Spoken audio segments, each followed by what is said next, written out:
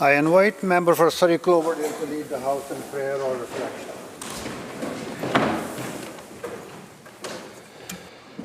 In May of 2000, I sat with my father to discuss life's choices. You know, the what ifs, would have, could have, should have. And he said to me, 90% of what you worry about, you can't change.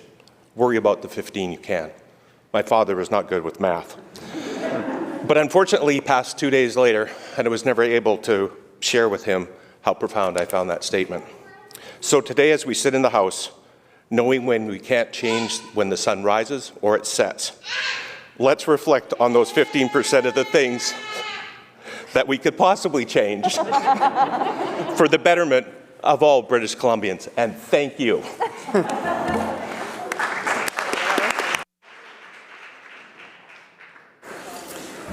Introductions by members. Minister of Finance. Thank you very much, Mr. Speaker. I have two friends who are joining me here in the gallery today, Barry Burko and Karen McKibben. My parents were friends with Barry's parents, and so as a result, we were thrown together for family holidays. A Passover Seder or two was shared between our families. Barry and Karen are outdoor enthusiasts. Barry has experience as a whitewater guide, a ski patrol, and he and Karen together ran a property management company in Whistler. Then they decided to, I think the word is semi-retire, and they bought a campground in Vernon, and they winter here in Victoria. So they've just arrived here to Victoria, and I just want to point out that I have great admiration for Karen, partly because she puts up with Barry, but also because she has some things in common with two of my colleagues, the member from Pitt Meadows, the Minister for Citizen Services, and the member from False Creek. Karen is a pilot as well. So I'd like the House to join me in welcoming my two friends to the chamber today. Member for Shuswap. Well, thank you very much, Honourable Speaker. I am very proud to stand today and welcome my lovely wife, Georgina. Last Friday was actually our 33rd wedding anniversary. And also joined today by my lovely daughter, our youngest daughter, Samantha Hansma, and a rambunctious 2.5-year-old, little Harvey Hansma, who many of you might have heard just a few short minutes ago. Anyhow, I think we're all reminded of why we come to this place, and it's largely for our families, our kids and our grandkids, and I think that we obviously have a very important role that we serve in this legislature. And would the members please give a warm welcome to my lovely wife, Georgina, and my daughter, Samantha, and my grandson, Harvey Hansma.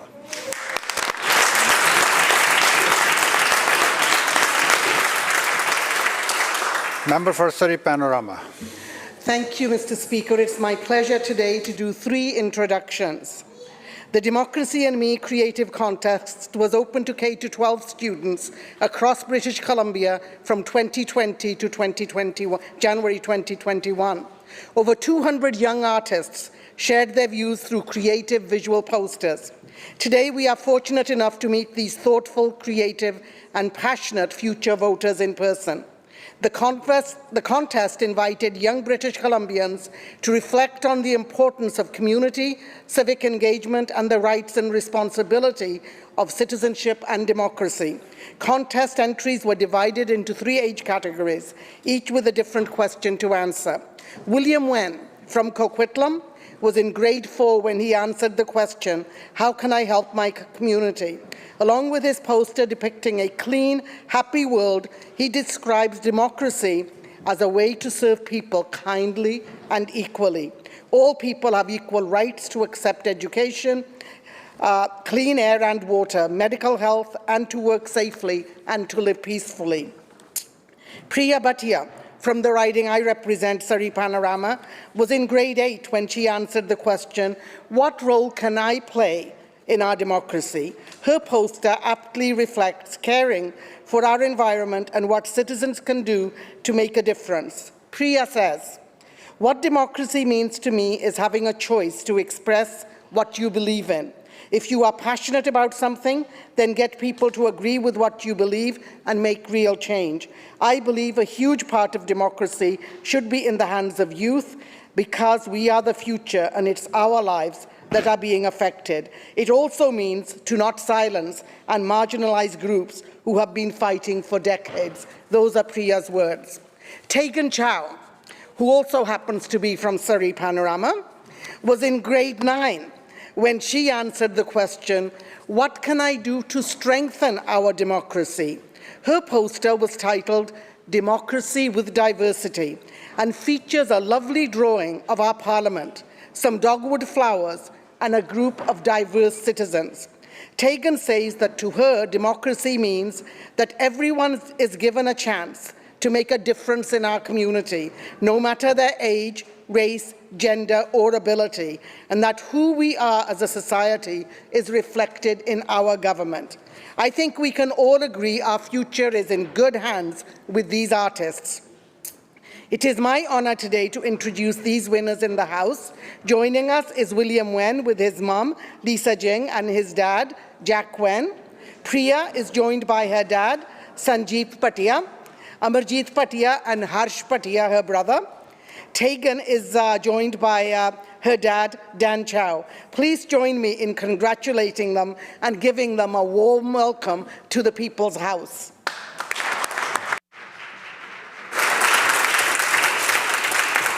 Member for Caribou-Chilcotin. Thank you, Mr. Speaker. My guest visits the House for the first time today. Mr. Speaker, she makes the best apple crumble you will ever taste in your life. With respect to living with me, she has been regarded as the most patient woman in the Caribou. She is the love of my life. I welcome Shelley to the chamber and would please everybody welcome Shelley Weiss, my wife.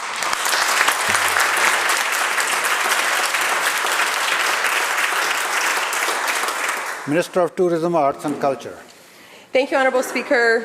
I'm very proud to be Niska. I'm very proud to be the MLA for Mount Pleasant, and I just want to stand in these chambers and acknowledge Angela White, the Executive Director who provided all members of this precinct with masks. I know we're not allowed to use props, but we did just have the first National Truth and Reconciliation Day, and Eddie Charlie was down in the Hall of Honor today as a residential school survivor. As a granddaughter of residential school survivors, I'm happy to stand in these chambers with my colleagues. Thank you all for paddling together, for standing in solidarity, and I think the call to action from survivors has been make it more than Orange Shirt Day, make it more than National Truth and Reconciliation Day, and make our commitment to move forward on the importance of reconciliation together. So Tuxieism to Angela White and everyone out there supporting residential school survivors at this time. Tuxieism.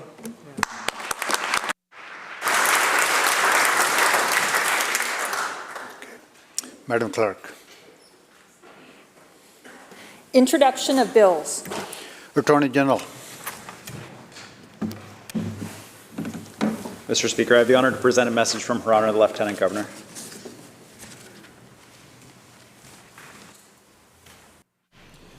Her Honour the Lieutenant Governor transmits herewith Bill number 27, entitled Election Amendment Act 2021, and recommends the same to the Legislative Assembly. Attorney General. Thank you, Honourable Speaker. I move the bill be introduced and read a first time now. Honourable Speaker, I'm pleased to introduce the Election Amendment Act. This bill implements the recommendations of the report of the Special Committee to review provisions of the Election Act on annual allowances paid to political parties. The bill makes annual allowances paid to political parties permanent and sets out how the amounts will be calculated from 2022 onwards. This builds on the amendments introduced to the Act in 2017 when government banned corporate and union donations and reduced individual contribution limits. Thank you, Honourable Speaker. Members, you heard the question. All those in favour indicate aye. Aye. Opposed? Motion carried. Attorney General. Honourable Speaker, I move the bill be placed on the orders of the day for second reading at the next sitting of the House after today. Again, members, you heard the question. All those in favour indicate aye. Aye. Opposed? Motion carried. Madam Clerk. Statements by members. Member for Maple Ridge Mission. Thank you very much, Honourable Speaker. Thank you very much, Honourable Speaker. The Universal Declaration on Human Rights proclaimed by the United Nations in 1948 declared housing as a human right. And we all know we're struggling with a housing crisis in British Columbia. And I hear from my constituents in Maple Ridge and Mission about the challenges people are facing on the broad spectrum of housing, from affordable single-family homes to rental housing for low-income seniors and youth, as well as supportive and transitional homes for those in need. Now, while we have a lot of work today, I wanted to talk today about the successes and the partnerships that are forming in my riding. One of them is Cornerstone in Maple Ridge. It's a partnership with the province, the Government of Canada, and Maple Ridge Pitt Meadows Community Services with contributions from the city.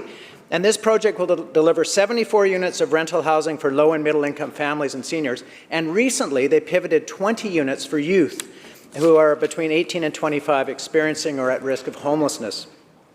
We also need to ensure that there's housing available for moderate incomes. And in Maple Ridge, BC Housing is currently taking applications for Turcotte Manor, which is a 64-unit rental building offering apartments at rates below market rates.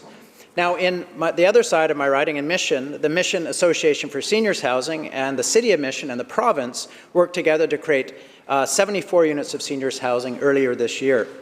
Also, the Lookout Society partnered with the province through Housing Hub to open 70 units of affordable housing in my riding, and other partners like Habitat for Humanity are also working with the Housing Hub and others in our community. Also, Mission is partnering with BC Housing and Mission Community Services Society to start construction on 50 new supportive housing units in our community. So I want to say thank you so much for the advocates and organizations who joined with our government to address the issues of housing affordability, ensure that we deliver on this key human right of housing. Thank you very much.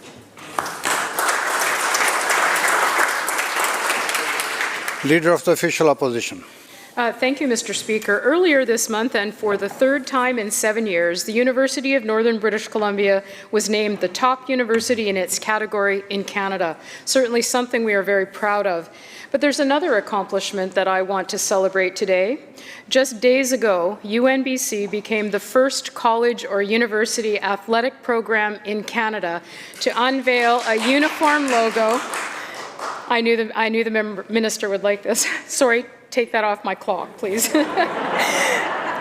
Just days ago, UNBC became the first college or university athletic program in Canada to unveil a uniform logo and jersey designed completely by an Indigenous artist. That artist was Trevor Angus, a Gitxsan alumnus of UNBC who spent some of his time on campus back in the early 2000s imagining a redesign while following our Timberwolves basketball team. Trevor took the inspiration and his deep connection to both UNBC and Gitxsan people to redesign and reinterpret the gold and green Timberwolves logo. Across the shoulders of each jersey, written in the Dakel language, is the UNBC motto, respecting all forms of life. The jersey was unveiled at Massich Place Stadium in a special ceremony, and both the UNBC soccer and basketball teams will proudly be wearing the new alternate jersey. The project involved collaboration with the Claytley Tenay, the UNBC First Nations Centre, and the UNBC Office of Indigenous Initiatives. I want to thank artist Trevor Angus and everyone involved for leading the way in this inspiring initiative. Not only is the jersey beautiful, but in the words of the artist, the uniform redesign shows respect for the territory the university sits on. UNBC Director of Athletics, Laurelyn Murdoch, said, "The uniforms are absolutely gorgeous. The attention to detail and the meaning behind the detail is a story to be heard. I hope it's a story our athletes, our university, and our community cannot wait to tell. I would encourage every member in this House to help tell this very special UNBC story."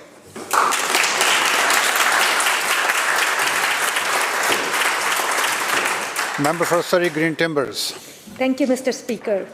Over the last year and a half, we have heard and read about people around the world who have been affected by the pandemic.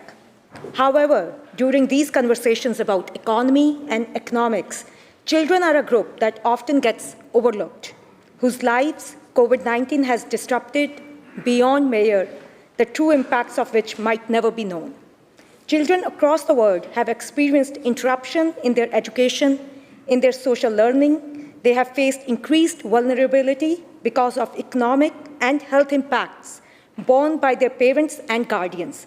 And last but not the least, they have been exposed to trauma of unhealthy and toxic situations at home. UNICEF has been working tirelessly during the pandemic to raise awareness and channel resources towards children all over. Of many of its campaigns that run across Canada, National UNICEF Day is one of the highlights. Canadians have raised over $100 million for mainly children's education through this campaign. Celebrated in Canada on October 31st, it offers a chance for us to learn more about the challenges that children face globally and about the resources and about how resources can be directed to help mitigate some of these obstacles. Many schools have participated in this campaign, imparting not only a lesson in philanthropy to children, but also educating them about their peers and their lives across the world. Mr. Speaker, I have learned that lessons in kindness go a long way, and we can all do with a little more of that. And so today, I rise among you to invite you all to join me in appreciating the volunteers, the teachers, and most of all, the young children who participate in the National UNICEF Day, spreading kindness and scattering hope among young hearts, both home and abroad. Thank you.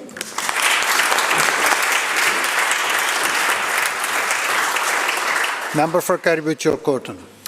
Thank you, Mr. Speaker. This morning, many of us in this House attended a ceremony to commemorate the installation of a framed orange children's shirt here in the Legislature. This shirt will serve as a permanent reminder of the significance of Orange Shirt Day and provide a new opportunity for reflection within the walls of this building, a place to honor and remember those impacted by residential schools and families. It was a moving and meaningful ceremony, Mr. Speaker, and one that caused me to reflect on the symbol that the orange shirts have become. Mr. Speaker, who would have thought that a T-shirt could unite a country, that it could serve as a symbol in a nationwide movement for advancing reconciliation? Many of us know the origins of Orange Shirt Day. Members of this House even reflected on the history a few weeks ago. In 1973, when Phyllis Webstad was 6 years old, she lived with her grandmother at the Dog Creek Reserve south of Williams Lake. Her grandmother saved enough money to take Phyllis to Robinson's store, where she picked out a bright, shiny orange shirt for her first day of school at the mission. Excited to attend school, she was shocked to be stripped of her clothes and her belongings the first day, including the orange shirt that she was so proud to wear. From then on, the color of orange reminded her of that moment and the legacy of residential schools. The courage that Phyllis has shown in generously sharing her story and creating space for others to tell theirs is one of the most unselfish acts I've ever witnessed. I'm proud to know her, and along with the residents of Carrick-Chilcotin and indeed the members of the BC Legislative Assembly are extremely grateful and thankful for her commitment to advancing reconciliation. Phyllis, you are a true leader, and we are so thankful for your contributions.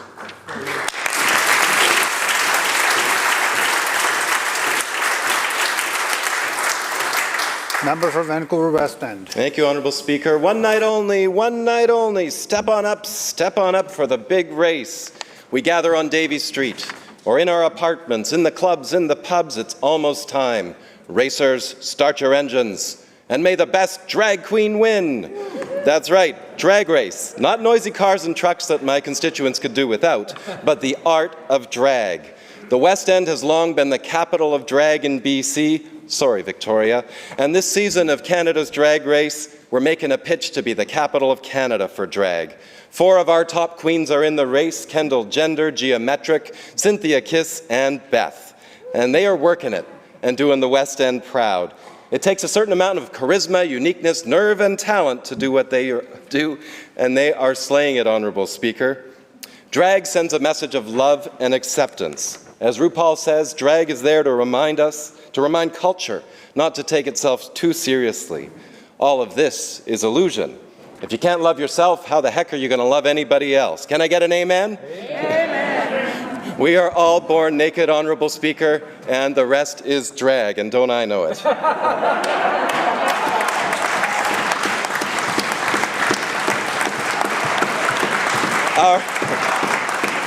Our international court in Vancouver is the DMS, the Dogwood Monarchist Society, and those are the courts which led to the creation of shows like Drag Race. The DMS is celebrating its 50th year, Honourable Speaker, and in each one of those 50 years they've raised money, they've stood up for human rights, they've helped people be all they can be, and I'm honoured to count them as friends, as, well, incredible heroes in our community.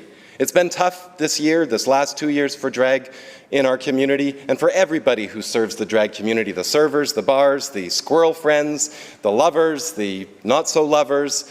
You get the picture, Honourable Speaker, but they've been creative, they've gone online, and I want to congratulate Empress Kendall Jenner, Emperor Sean for raising over $25,000 this last year for charity, only online. Congratulations to everyone who makes drag possible, and as RuPaul says, good luck and don't bleep it up. Thank you, Honourable Speaker.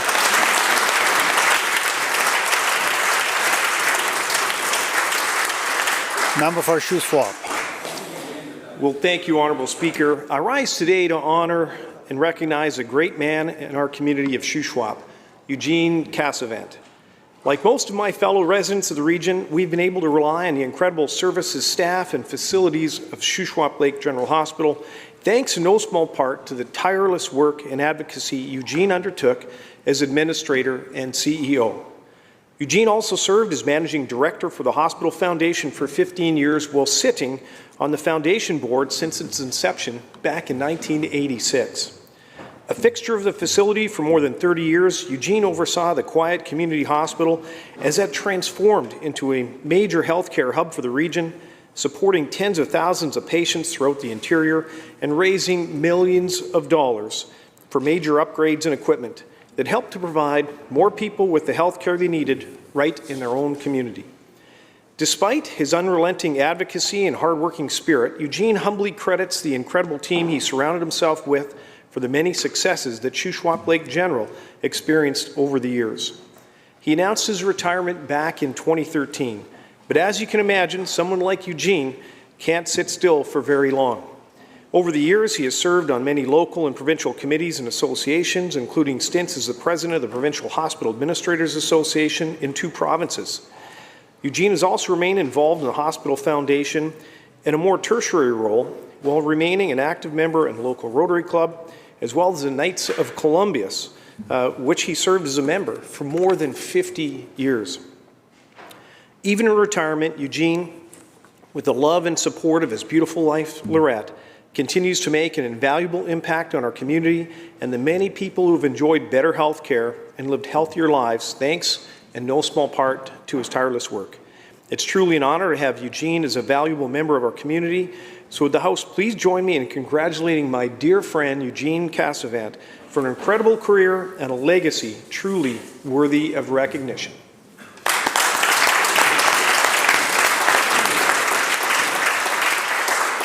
Madam Clerk. Oral questions by members. Leader of the Official Opposition. Thank you, Mr. Speaker. Well, we know the Premier likes to hide from making tough decisions, which is why there is a 17-step process for 61 school boards that will end with a patchwork of vaccination policies across the province. But the government's habit of hiding information has meant that parents, staff, teachers have been kept in the dark when it comes to knowing the health risks in our schools. This quote from the president of the BCTF: "It's unacceptable that over a year and a half into this pandemic, there is still no province-wide consistency in how exposures and clusters in schools are defined and reported." End quote. So will the Premier finally step up and provide the up-to-date notifications in schools that parents and teachers deserve and have been calling for? Minister of Education. Thank you, Honourable Speaker, and thank you to the member for the question. I think as we all understand and agree, the health and safety of everyone in our school system is of primary importance during this third school year where we are dealing with COVID in our schools. I want to assure parents that as has been the case throughout the pandemic, should their child be at risk of an exposure to COVID in schools, they will be notified by public health. Parents have to understand that. That is what is happening today. It's what's been happening last month. It's what happened all last year in our school system. Exposures are defined by the CDC as a situation when a person with COVID-19 has had close contact with others during their infectious period. An exposure, importantly, does not mean you are infected with COVID. A cluster is when public health determines there's a link between 2 or more individuals with COVID in schools. Those incidents, those potential exposure events are recorded by public health. They are recorded, in fact, on the health authority websites. They are accessible. Students or staff who have been at risk of an exposure are directly contacted by public health. That is what's happening today across our school system. Leader of the Official Opposition, supplemental. Well, thank you very much to the Minister, but let's be clear, we continue to hear from across British Columbia that parents don't feel that sense of assurance that the Minister keeps talking about. And it's not just parents, it is staff, it is teachers. In fact, let's look at some statistics. Not mine, but the BC Teachers Federation. And here's what they report. 71% feel that they have not received enough information regarding COVID-19 exposures and the cases in schools and districts. Doesn't sound like the answer the Minister gave. 62% feel they haven't received enough information about the quality of ventilation in schools, something we've been asking about since before school actually started. 53% of teachers feel that the cleaning and sanitation in schools is inadequate. Those are statistics based on comments from teachers across British Columbia. Hardly a sense of assurance. Let's listen to what Terry Mooring from the BC Teachers Federation actually said, and I quote, "It has become very clear that the information provided and the communication to school communities is not painting an accurate picture. Trust in the system has been broken." End quote. Hardly any sense of assurance. There is concern, there is confusion, there is lack of consistency, and parents and teachers want and deserve answers. Will the Premier get up today and provide that desperately needed assurance? Minister of Education. Thank you. Thank you very much, Honourable Speaker. And I thank the member for pointing to concerns raised by teachers. I have to say it's an interesting change in perspective on members of the BCTF. I think it's been quite some time since the members on the other side of the House have actually stood up and advocated for something that BCTF has actually said.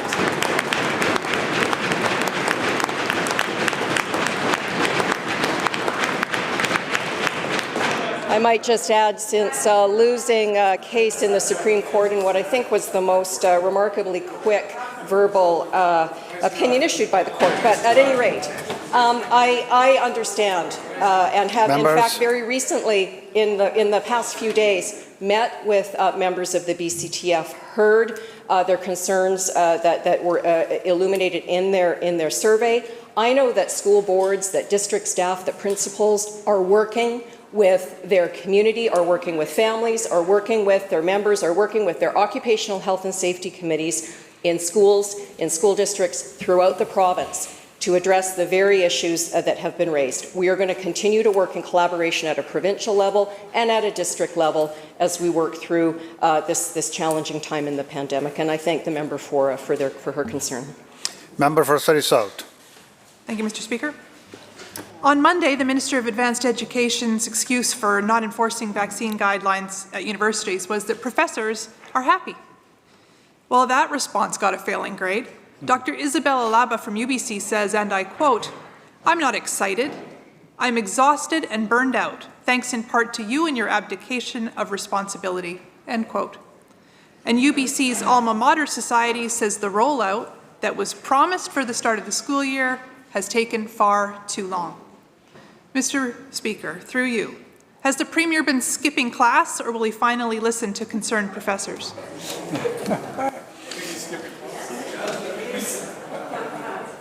Minister of Advanced Education.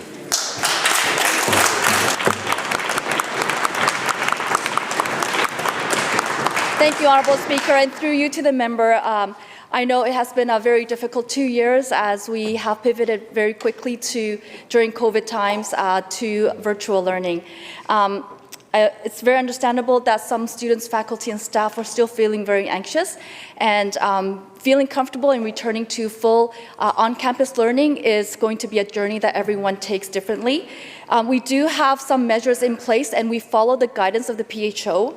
We have masks in classrooms, in public indoor spaces, proof of vaccination in student housing, and many parts of campus life, such as restaurants, pubs, and ticketed events. And as well, we do have protocols to monitor and respond to outbreaks. Honourable Speaker, as I have said before, that there is mechanisms for post-secondary institutions or colleges and universities to be able to put in above and beyond guidelines of what the PHO would like, and they are able to work with the public health as well. Thank you. Yeah.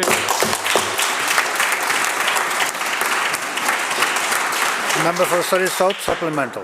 Well, thank you. Perhaps the minister hasn't been to the campuses, but there's no checking of vaccine passports. There's no checking of any kind of safety at the universities. So let's do some math for the Minister of Advanced Education. 10% of a 300-person in-person lecture hall is 30 unvaccinated students all crammed into close quarters for 3 hours. People want to know what the rules are and that they're being enforced, and they are not, Mr. Speaker. Derek Sahota with the SFU Teaching Support Staff Union says, quote, "There's no actual enforcement and no consequences," end quote. So, Mr. Speaker, why does the Premier think it's fine to cram 30 unvaccinated students into a 300-person lecture hall with no precautions? Minister of Advanced Education. Thank you, Honourable Speaker, and I take my job very seriously, and I know that the presidents of our colleges and universities take their job very seriously. Health and safety of our students, our staff and faculty, everyone who is on our post-secondary campuses are very important, and we have mechanisms in place.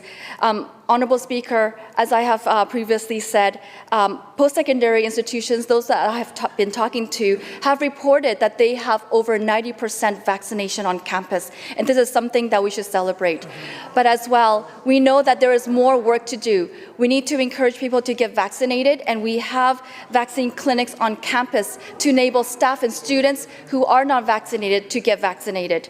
We have a strong and public thriving post-secondary institution, and we will continue to keep our students and staff and faculty safe.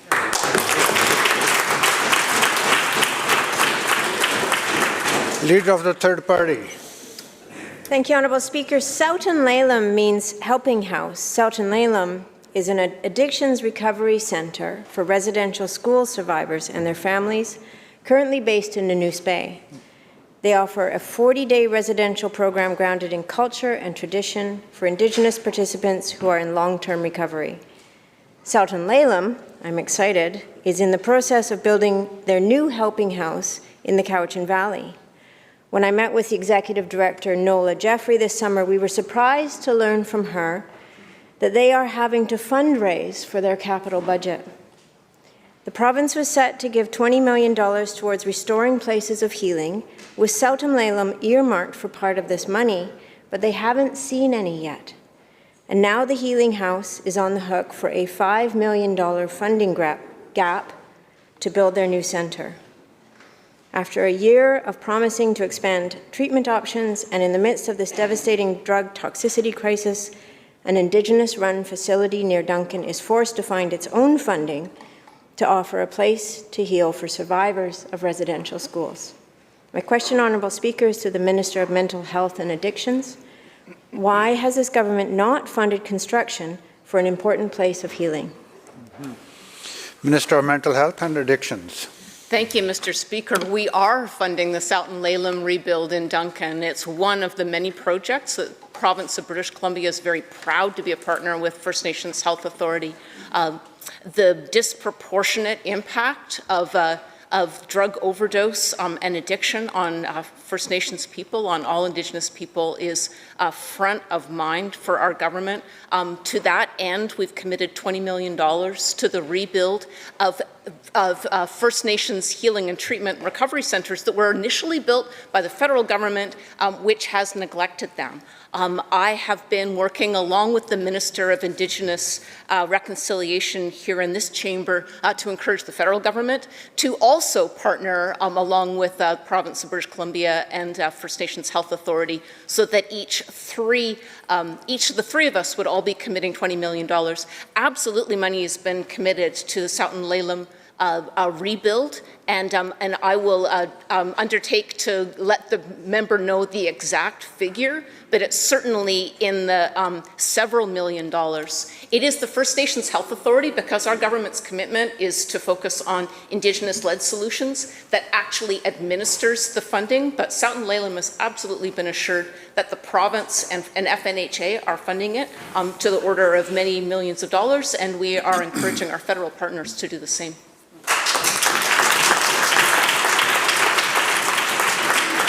Leader of the third party, supplemental. Thank you, Honourable Speaker.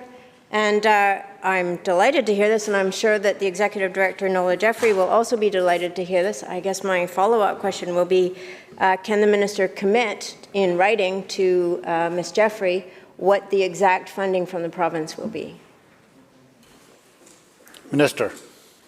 Thank you, Mr. Speaker. I've met several times with Southern Laleham leads. I don't think there's any question that their funding is assured, and I'll certainly get back to the member with the documentation of that. This is a commitment that was made by my predecessor, Judy Darcy, the first Minister of Mental Health and Addiction. So this is a commitment of some time standing. But while I have the opportunity, I'll indicate also, in addition to the $20 million that our budget has committed to the rebuild of First Nations treatment and recovery centres, we've also put $20 million into Indigenous-led addiction recovery services, also $24 million over 3 years to support First Nations Health Authority respond to the overdose crisis, and also $1.13 million to Métis Nation of BC, also for overdose prevention. Thank you.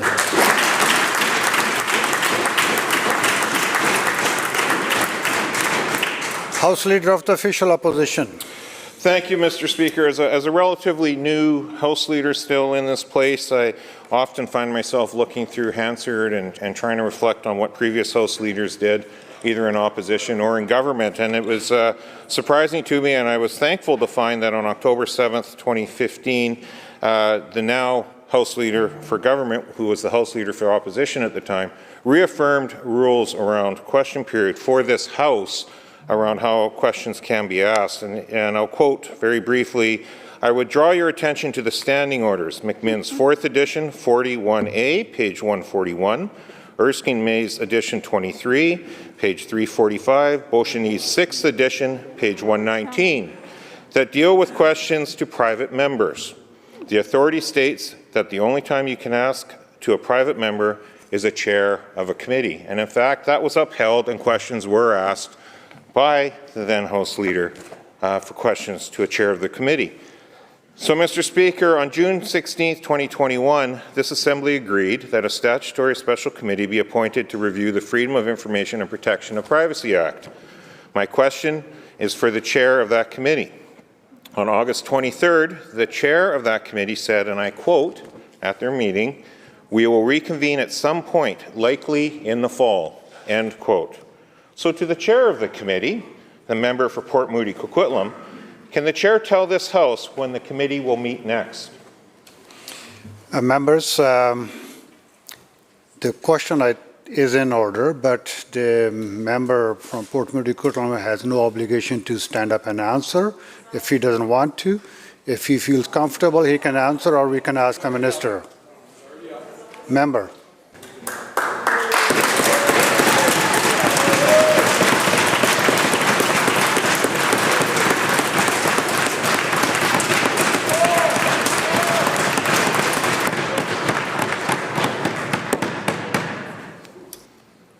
Well, thank you for the question. This is a bit of a surprise. I actually was.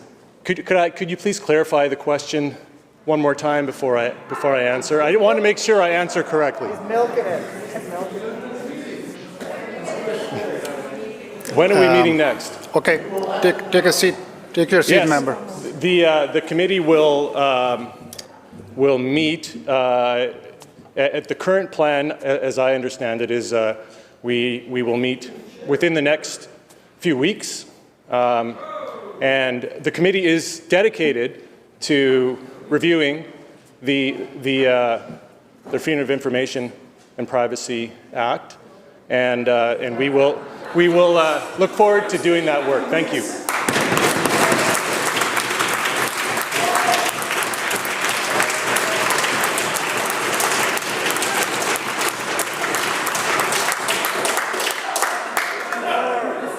House Leader of the Official Opposition.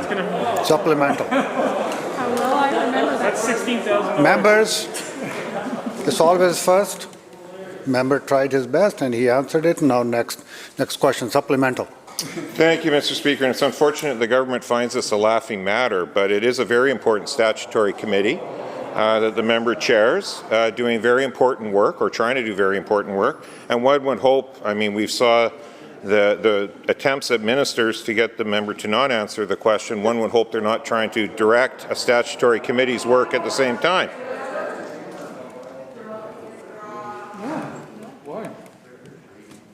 Wow.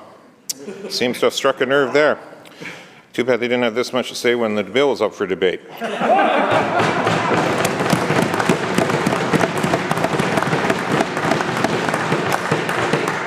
So, Mr. Speaker, on October 20th, BC's Information and Privacy Commissioner, Michael McAvoy, wrote a letter that raises serious concerns about his ability to protect and advance the access to privacy rights of British Columbia. Again, my question to the committee chair, when and will the Information and Privacy Commissioner be called to appear before the committee? Member for Port Moody Coquitlam. Question under advisement and get back to you. Thank you.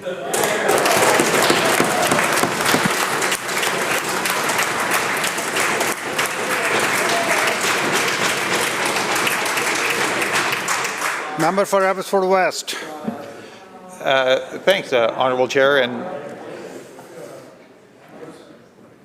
my question is also for the member for Port Moody, the chair of the committee, and follows on the authority to pose questions about the agenda for that committee. Can the chair, the member for Port Moody, indicate has the special committee placed on its agenda consideration of whether or not the Premier's office should be subject to FOI regulations? Member for Port Moody.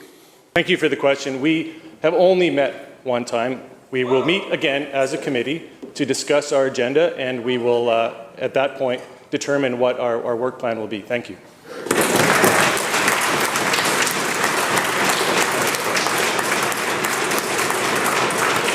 Member for Abbotsford West, supplemental.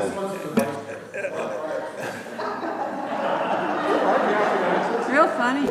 Members. Member for Abbotsford West has the floor. Thank you, Honourable Chair. Can the chair of the committee undertake to this House that the committee will be called to convene prior to the final votes on Bill 22? Member for Port Moody Coquitlam. Thank you. As I said earlier, we will be meeting in the next few weeks. I cannot give you an exact answer on the date we're going to meet yet, but I will take your question under advisement. Thank you.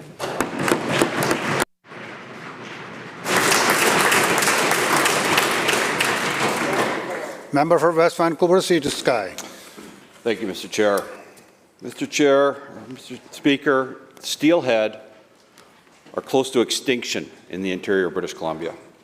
Only 58 fish are expected to spawn in the Thompson watershed and 27 fish in the Chilcotin. But there's no Provincial Species of Risk Act, no federal SARA designation, and government, ironically enough, is still advertising steelhead fishing on the tourism website. Question to the Premier. Does the Premier intend to take strong action on steelhead, or is he happy enough to let Fraser River steelhead go extinct? Minister of Forest. Thank you very much, Mr. Speaker, and I really appreciate the question. Thank you very much. Our province is committed to the goal of reversing the decline of the steelhead and ensure the recovery of the wild steelhead populations. The province has increased coordination between the different ministries involved with the fisheries and fish habitat, and has also worked towards building relationships with First Nations groups to work collaboratively on solutions for steelhead. Our province has invested in increased enforcement of steelhead regulation, as well as investing in habitat-related projects, such as removing blockages and improving fish passage in steelhead watersheds. I know this is a significant interest to many of the members in this House, and we are continuing to work on this issue. Member for West Vancouver, supplemental. Thank you, Mr. Speaker. Well, Mr. Speaker, it's not just the opposition which is sounding the alarm. Just last month, the Minister of State for Lands and Natural Resource Operations said government was failing. On September 20th, he said, quote, "It's in a crisis state from my perspective, and we are not doing enough," end quote. So the Interior Steelhead Action Plan and Activities Report from August of this year describes the plan. Here's the plan. Priorities include updating strategic plans, so they're going to update some plans, policies for steelhead, monitoring, continuing to monitor steelhead returns, continuing to support the transformation of non-selective fisheries to selective, although we don't see a lot of that happening, assessing management interventions including fish culture, and improving transparency, communication, and information available regarding interior Fraser steelhead, which is a bit ironic given the freedom of information situation that we're facing these days. But I ask you, Mr. Speaker, does that sound like action? No, actually, I don't believe it does. It sounds like waiting, watching, and hoping. When, through you, Mr. Speaker, to the Premier, when does the Premier intend to take real action to save this iconic BC fish?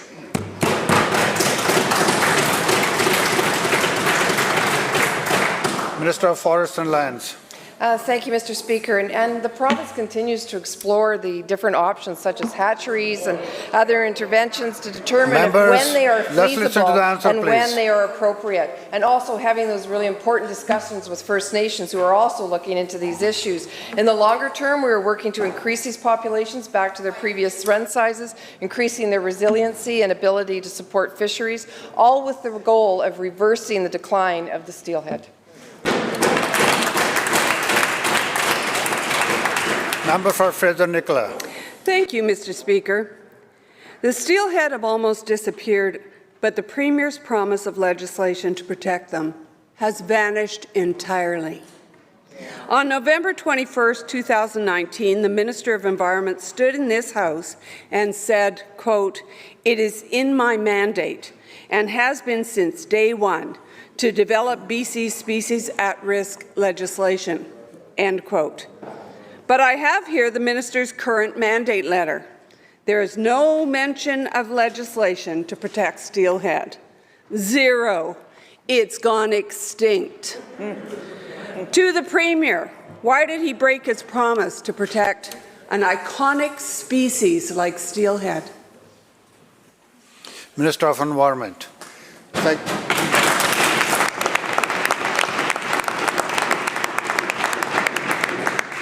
Thank you very much, Honourable Speaker. Thank you to the members for the question. I know that the issue of steelhead and all endangered species is of critical importance to British Columbians. We're taking a number of measures in this government to look at the variety of ways in which we can protect and enhance biodiversity. The member is correct that a specific reference to species at risk legislation is no longer in my mandate letter, but what is in my mandate is to work with other ministers to take action to protect biodiversity and species. We have been in a variety of meetings with the federal government. We've established the Canada-BC Nature Agreement, and we are looking forward to working on that with the new federal minister and completing that to put in place a framework through which we can work with Indigenous people and all British Columbians to put in place the measures that are required to protect biodiversity and species at risk. Member for Fraser Nicholas, supplemental. Thank you, Mr. Speaker. 57 fish. We could name them. But guess what? This two-term government hasn't fulfilled its promise. The minister said 2 years ago, and I quote, "We will bring in the act that we're working on. It's in this mandate." The Premier likes to make big promises. He just never delivers. UBC conservation scientist Tara Martin had this to say, and I quote, "Nothing came of it. Essentially, the province walked away from their commitment with no statement as to why." I've said in this House before, steelhead are being managed into extinction. Will the Premier admit he made a promise to protect steelhead and then he broke it? Minister of Environment and Climate Change Strategy. Thank you very much, Mr. Speaker. It's been an honor to be in this position for 4 years and a couple of months. I'd like to note that the member opposite and many of her colleagues were part of a government that had 4 terms, 16 years.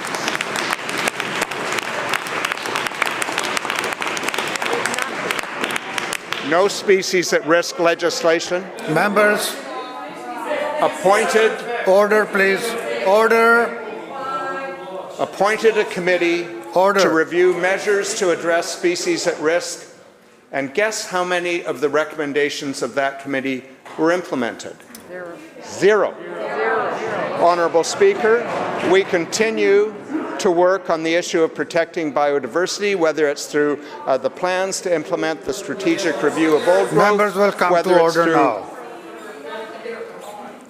Whether it's through various actions that we've taken to restore habitat and watersheds, we will continue to work with Indigenous people and people around British Columbia and the federal government to create a workable framework that protects species at risk in British Columbia, steelhead, caribou, marbled murrelet, northern goshawk, and others. Thank you.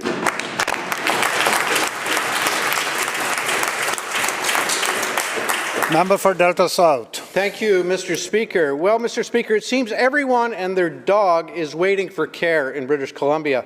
BC needs 100 veterinarians per year for the next 5 years, but the Minister of Advanced Education has refused to do so.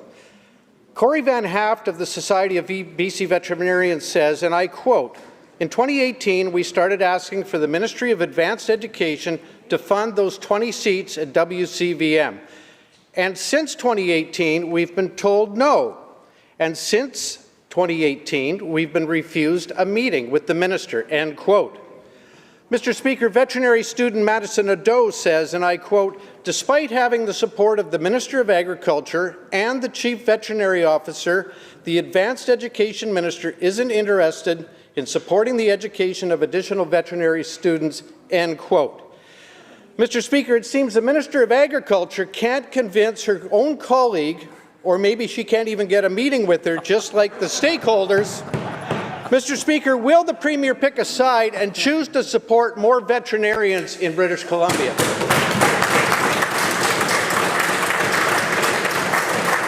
Minister of Advanced Education. Thank you, Honourable Speaker, and thank you so much to the member across for asking this very important question. I am working with my partner, Minister of Agriculture in this very important issue. We understand that there's a shortage of vets in British Columbia, and it's very important that pets and as livestock owners want this service, that they have it quickly. The Western College of Western Medicine, every year in British Columbia, we have 80 students there. And to answer the member's question, we have increased the capacity to 10 additional British Columbian students in the college. Thank you.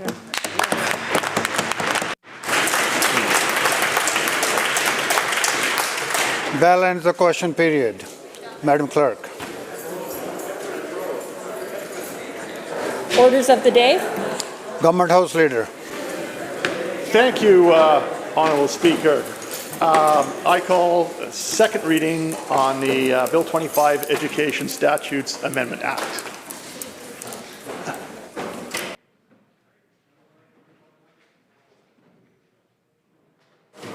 Richmond South Center. Okay, sorry, just had to check. Thank you, Mr. Speaker. I will go continue my conversation, as I mentioned earlier, about the importance. Member, just take a minute, please. Just a minute.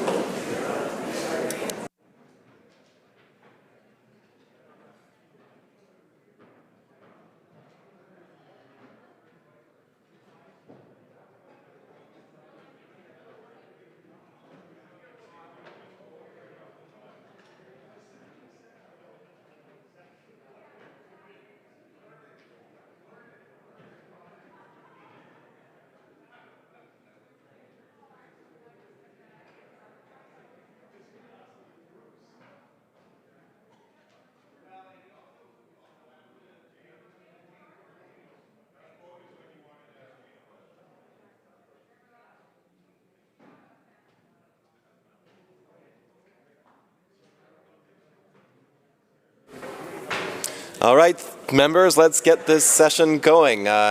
Thank you for making the space for the member for Richmond South Center to take his place on this bill. Thank you, Mr. Speaker. Member, please proceed. Yeah, so I apologize for starting too early on. I would like to continue to express my support for Bill 25. Sorry, give me a moment. One of the things I do want to continue to emphasize is the importance of understanding that we are limiting our knowledge. I think one of the things I'm so proud of our government and our minister is we're continuously looking for ways to create space on the stage and share the spotlight with our community partners. I want to express my kudos to the ministers as she takes on a completely different form of leadership that often different from everyone else, is that she has chosen by stepping away from the stage and allowing everybody to participate and actually contribute to their own self-determination. As we talk about Bill 25, it gives the Aboriginal, sorry, I apologize for that. For Bill 25, give First Nation Education Steering Committee the right to certify the teachers. Why is this important? I would like to share some of personal life example. As I was a youth worker back then, one of the interesting things happened is I was actually asked about 18 years ago, looking after about 4 foster kids. I still remember the conversation I had with the foster mom. She was trying to help me understand the kids are, playful. They like to push their boundary. They had different style working with them before, and they couldn't maintain the consistent boundaries for the kids to have a healthy development. I took on the challenge with pride and ignorance. I thought I could stand up. I could definitely make sure I could work with the kids, and when they try to break a rule, I will not back down. That's how my father taught me, and that's how my culture raised me up. And when one of the kids decided to kick the leg and break the tub, I stood up and become disciplinary. I was very disciplinary. I set my boundary and was not giving an inch until a foster kid apologized. But to my unfortunate lack of knowledge, which later on was educated by the foster mom, what I did was actually counterproductive in a child's development. The child went through a lot of trauma when he was younger. And he was addressing a lot of issues through his anger. He was able to express himself, as he often dealt with the environment that he was not allowed to express himself in any other way. So civility, open communication, dialogue was often not an option provided for him. And for me to stand up so firmly and so strongly against a child, I actually further aggravated the very trauma that hurt the child within his heart. I admit I was ignorant. I admit I lacked the knowledge. And unfortunately, due to the fact that I wasn't really truly certified or trained through the appropriate system back then, my action wasn't truly accountable for. And therefore, I want to apologize for the child. And I did apologize back then. But I also reflect the importance of why we need a First Nation community to be able to pick their teachers and certify the teachers, because they know better than we do. I want to use another example that also happened to me. When I was actually, after training, become a youth worker, one of the child I was looking after is an individual who was back then identified with FASD. But of course, as we all know, many Indigenous children, when they have a different behavioral issues, our diagnosis often won't go the wrong direction, but ultimately jump to FASD.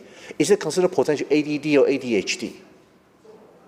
When the youth was under my supervision, and went into the washroom and unfortunately left a mess behind. My initial gut reaction from my culture, from my education, from my background is to step up and say, you need to clean this up. I don't care what your argument, I don't even want to blame you, but you need to clean this up. Now, I regret my comment. Now I knew what I said was hurtful. But I was ignorant. I didn't have a proper understanding of the cultural background as well. We actually had indigenous youth worker who had to take me aside and spend half an hour explaining it to me for my little sheltered mind to fully comprehend the trauma, the intergenerational pain that many indigenous families and youth have experienced through. I didn't know. And I walked into a situation thinking I knew, thinking I can bring my culture, my understanding, and my discipline into a situation. It worked in my environment, why couldn't it work in that environment? This is why it is so important. And again, I want to say kudos to the Minister in regarding to introducing this Bill 25. It's that we're looking at opportunities to empower First Nation communities who know the children better than we do, who understand the culture better than we do, to really ask themselves, who is a better teacher and how can we certify the teacher in a way that reflects our culture. I remember I actually had a conversation with a representative of youth and children earlier this week. It was actually an interesting discussion. What is the concept of family? What is the concept of teacher? What is the concept of relationship between the teacher and the learner? And why do we have such a high, unfortunate over-representation of indigenous children in care? And when we look back into a lot of those conversations, it reminds us all that we continuously view the world in different lenses. I remember I was speaking to some colleague also from the Child and Youth Committee, where she was sharing her perspective with me too, and I want to say thank you to her, who I know she is also in the chamber, and she was phenomenally explaining her view to me as well. We're all learning together. But I think fundamentally we're all taking a step back to realize when we come from a certain community where our parents, our teachers, our peers, our extended family, even our community may educate us in certain directions. It shapes us and creates our paradigm. Now the question we need to ask when we step back on Bill 25, what is Bill 25 saying? The first thing it's saying is we believe in reconciliation. We believe in truth. We are here not to talk about a system, but we're here to talk about a relationship. A relationship that we understood our shortcoming, and we want to offer the position on the stage and share with the First Nation community so they can step up and pick their teacher and use a certification program to actually understand what kind of teacher you're looking for, and somehow still match with our British Columbia education system. I also want to take a moment to say thank you to the MLA for Skinner, and he was also sharing about a different perspective. The reality is, I don't understand most of the stuff. And I think it's often said, a wise person must understand, a wise person is truly wise when they realize they don't know the world. And I'm just so thankful that many of our colleagues from both sides of the aisle be able to share so many different perspectives, their life experience, and sometimes even sharing their pain, or even sharing their community and family member pain. We were just coming out of our orange shirt ceremony earlier today, and just even listening to some presenter talking about how they survive residential school. I dare not say I understand. I dare not say I appreciate. I feel a certain amount of pain, but compared to what they have went through years in and years out without family support, I dare not assume the trauma they experience. I am privileged. I am privileged. And I think when we're actually introducing Bill 25, we are saying we are privileged. And it's not fair for us to use our privileged perspective to tell everybody how they should live their life, how they should be educated. That's why, again, I want to go back to square one. I'll say kudos to our education minister for introducing Bill 25, because we have chosen to take a step back. We have taken a leadership and say we are wanting to make ourselves small so our partners, our First Nation community members can step up, they can grow, they can prosper, they can thrive, and self-determine. how great is that we are able to have a provincial government who's so progressive and realize the importance to continue looking to partnership.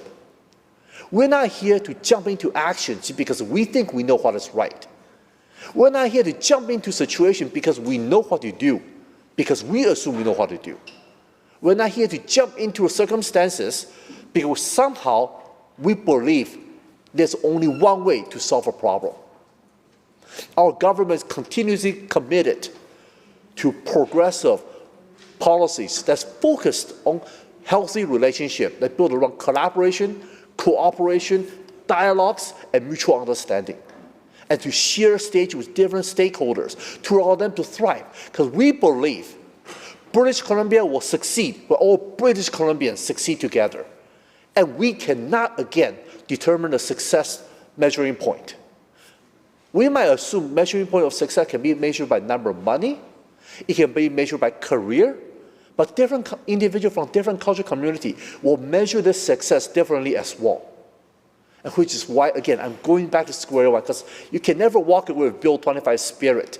Is that we are here to say we don't know everything, and therefore we are asking you to help us appreciate. Help us understand what is success in your definition. Help us understand what is prosperity in your definition. Is success and prosperity even a good way to help us identify the quality of life? Or you have a better way to define the quality of life? That's the reason why we need a First Nation steering committee to be able to certify the teachers and to real understanding how can they cultivate an education environment that a student can see somebody who's similar as them, who's thriving and who's prosperous, and who's actually picked by the leadership within the community. I just want to say that Bill 25, again, is truly inspiring for me, and it's truly fulfilled the foundation of our community and our government. I also want to emphasize all interesting thing is, it also creates an opportunity to combat potential systemic racism that you and I might not even be able to observe. I know as an individual from a visible minority, due to my skin color, I can experience a certain level of racism that other people might not experience. And it's no fault to anyone's, because it's like a dice. From a different perspective, you see a different number. And it's not just because a person cannot see the number on your side, it means they're blind. It is just because they just don't see it. And because of my circumstance and my experience, I'm able to experience different form of racism from my perspective. And it's a humbling experience to remind me, I don't know what kind of racism First Nation Indigenous community are experiencing. It is easy to look at the results of trauma, results of years of neglect, results of addiction and mental health issue, and just call them weak. But in reality, we all know circumstance is very extremely overwhelming. Some of them, I hate hearing you say, when we look talking about Kamloops of 215 children who didn't even make it home, their circumstance was so extreme, they weren't even given a chance. So as an individual who's coming from diverse background, I want to say I humble myself in the presence of First Nation community and saying I don't have the capacity to deeply, truly appreciate your trauma, appreciate the devastating lifestyle you had to go through, appreciate the fact that you were ripped away from your family. Cannot appreciate the fact that when you go back to your family, you had to bring the hurt, as one of our presenters mentioned earlier, back to your community and amplify the hurt, because that was how you were taught, that you were physically, emotionally, and socially, violently, sometimes sexually conditioned and abused to the point that normalcy is different than what we often look at. It's shocking to even talk about what potential trauma they experience, let alone trying to imagine the trauma. And why am I still talking about this? Why am I still talking about culture? Why am I talking experience? Because it's about context. Why it is so important for First Nation Education Steering Committee to really ask themselves, who is a better person to share the language, to share the culture, to share the understanding? It's time for us as a government to say, we don't know, and we want to share this opportunity with our stakeholders. It is time for our government to say, we are humbled by what we do not know. Please educate us. Please share with us so we can all grow together and we can all understand together. And it's time for our government elected officials to really say, we will never in our lifetime deeply, truly appreciate the pain, trauma, and devastation you experience. We only can beg God that will give us some opportunity that we can reconcile through truth and reconciliation. And this is the reason why I'm so supportive of Bill 25 as one of the many first steps to truth and reconciliation through education system. I also want to talk a bit about my background. Being a Chinese Canadian, we often talk about education system and importance for how education can change a person's mind, perspective, and learning. I still remember one of my elementary school teacher. He often would, because we came from a punitive education system, getting whipped is a pretty typical expectation. I remember once I was sticking out my hand and just about getting punished because I didn't do my homework.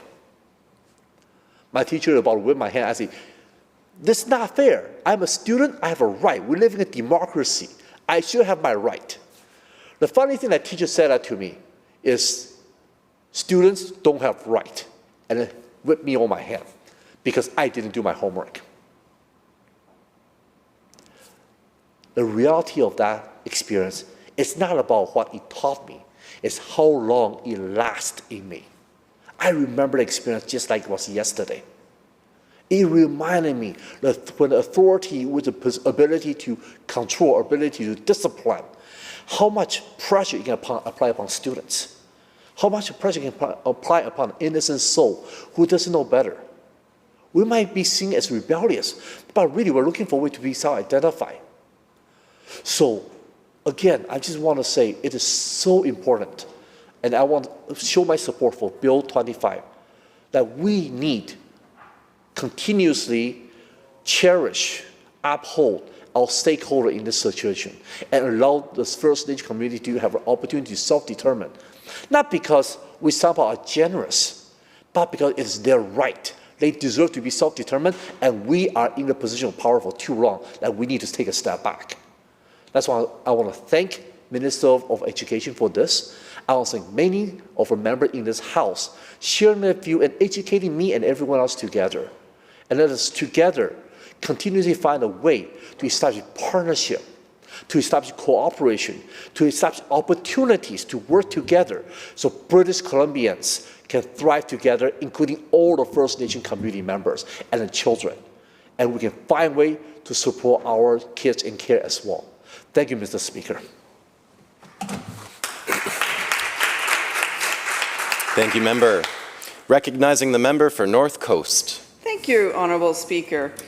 Education can and must play a key role in reconciliation and in creating equity and justice. And so that's why I'm happy to stand today and speak to Bill 25, the Education Statutes Amendment Act, which is about making legislative changes to support First Nations jurisdiction over education. These legislative changes and their joint development are concrete steps in implementing the province's reconciliation commitments to advance education outcomes and Indigenous students for Indigenous students and work in partnership with Indigenous peoples. These changes are in line with our commitments under DRIPA, the Declaration on the Rights of Indigenous Peoples Act, and in line with the calls to action from the TRC, the Truth and Reconciliation Commission's calls to action. In partnership with FINESC, the First Nations Education Steering Committee, we've announced legislative changes to amend the First Nations Education Act, the Teachers Act, and the Criminal Records Review Act. First Nations that are participating in the initiative will soon be able to certify and regulate teachers working in their schools, and the legislative changes introduced will enable the province to provide operational support. The legislation will also change the composition of the BC Teachers Council, the provincial body whose responsibilities include establishing certification, conduct, and competence standards for provincial teaching certificate holders. The changes will ensure representation on the BC Teachers Council by the soon-to-be-created First Nations Education Authority, which is the body that will be made up of individuals appointed by First Nations participating in this initiative. 13 First Nations are currently in bilateral negotiations with the federal government. One of those nations is the Halsik First Nation, which is in my riding. Efforts to advance First Nations jurisdiction over education have been ongoing for more than 20 years. And teacher certification and regulation is one of the key components of jurisdiction. The legislative changes brought forward have been co-developed with FINESC and acting under the direction of the First Nations engaged in the initiative. Supporting First Nations control over First Nations education, including greater control over teacher certification and regulation, will support students to ensure they are confident in their self-identity, their families, their communities, and traditional values, languages, and cultures. Give them the skills they need to thrive in contemporary society and prepare them to access any opportunities they choose for higher learning and employment. Federal on-reserve schools are currently funded by the Government of Canada and will continue to be funded under that jurisdiction. There are approximately 129 First Nations schools in BC that are under the authority of First Nations and funded by Indigenous Services Canada. But First Nations have been operating their own schools in BC for more than 40 years. The proposed First Nations Education Authority Teaching Certificate will be a unique certificate established under First Nations jurisdiction over education and valid only for employment in schools operated by First Nations participating in this initiative.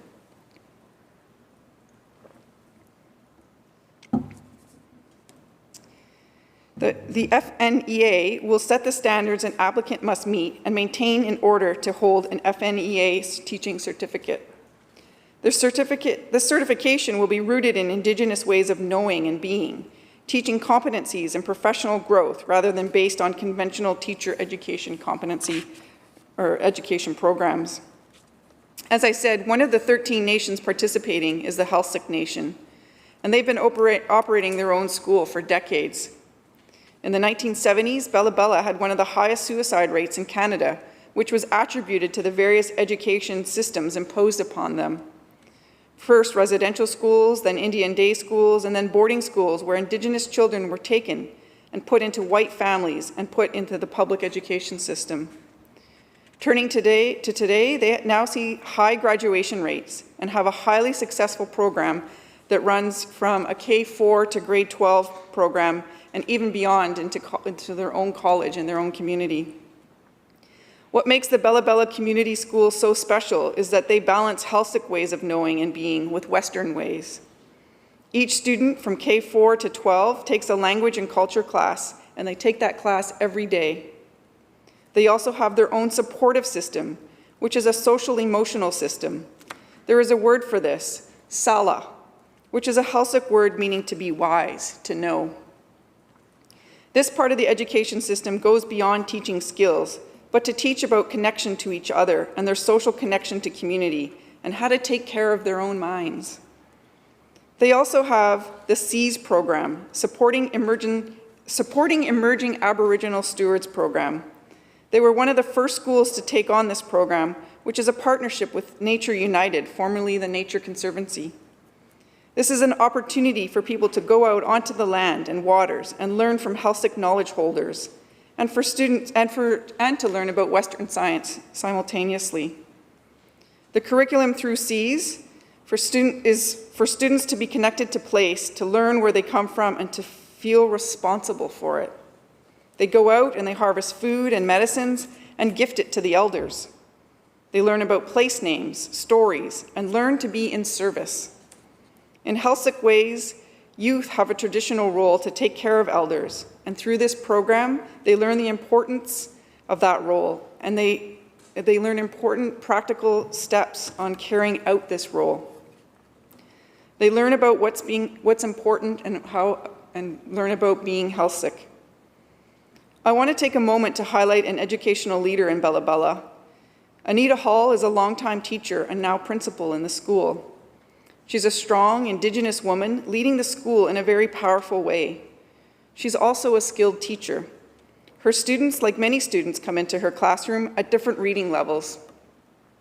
By the end of every year, every one of her students is reading at grade level. She is a literacy expert and a learning expert, and now principal, and just recently a BC Achievement Foundation Community Award recipient. Anita believes wholeheartedly in the ability of those around her to succeed. As the elementary principal at Bella Bella Community School, she has created a place where students feel safe and included. She exemplifies what a decolonial and community-rooted approach to education can look like. Through her vision, students thrive both academically and personally. Under her leadership, and in spite of the challenges of COVID presented, Anita has shaped a community school to which Bella Bella youth want to belong. At Bella Bella Community School, 65% of the staff are Indigenous, and most of them are health sick, which makes a significant difference. Research shows that Indigenous learners learn better from Indigenous teachers because they have similar cultural touchstones. At Bella Bella Community School, culture and academia are intertwined. There is no separation. My friend Isla Brown describes the school by saying, "We don't create the split, we harmonize them." She notes that they have very high graduation rates because children do feel safe in their school. They are student-centered because the Halsic way is to be child-centered. Children are the very center of the community. If a child needs Calculus 12 for a program they're interested in, they find a way to provide it, even if there's only one student. They have an art room and a robotics program and so much more. They make sure students get the courses they want and need and don't limit options to what is standardly available. An important takeaway from the Bella Bella School program is that people don't have to choose between being Halsic and being an academic student. They bridge Western ways of knowing and Halsic ways of knowing and bridge these worlds. They can be the same world. So, Honourable Speaker, I wholeheartedly support the amendments proposed in Bill 25 to support First Nations in BC, to have autonomy over their own education systems, and to see incredible success stories like the Bella Bella Community School. Thank you. Thank you, Member. Recognizing the member for Nelson Creston. Thank you, Speaker. Of course, I would like to stand in support of this bill. We're all on a journey right now of truth and reconciliation, but before we can have reconciliation, which I do believe is a fundamental part of this bill, we need to acknowledge the truth. And that the truth is that the residential school system was a system of genocide for First Nations people across Canada. It has impacted every single First Nations community. Now, that is a very hard truth. During the Truth and Reconciliation, when they were going around and people were able to bear witness and people were able to tell their stories, I was able to attend that in Whitehorse as I was working for the Yukon Aboriginal Women's Centre. And the stories were absolutely heartbreaking. But it is critically important that this information is on the record so that the institutions can be held accountable for their actions. Many of us attended a ceremony today in the Legislature, and it was an orange shirt celebration, and we were placing on the wall an orange shirt. Now, we know the story and the history of Orange Shirt Day and what it means to so many now across Canada. In my community, I want to speak of one of the schools. So the Yakanuki, they are running their own independent school. Now, what's absolutely incredible about this school is they're teaching Tanaha to the children. They're teaching their worldview to the children. And they are, and this is children of all heritages. So I have a friend who is not a First Nations background, but she's able to send her little girl to that school to learn Tanaha. Now, that is an incredible opportunity for reconciliation. And knowing that people in that community, Chris Luke being one of them who authored the book, Drags Grizzly, he expresses what it was like for him and his siblings to attend these residential schools. And now his family members will be attending the Yakanuki school. So it's providing a tremendous learning opportunity. What this bill does is it provides First Nations the autonomy to have autonomy over their education system, which they always should have. If we look at the Truth and Reconciliation calls to action, we see number 10, which is, we call on the federal government to draft new Aboriginal education legislation with the full participation and informed consent of Aboriginal peoples. The new legislation would include a commitment to sufficient funding and would incorporate the following principles. Now, what I think is important is, obviously, we are the provincial government, not the federal government.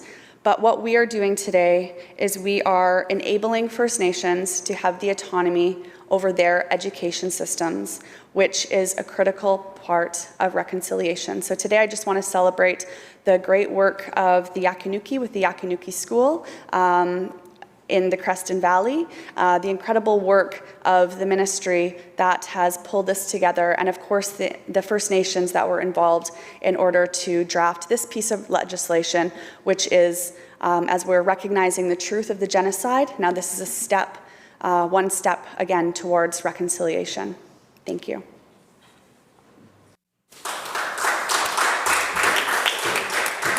Thank you, Member. Seeing no further speakers, I recognize the Minister of Education if she wants to close the debate. Minister. Thank you so much, Mr. Speaker. And I will just take just a moment to reflect on a bit of what's passed during this debate, and to recognize as well that I think today there, in particular, there is some importance with respect to this discussion and this subject matter. I too was with all of our colleagues in the Hall of Honor this morning as we were witness to the ceremony that appropriately commemorates the memorial that has been sitting on the steps of the Legislature for 5 months since the discovery. I won't say discovery, I will say the recovery of knowledge that the community in Kamloops knew, the Indigenous community in Kamloops knew was there, but has now been confirmed. The discovery of, in Kamloops Tishkwetmik of the 215 graves. And I know that every member of this house has been very moved by the memorial that has sat on the Legislature steps, and I think to have it commemorated and brought in and recognized, to have process and ceremony around it is very, very important. And so it is it's fitting that we advance our work on this important bill today in that context. And I want to thank all members of this House, and in particular the member from Fraser-Nicola, for her thoughtful reflections on our colonial education system and the changes we need to make in many different ways to improve circumstances and experiences and outcomes for Indigenous children. And very much want to thank all of my colleagues who have brought such important reflections and stories on the need to recruit Indigenous teachers, to ensure that we are supporting teachers in their ability to provide and teach the content and support the curriculum that is relevant and culturally appropriate and values and acknowledges Indigenous communities and knowledges and ways of knowing and perspectives, and importantly, languages. Very importantly, languages, and I'm so excited to hear about the work being done in different parts of the province always. You know, we have a very diverse province, and Indigenous students learn in very diverse environments. They learn in our public schools, they learn in public schools on reservations, they learn on schools on reservations that are funded by the federal government and operated by First Nations. There's a diversity of environments, and of the 129 schools that we've been talking about that are First Nations schools in BC that are funded under the authority of First Nations but funded federally, I mean, those First Nations have indeed been operating schools that provide a very important approach to education, but those nations have not had jurisdiction over their own education systems. They have not had the authority to certify, regulate the teachers who teach in those schools, and that, of course, is fundamental to operating an education system. So the changes that are contemplated in this bill to the First Nations Education Act, the Teachers Act, and the Criminal Records Review Act are perhaps small in terms of the numbers of words that they change in those pieces of legislation, but they are profound in terms of their scope and impact, and in the potential to advance us collectively on this road that we are on, this road to reconciliation. And I think finally I wanted just to again reflect on the experience that I had this past summer in visiting the North Island and my search for the northernmost school on Vancouver Island, and finding that on the Guasala-Naquada Reserve in Port Hardy, and having an opportunity to visit a school that is operated by the First Nations, and that is wholly centered around, wholly built around supporting Indigenous children from that community, bringing a trauma-informed approach to education. And there is so much for us to learn in our colonial system from the work being done in First Nation schools. And these changes are going to really facilitate that ability. It will build on work being done by Indigenous communities, by First Nations communities, by the First Nations Education Steering Committee, and also importantly, I want to acknowledge the work that educators in this province have done to advance knowledge and understanding and healing with respect to the impact of residential schools. I learned about the impact of residential schools from my time in the labor movement, from work that the BC Teachers Federation has done, incredibly important work to support the exposure of the knowledge of this shameful history, and to support teachers, Indigenous teachers, in their journey as teachers in our education system, but also to support all teachers understand and be able to teach this important content. So that work will continue. And I want to just say lastly a word about Indigenous languages and the incredible importance. And I think members have commented on the importance of connecting language to history, to identity, to community. And I saw that in action in a visit I made also in Port Hardy to Kwagu territory, visiting with the community there, who was celebrating during the summer their first ability as a community to get together in 18 months of working so hard to protect their community, and in particular their elders, their knowledge keepers, their language keepers from the impact of COVID, and doing that very successfully. And I had a chance to spend some time with Chief Ross Hunt and to hear him in the process of reclaiming the language of his people, Kwaku Yula.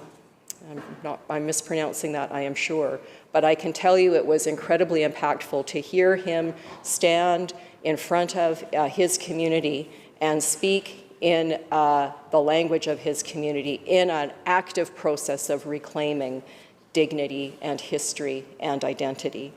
And those are all objectives that we have in this bill.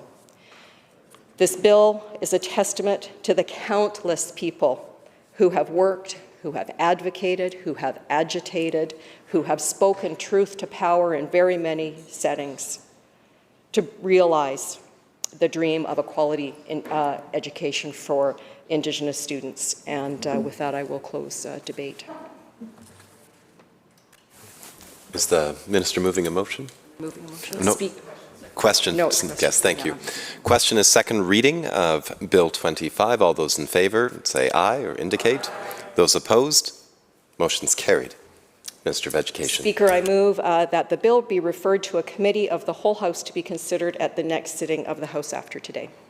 Thank you, Minister. Members have heard the question. All those in favor indicate aye. Aye. Opposed? Motion's carried. Thank you, Minister. Acting Government House Leader. Thank you, Mr. Speaker. I propose a brief recess before commencing with the next bill, which is Bill 24, the Environmental Management Act. Thank you, Member. The House will be recessed for approximately 5 minutes. Thank you, Member.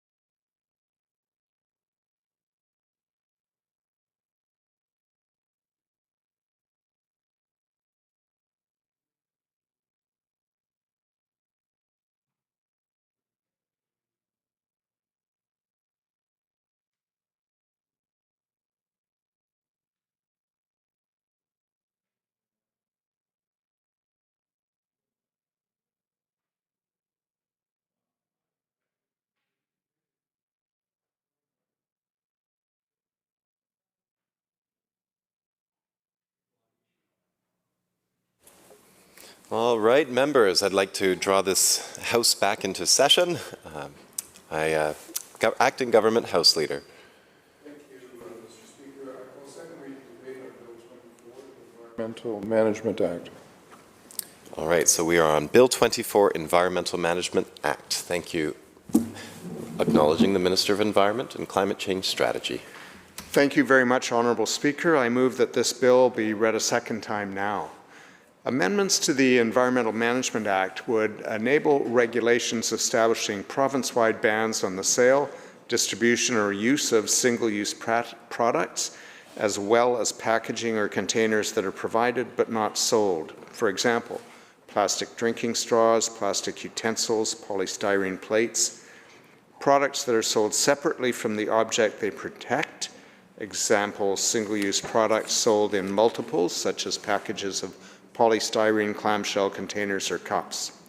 The amendments would enable regulations that apply fees and alternatives to single-use products where necessary.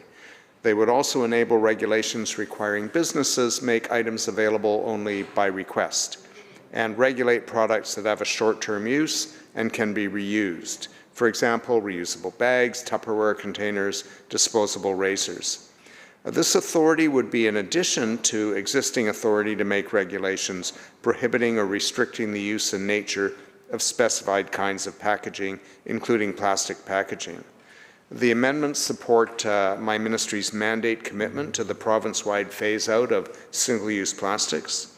It will reduce the environmental impact caused by the amount of plastic waste created in BC and reduce the negative impact of plastic pollution on human health and the environment, while also minimizing the risk of unintended consequences posed by other non-plastic single-use alternatives.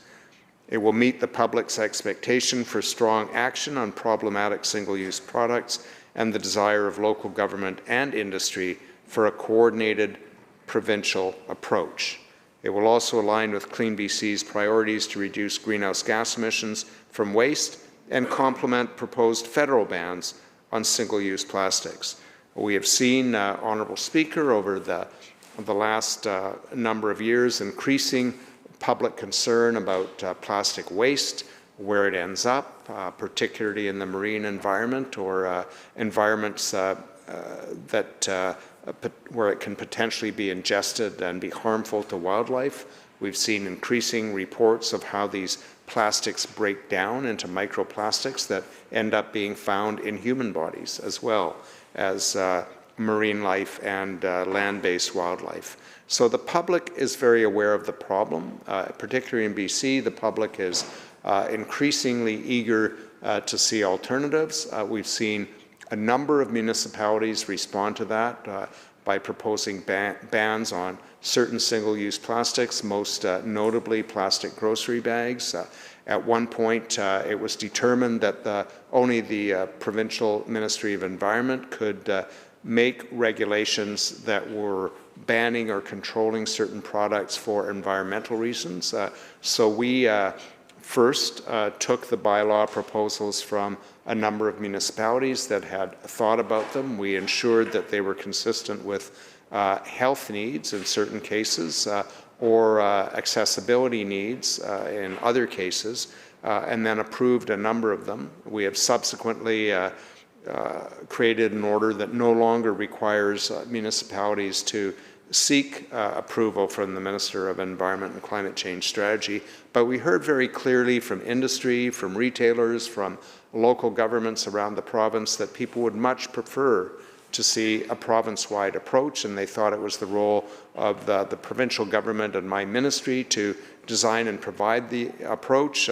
So again, this act will enable us to create regulations following consultation with industry, with communities, with the public, with people who have particular interests to determine what the proper alternatives are, ensure they're available, ensure that it's phased in a period of time where it can be successful and achievable, and ensure that we protect legitimate interests related to health and accessibility issues. Thank you very much, Honourable Speaker. Thank you, Minister. Acknowledging the Opposition House Leader. Thank you, Mr. Speaker. It gives me pleasure to rise to take my place in the debate around Bill 24, the Environmental Management Amendment Act. And as the Minister stated, this seems to be a fairly straightforward bill as it relates to single-use plastics and trying to, I think, in this day and age, accomplish what many would expect most governments to do, is to try to figure out ways to make sure that the use of single-use plastics is minimized, while recognizing that there are certainly still a legitimate need for many single-use plastics out there in terms of things around healthcare and other types of provisions of services that people expect in their daily lives. And certainly as we move through this bill and as we get more importantly into committee stage, I think it will be important and very instructive for the public to hear those questions and answers back and forth with the Minister so people get a full and clear understanding of what exactly is being proposed, how it will or will not impact them, and making sure that some of those critical aspects in their lives are not to be worried about, but certainly that steps are being taken to make sure that we do minimize that plastic waste out there that for large part is not necessary, and make sure that if it is a waste that's being generated, that it's being repurposed in a way that makes the most environmental sense in this day and age, given, again, the technologies and the advancements we've seen around recycling and repurposing a product into either energy or other sources. So, generally speaking, we are supportive of the concept of this bill. I say concept because, again, a lot of it will come down to those questions and answers in committee stage. We do recognize that 93% of the participants in the government's engagement on plastics believe it's important to consider a ban on single-use plastic packaging. Thankfully, that was done before the Bill 22 was passed, or we're not sure what would have happened with the data of people participating in that engagement from government, as Bill 22 would then enable the government to collect and collate and link that data from that engagement. And so it would be another, I guess, example of why everything we do in this House is somewhat interconnected. And so when you see things in Bill 22 that talk about data linking and how government is able to, quote unquote, data scrape, when you see things mentioned in a bill like this around public engagement, public discourse on social media and other online polling and commentary sites that the government would use for something as important as environmental issues, it does make one worry when you look at other pieces of legislation that are currently in front of the House, some debated more vigorously than others, obviously. Certainly as a former municipal politician, municipalities have been wanting the powers to do things on their own as well, but a great many want to see a provincial-wide standard so that it's easier to understand, so that you don't have a patchwork across this province of things happening. And more often than not, on things of import, patchworks don't work. And so you think of 180 some municipalities out there, and the fact that they are hoping for something around plastics to be cohesive across the province to make it easier for the public to understand. You can see why 61 school districts would not want to see a patchwork of COVID measures, Mr. Speaker, across, because parents would want to make sure that that patchwork was one where it was cohesive and easy to understand on something as important as our children in school, if recycling plastic is indeed so important to this government, that we make sure it's done cohesively across this province. One would hope COVID recommendations for schools would be viewed in the same light, but alas, at this point it's not. It's good that there will be more consultation with this up until 23, or at least until they're put into place. Again, some questions and some worry around that consultation and whether or not it will fall victim to Bill 22 and the provisions in that in terms of what would happen. One would hope that that does not create a situation where people do not want to engage perhaps as much as they might normally, especially if they're worried they may be linked on environmental issues and worried. So again, we'll have some questions around that just to make sure. But all in all, it's a concept that's supportable from this side of the House, but many serious questions and many serious ramifications when you consider, to the minister's credit, as I say, he was able to try to move forward to make sure there's a province-wide standard one thing. And so one would hope that in those cabinet meetings when the minister is talking to other colleagues, if we can have a province-wide standard as it relates to plastic recycling, well, we might be able to have a province-wide standard as it respects K-12 students and COVID measures in their schools. So I look forward to committee stage, and I will reserve any questions I have or any other ponderances on this bill until we get to committee stage. Thank you, Mr. Chair. Sorry. Oh, okay. There we are. Yes, recognizing the leader of the third party. Oh, thank you, Mr. Speaker, and happy to rise and speak to Bill 24. And as with the Opposition Caucus, we are supportive of these steps. It's important to obviously find solutions to the very significant issues of too much waste, and particularly of the single-use variety and plastic waste. I don't have much to add to the comments that have been made thus far, and also looking forward to committee stage. However, I think this is one thing to note here, is that the leadership of municipalities is something that we should be acknowledging and recognizing, and that this is often a case, not just here in BC, but we can see municipalities taking leadership steps when it comes to issues like this, or climate change, or cycling infrastructure, and then often the province and the federal government catch up and recognize that leadership and take the steps, as is being taken right now, to provide a more consistent approach across the entire province. But I think it's important to really recognize the elected officials at local levels who see problems that may be much greater than just in their own regions or their own towns and cities, but who take steps and lead us ultimately to these wider steps, which is important. I think the only other thing that we'll be canvassing in committee stage is, as we've seen in the past, sometimes when there's changes to recyclable materials or to recycling rules and regulations, it can have an impact to the infrastructure, and whether these changes are anticipating there being an impact to that infrastructure, a need for increased or decreased. But I think that in the conversation around reducing single-use plastics, there's still a pretty significant conversation around whether or not recycling in and of itself is effectively addressing with the volume of waste that's being created. So we are happy to support this legislation and look forward to committee stage. Thank you very much. Thank you, member. I recognize the member for Surrey South, Surrey White Rock, Surrey South. Yes, the south part there. Thank you. And obviously, the climate situation is very real. And we all have to take responsibility for our own impact on the environment, and I certainly accept that. But if your chronic illness or your disability restricts the positive changes you can make, what about that?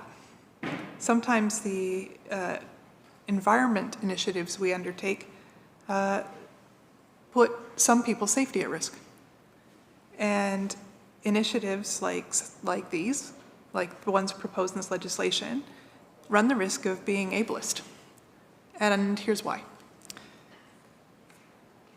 If it's clear, and I think initiatives like this suggest that the reducing of plastic waste is essential. If we want to save the planet, we have to all do our part.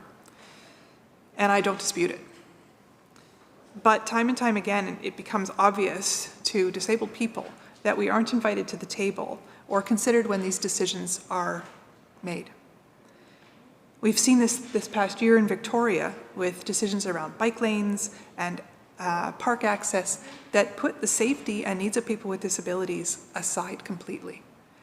While the initiatives themselves are well-intentioned and good, the implementation is often flawed. And I think, I don't want to make this the great straw debate. That is not my intention either. But it's illustrative. And so I would just want to provide a little bit of context about why it's important that we think when we do these things, and why it's important when we provide, for example, enabling legislation for other bodies to make decisions about banning plastics. We have to think about how do we ensure they do that thoughtfully. There are many, many people in our society who have conditions that cause tremors or spasms that can't reposition themselves to drink from a cup or tilt their head backwards. We have people who have compromised immune systems, and those same people might have dexterity problems or painful conditions. And often, that means they rely on a reusable straw, or not so much a reusable straw, but a plastic straw. Because many alternatives exist. Metal, paper, glass, silicone, acrylic, pasta, rice, bamboo, biodegradable. Not one of those is an option for all. And disabled people want to be as independent as possible. The world needs to be more accessible, not less. We recently unanimously passed legislation in this House to build a barrier-free BC, and yet today we see a bill that could lead to the banning of products that provide equal accessibility and even necessity for people with disabilities. Many people are quick to say, if you needed a plastic straw, bring your own.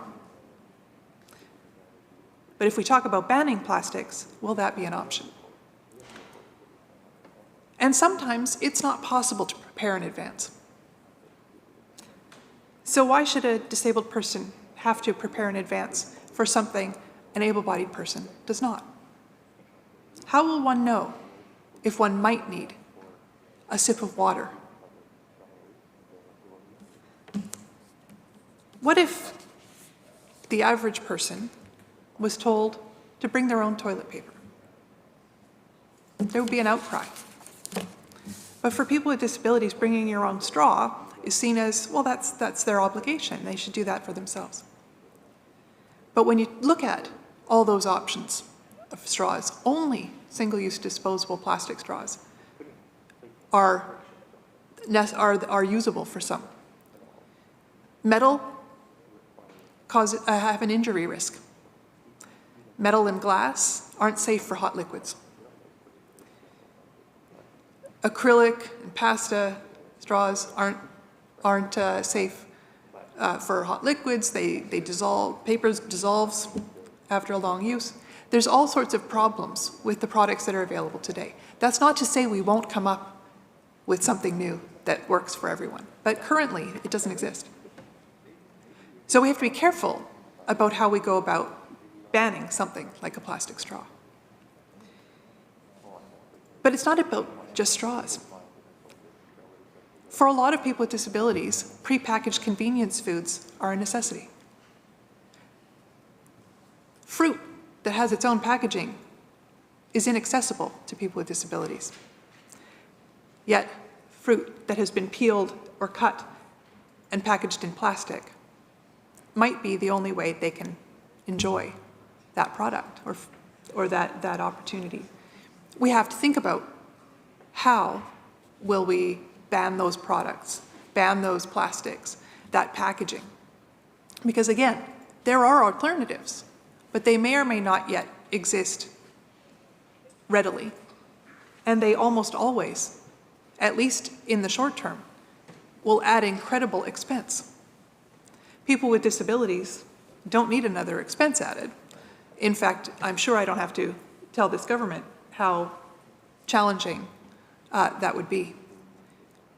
So it's not that we shouldn't move to reduce or ban those products, but we have to do it, again, thoughtfully. For people with disabilities, much of their medication, much of their medical supplies come wrapped in plastic or are single-use plastics. Will they be included or not? Because at this point, there's no alternative. What about wet wipes? One of those, for many, they're a luxury. For people with disabilities, they're a necessity. especially during the pandemic with the need for disinfecting. So I guess my message, Mr. Speaker, is that many environmental initiatives are inherently ableist. They don't take into consideration the needs of people with disabilities, and legislation like this that enables the prescribing of things like straw bans disproportionately disadvantage disabled people if they are not expressly consulted and a part of the decision-making process. There are solutions to be found. We might not have them yet. We might need to wait until those options exist. Limiting the use of plastic products to the greatest degree possible, while continuing to allow them to be available as a necessary tool for people with disabilities isn't unreasonable, because we all care about the planet that we call home. We all want to be able to enjoy it on an equal footing. And for that to happen, people with disabilities needs need to be considered and built into the laws of the land. There are over 1 billion disabled people in the world. Nearly 25% of the population of our province self-identifies. So the voices matter. So I hope that in committee we will hear from government how they intend to answer those questions from the disabled community, how they will build in an assurance to that community that their needs will be considered at each and every stage of this process as we look to reduce or to ban the use of single-use plastics. Because again, we all want to see this happen for the good of the planet, but it can't be done in a way that risks the health, safety, or access of people with disabilities to the things that others do not need. We have to be careful in how we do this. We have to ensure that we do it in a balanced way. We have to understand how this legislation and these decisions will pair up with the accessibility, the Enabling Act, the Accessibility Act that we just passed. How will we ensure that these things talk to one another when in fact and how people with disabilities will be included in that conversation. So thank you, Mr. Speaker. I look forward to further discussion in committee.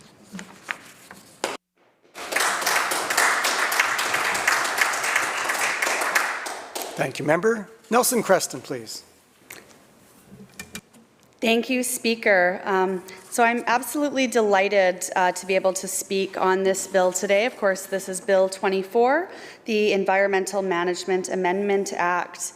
And what this piece of legislation will do will enable us to further ban single-use plastics.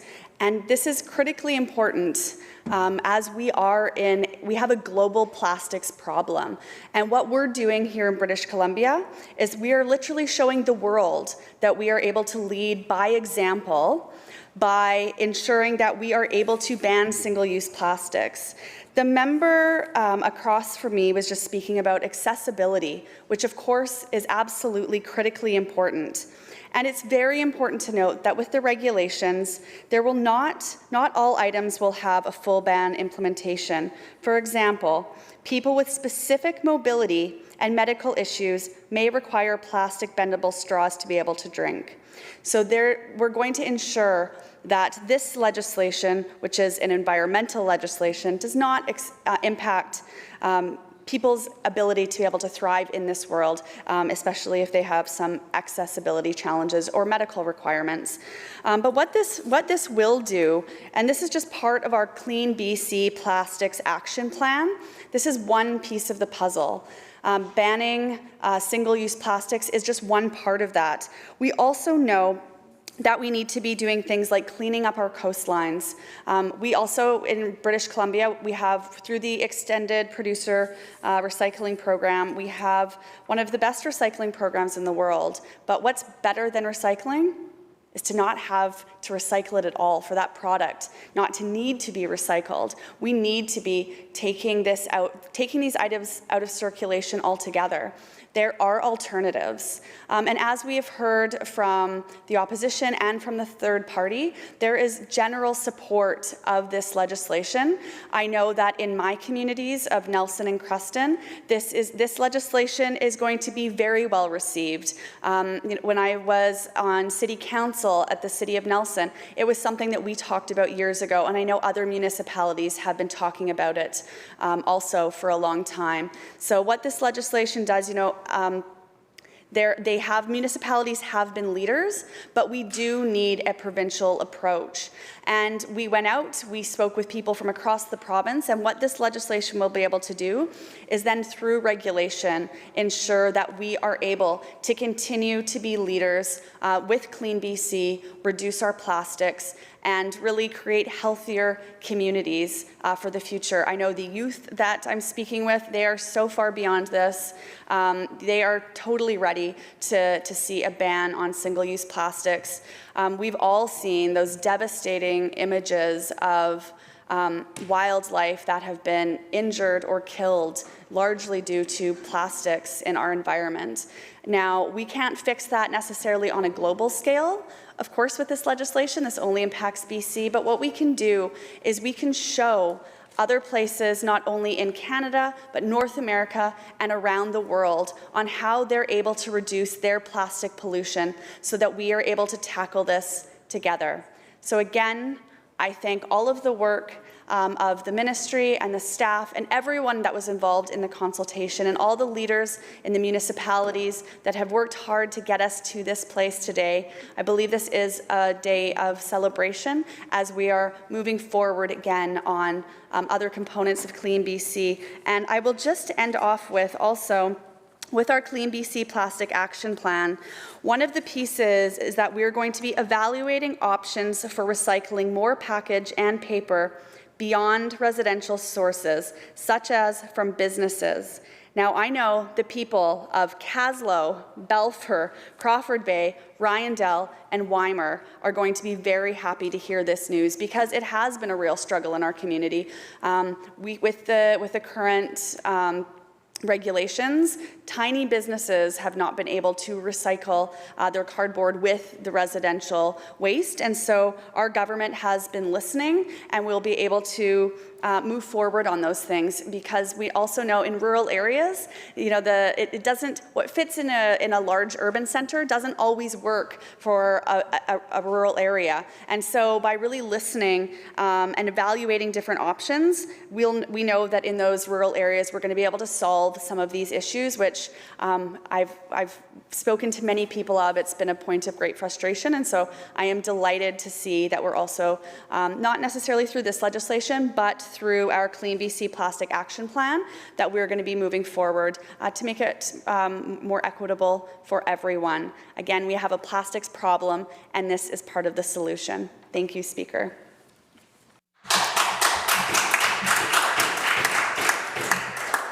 Thank you, member. And seeing no further, Boundaries and Milkameen. Thank you, Mr. Speaker. I am happy to stand today to rise in support of this bill. As we've heard from a number of different presenters already, plastics is really at the core of one of our major environmental problems that we're facing. And really the root of that is that as plastics degrade, they don't go away. They don't go anywhere. And so we've heard some of the challenges, but certainly if we can reduce the use of those single-use plastics, I think we recognize that we'll be in a better place. The leader of the third party earlier had commented on the leadership of local governments in this as well, and I will potentially the minister presenting this bill will recall, but as previously as a regional district chair, I was part of a contingent of rural representatives from across the province coming forward to ask for this as well. And I'm really happy to see that leadership from local governments that has made it clear how important this is, and the responsiveness and the leadership of the province to put forward now an opportunity for us to move forward on this. And so one of the pieces, as historically also a marine-focused ecologist, some of you may have heard of the North Pacific Gyre, which is a large circulation pattern that results in a lot of things accumulating in the North Pacific. And recently, there's been a real focus over the last 5-10 years, I would say, on the amount of plastic garbage that has accumulated there in terms of what has been known under various titles, but all around an enormous garbage patch in the North Pacific. There's a paper that came out a few years ago that predicts that at least 79,000 tons of ocean plastic are floating inside an area of 1.6 million kilometers squared, which is a pretty surreal number to try to fathom. And an estimated 1.8 trillion pieces of plastic is what they estimate. So these plastics that we're creating, when we do not do a good job of our recycling, which is a challenge, they end up somewhere, and in many cases, there is a significant accumulation in ocean systems, and that accumulation all ends up compiling in localized areas. Bills like what we have in front of us today help us acquire the tools and provide local governments with those tools to be able to do a better job of minimizing that impact on environment. And it's more than just an aesthetic impact. Those, and we heard some of the wildlife impacts from the previous speaker. Likewise, there are impacts in terms of leachate from those plastics into marine systems. There's impacts on the negative impacts of cutting off the light integration into the ecological system. So basically, if there's more plastic, there's less light, the plankton doesn't grow as well. That has impacts throughout that whole system. And when we're dealing with the scale that we're talking about here, that can have a substantial ecosystem level impact. And then likewise, I'm sure some of you are familiar with the challenges of the plastics absorbing toxins and then in turn being consumed by various levels of the food chain and magnifying up through the food chain, which again causes individual and ecosystem level challenges. So I'm very happy to see this kind of bill in front of this House, and happy to hear the support that we've seen for it from across the floor. I don't think I have a whole lot more to say.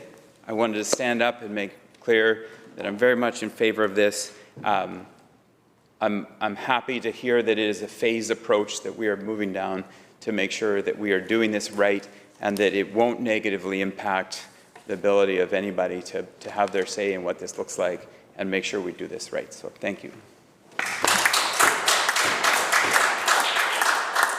Thank you, Member. Minister of State for Lands and Natural Resource Operations, please. Thank you very much, Mr. Speaker. I, like my colleague, I'm pleased to be talking about this type of legislation, Bill 24, moved by my colleague, the Honourable Minister of the Environment, because of what it enables, what it makes possible. And I represent Stikine, the largest riding in this province. It is arguably, although some in this House might disagree, the most beautiful riding in the province as well. It extends all the way out. I think your time is up. Is that right, Mr. Speaker? That was a bit arbitrary and quick, but understandable.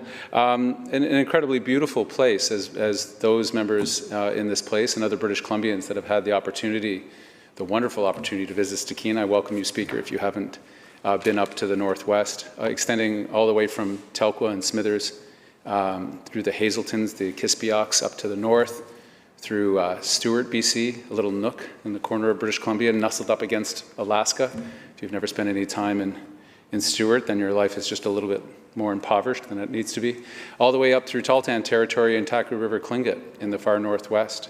That little bit on the map that doesn't often get properly recognized in the Atlan area is so important to our province.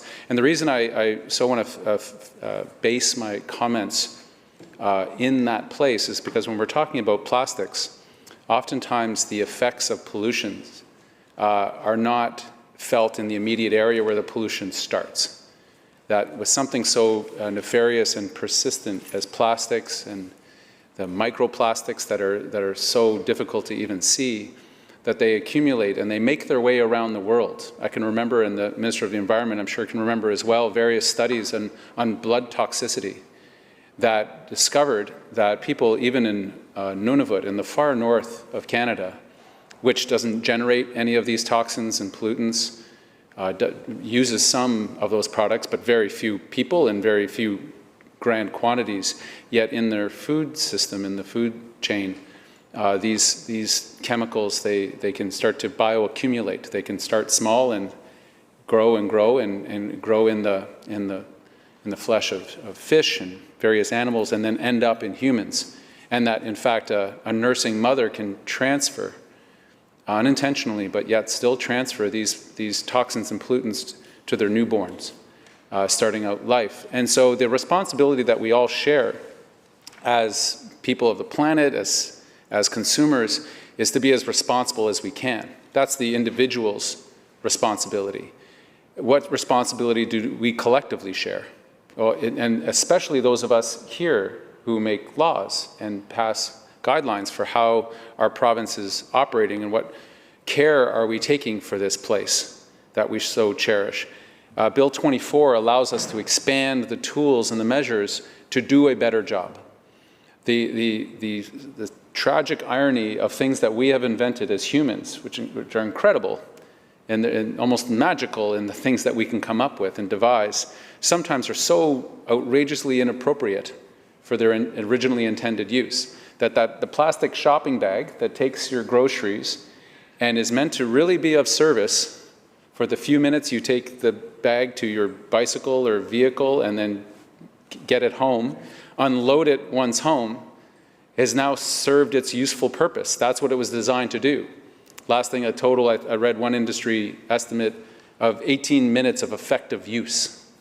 Yet that same thing that we invented will last far longer than any of us are on this planet, or our kids, or our grandkids, and generations down. It'll still be there. That thing was meant for 18 minutes, will last hundreds, if not thousands of years. So what we're doing here in this bill today, I think, is important in terms of our responsibility as British Columbians to expand the products that we are now going to limit. That will be either under a fee or banned outright, with some small and notable exceptions that I think we do need to mention, but that we will just simply not have them. And there was great rendering of garments and gnashing of teeth when it was originally suggested that the plastic straw, again, meant to last for as long as the drink lasts, and for most of us, if it's a tasty drink, it's not very long, but will then go on for hundreds of years in existence, and then eventually break down and end up in our food supply, sickening and poisoning future generations, that plastic straw could be made out of something else. Well, goodness, Speaker, if you follow Twitter, and I don't necessarily advise anyone to do that, but if you do, when originally other straws that were brought onto the market, straws that we can actually make here in British Columbia, and the Minister of the Environment can talk about this as well, and I'm sure has, our ability to actually create jobs with these alternatives, well, to go away from something that we were accustomed to. I get my drink, I get the plastic straw, and I know how it works, and it's going to last for the duration of my time with that beverage. Who cares what happens next? Well, we do. We need to. We collectively need to.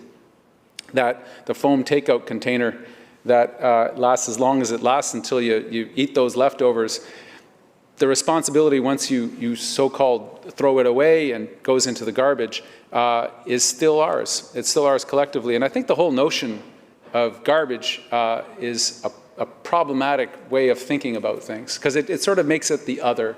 Here I've got this thing and it's useful to me while I have it, and as soon as it's not useful to me anymore, now it's garbage, it's somebody else's problem. Well, we know that's no longer the right way of thinking. It's not sustainable. And for somebody who lives in the north, many of our communities struggle with this responsibility. The responsibility of what happens when our citizens buy something, use something, and then put it in the garbage. That our transfer and our dumps are filling up. They're incredibly expensive, an enormous burden on the taxpayers over time. You just can't keep paying for these landfills. And I grew up back east in a larger city that I can remember the first incidence of real awareness for me was during a garbage strike. And if you want to see how a community does, look at what happens 6 weeks into a garbage strike. And the city's design at that time was to use the municipal tennis courts. And so residents were to take their garbage, which was no longer being collected, and put it in the tennis court, which was surrounded by fences. You know, and after a week, it was as tall as I was as a little kid, and after a few more days, it was well over my height, and soon it was over the height of the fences that were in the tennis courts. And awareness in that community grew dramatically as we saw what we produced, as we were made to come face to face with the effects of our choices. And people said, is this the only way we do things? Because up until then, the problem had just simply been moved away. The garbage guy came once a week and he picked it up and it was out of sight, out of mind. And it wasn't a problem until it was a problem. And that's where the recycling program was born in that city, was from that very dramatic, awfully smelling, and more than slightly, incredibly embarrassing realization of what our responsibilities were as citizens. Is this right? Are we behaving well? And we've all done it. We've all been to a campsite, some beautiful place. You head down a trail, you get in your canoe, you stop off, and you get into this amazing part of British Columbia or wherever you happen to be traveling, and someone's left a pile of garbage behind. And you think, really? Really, this is how it is? You've come to appreciate this beautiful place that we cherish, and the way that you mark your presence there is by leaving all your crap behind. And we can't help but think poor of that person or the people that did that. It's how fundamentally disrespectful it is. Well, collectively, that's what we've been doing to this planet. And if anyone follows behind us, and they will, they'll say, really? Is that what you thought of the place? You thought just to leave it behind for somebody else to take care of? Well, this bill introduced by my colleague, the Clean BC Plastics Action Plan, grows on the idea that we're responsible, that we have to look at these things in a cyclical and responsible way, that there's three components to it, that we clean it up, that we clean up the mess, that we make sure that we're diverting things away from the landfill that shouldn't be there, and that we maybe in that diversion effort can actually make new products that close the loop, that say, well, something that we used to see as quote-unquote garbage is actually a very useful product. It has a reuse potential and a recycling potential to go again and again and again, because like I've talked about, these things are incredibly durable. They by their chemical design can last for an incredibly long time. I did mention earlier, Mr. Speaker, the notion of exceptions, and there are a couple of important exceptions for people with some physical disabilities, mobility challenges, that there will be some exceptions placed in this legislation, I believe, and in what follows next to allow the use of some straws in those particular cases. But I think it's quite marginal, and that this is going to be phased in over time. And I think this is important. And I think it's a very reasonable and responsible way to go about this. We're not going to suddenly drop the hammer on day one, because as we know in the restaurant industry, you don't order 20 straws at a time. You order in the tens or thousands. We don't want to bring in a new bill that says take all of that and now throw it in the garbage. That would be counterproductive to our eventual goals here. So there's some phasing in, and there's some analysis that I see written in as well to allow us to understand what the economic impacts are, what are the impacts on our communities, to make sure that what we're intending is working, so that phased in process works. I want to take, and I'll perhaps end here to the great gratitude of many in the place, Mr. Speaker, with acknowledging efforts by the Minister of Environment, but also by some local leaders in my community in the Northwest. We had lost our curbside pickup. We had a fire at the transfer station, and it caused the whole domino effect within our community, and we no longer had the ability as residents in Smithers, where I live, to be able to bring things down to the curbside once a week, as most British Columbians, most Canadians do. Our regional director, Representative Mark Fisher, our local mayor, Gladys Attrell, were incredibly persistent, and the Minister of Environment can confirm this if he chooses to, in insisting on and rethinking the way that we were doing recycling in the Northwest, because we have these challenges in any of our rural or remote communities of the great distances to collect the material, send them on, and get them somewhere useful so that they can be reused and repurposed. These two local leaders were incredibly motivated and dedicated, and it was with great excitement when we could once again take our recyclable materials down to the curbside. I know it doesn't sound like a great thing, But it was remarkable to me because it was soon after the most recent election a year ago where we engaged in this project. And interestingly, it was one of the reasons it's one of the collective reasons why I stepped back into politics is I'd left federal politics and folks were coming to me with these challenges like this one. Might seem small to people watching, but mattered to us. And a bunch of other cases sitting in coffee shops with people in Smithers saying, how are we going to fix this? The system's not quite working for us in rural BC. And so I would try to phone in, and I can remember contacting the minister's staff and saying, is there anything we can do about this? And someone said, well, you should run again and just do this all the time because you enjoy it. And and we all believe in recycling, repurposing. I think it's really important not to simply throw things away, be they products or people. And I guess folks in the Northwest thought that recycling was okay because a year ago, with great gratitude to the folks in Stikine, I was re-elected to public office, which is an incredible honor and privilege. Every day you get to walk into a place like this and attempt as the best as you can to represent the voices and concerns of people in your constituency. What we're doing here today on Bill 24, it is good to hear of support from across the way to continue the work and to understand that it's iterative, that it's not perfect and not done. You continue to seek a better solution to the challenges that we face. But similar to that campsite that we find, always try to leave it better than we found it. We as a generation, as generations, have been unable to make that promise to future generations to this point. We're trying and we're getting better. But when we all visit those schools and we talk to those kids and we say, you're the future. We have hope in you. You're who we're leaving this behind to. And inevitably, one of those kids will say, well, what are you doing about climate change? What are you doing about the forest? What are you doing about the garbage that we see? Those are the voices that must compel us and motivate us to see these systems that were built improperly, incorrectly, without considerations of their sustainability, and to make them better. And that's what we're doing with this bill. I'm very happy to support it. Thank you very much, Mr. Speaker. Thank you, Minister. Recognizing Vancouver Falls Creek, please. Thank you, Mr. Speaker. It's my pleasure to rise and speak to this bill from the Minister of Environment and Climate Change Strategy, looking at the question of plastics. And I want to speak a little bit about why this is so important in regards to our oceans. I was very fortunate to have been raised on a small Gulf island, rather an idyllic childhood, I'll admit. And the ocean is, as it is, I think, to many people in British Columbia, just such an important part of my experience and connection to nature. And I've been very, very fortunate to be able to travel to many other oceans, not just our beautiful ocean. I've been able to travel to the north and have been to the Arctic Ocean. I've been able to travel to Antarctica and have kayaked in the Antarctica. And in every one of these extraordinary, pristine, stunning, beautiful places, inevitably, even in Antarctica, which really feels like the middle of nowhere, inevitably, there is plastic. And plastic is, it's not the plastic that we can see in the oceans that is most threatening and disturbing, in fact. It's the microplastic that is most problematic.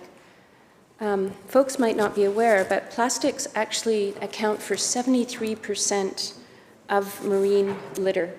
It's an extraordinary, extraordinary problem that has to be addressed on a global scale.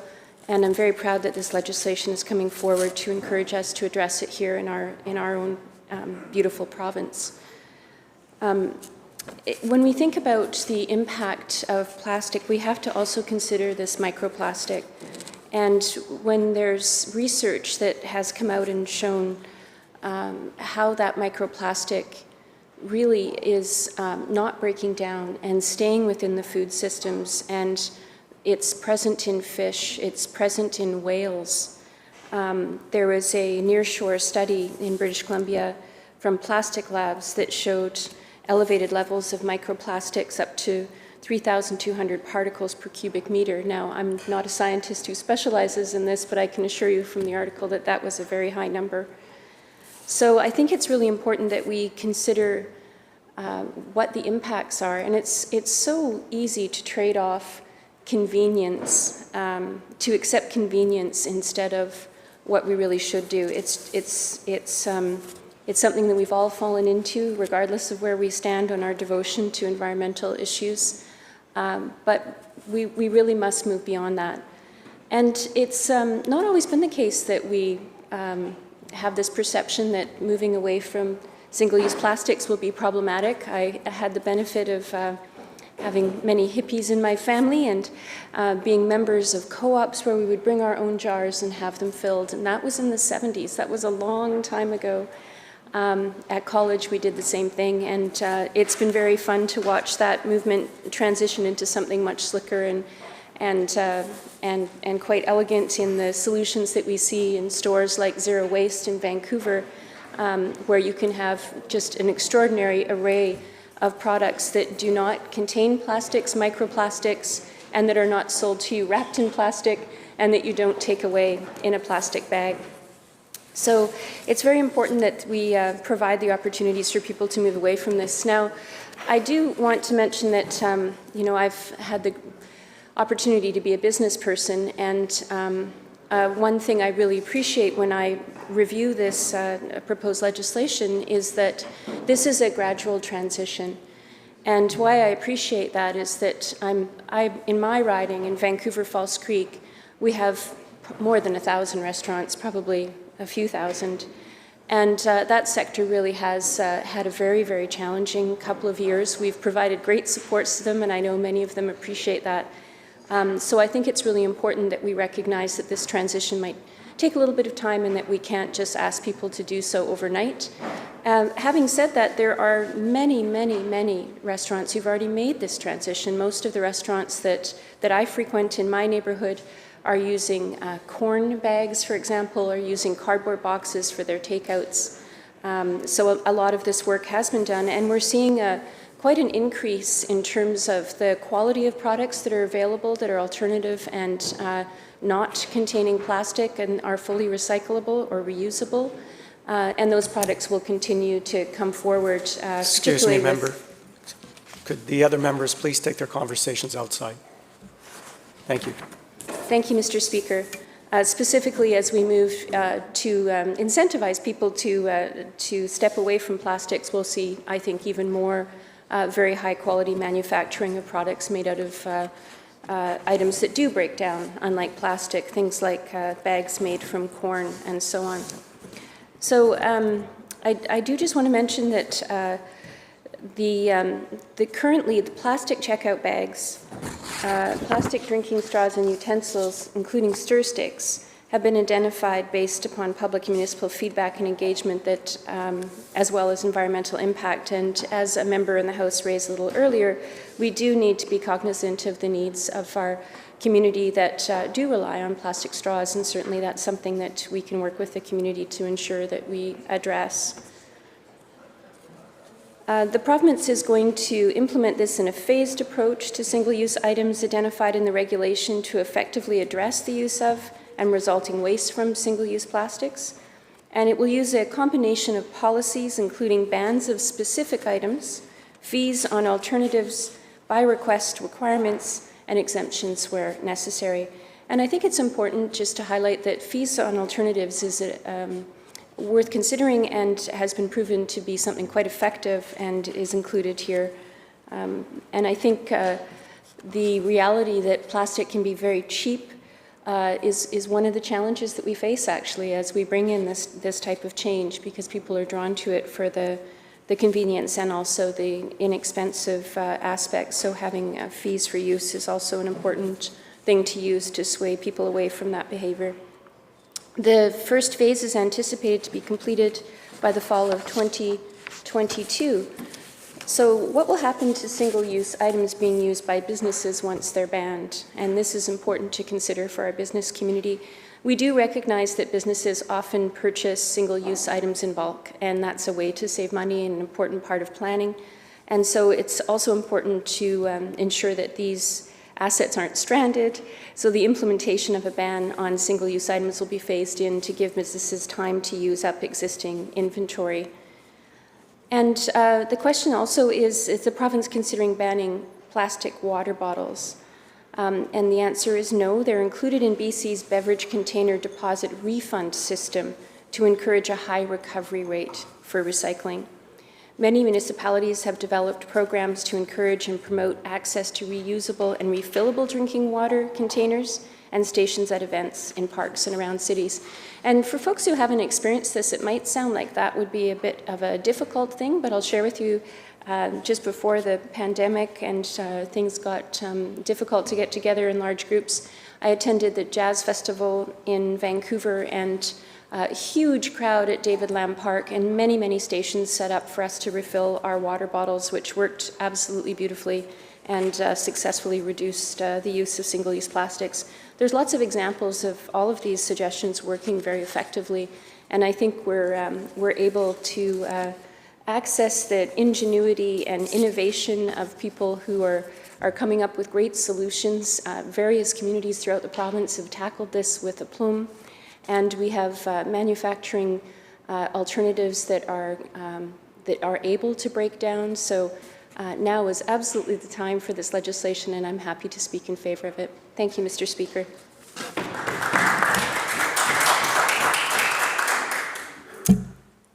Going once, going twice.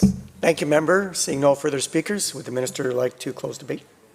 Thank you very much, Mr. Speaker, and I want to thank both the opposition House Leader and the Leader of the Third Party for understanding the importance of the actions outlined in this bill and indicating their support. A number of really important points were raised throughout the bill, and I'm sure they'll be explored by members during committee stage. The member for Surrey South talked in some quite concrete detail about some of the accessibility challenges that we know we want to address during the consultations on regulations. And as many speakers have pointed out, it is certainly the intent to do that. We will do that. That's in fact among the conditions that were placed on municipal bylaws that were passed. And I think both the third party leader and the Minister of State for Lands and Natural Resources talked about the importance of, as did the member for Nelson Creston, that recycling is one thing, reducing is the first R, and it's what we need to do, and it's what this bill means to do. But I do want to correct the Minister of State for Natural Resources a little bit. He wasn't recycled, he was reused. I think members have made important points about what we experience with plastic waste. The Minister for Boundary Similkameen talked about the tremendous impacts that plastics have as they break down, the persistence of plastics, which many people don't think about when we use them. And points were raised about the importance of the interior and the north and rural areas in British Columbia having better access to recycling. And while that's not contained in this bill is part of a package to deal with plastics overall, but also moving to a circular economy, moving to a reduction of waste, and in our consultations on extended producer responsibility, we are identifying ways to expand recycling operations and accessibility to citizens of British Columbia throughout the province, as well as to include more items in extended producer responsibility. A couple of years ago, I took a trip off Ucluelet with the former Minister of Indigenous Relations and Reconciliation, the former member for Alberni Pacific Rim, Scott Fraser, and the current Minister of Municipal Affairs, who was then the Mayor of Tofino. And we spent some time with the Surf Riders Foundation talking about waste, talking about products they were making to replace single-use plastic products. But we also spent some time doing a beach cleanup on a small island off the coast of Ucluelet. And it was an object lesson in what happens to plastic, or more correctly, what really doesn't happen to plastic. It doesn't go anywhere. And if you went up the high tide line, above the storm high tide line, and looked in behind and under the vegetation on the coast, you saw shreds and bits and scraps of plastic and styrofoam that had just washed up there. And we know what happens to that. It goes out again on a high tide, birds ingest it, sea life ingest it, and ultimately, Honourable Speaker, we ingest it. So cleaning up's important, and that's one of the reasons that we set people to work in the Clean Coast, Clean Waters initiative over the last slightly more than a year, where more than several hundred tons of plastic debris and other debris were cleaned up by people who were not able to work in the tourism industry, by Indigenous nations. And it is just unfortunately a fraction of the waste that's out there. My first cleanup was actually in the member for Falls Creek's riding. She talked about coming from a small coastal community, but I spent some time with the Ocean Legacy Foundation and on Ocean Cleanups Day on a small little island just off Falls Creek, digging under bushes, looking on the trails, looking around the rocks, and the amount of garbage and plastic debris again was incredible. People go to that little island to have a relaxing evening close to the water, but as we all know, not everybody packs out what they pack in. And one of the ways to deal with that, Honourable Speaker, is to pass this bill, to implement regulations that will control single-use plastics with the aforementioned attention to health needs and accessibility needs, phasing it in over time so businesses can adapt and people can adapt, but not too long a period of time, because we know that British Columbians expect us to eliminate the negative impacts of plastic waste and pollution on human health, on the health of wildlife and marine life, and to protect our environment. And they want to ensure that we cover broadly things that have very limited use, whether it's single use or short-term use. So, Honourable Speaker, I look forward to this amendment passing. I look forward to consulting with British Columbians to phase out single-use plastics through a comprehensive province-wide regulation instead of the limited authorities currently available. I look forward to the questions in committee stage. I look forward to the public consultation. And with that, Honourable Speaker, I move second reading. Thank you. The question is second reading of Bill 24. Those in favour indicate aye. Aye. Those opposed, nay. Motion's carried. Minister? Mr. Speaker, I move that the bill be referred to a committee of the whole House to be considered at the next sitting of the House after today. You've heard the motion. Those in favour indicate aye. Aye. Those opposed, nay. Carried. Acting Government House Leader? I move that second reading on Bill 26, Municipal Statutes Amended Act, be heard now. Minister of Municipal Affairs, please. Thank you. I move that the bill now be read a second time. Mr. Speaker, I'm pleased to rise in the House today to speak to this important piece of legislation. I'm honoured to be the Minister of Municipal Affairs and to be tabling a bill in the House for the third time in my first year in office. And as everybody knows in this chamber, bringing forward legislation is no small endeavour. I'm so thankful for the skills and the expertise of the staff in the Ministry of Municipal Affairs and across government who make this work possible.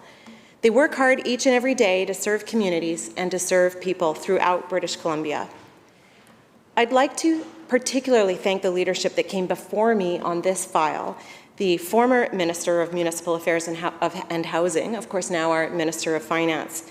I'm really grateful to be continuing on her work and building on everything that she's done. Bill 26, the Municipal Affairs Statutes Amendment Act No. 2, 2021, is an important piece of legislation that has three key goals, which I'll speak to in more depth. It gives local governments new tools to deliver housing for people more quickly. It responds to requests from local governments to help serve community needs.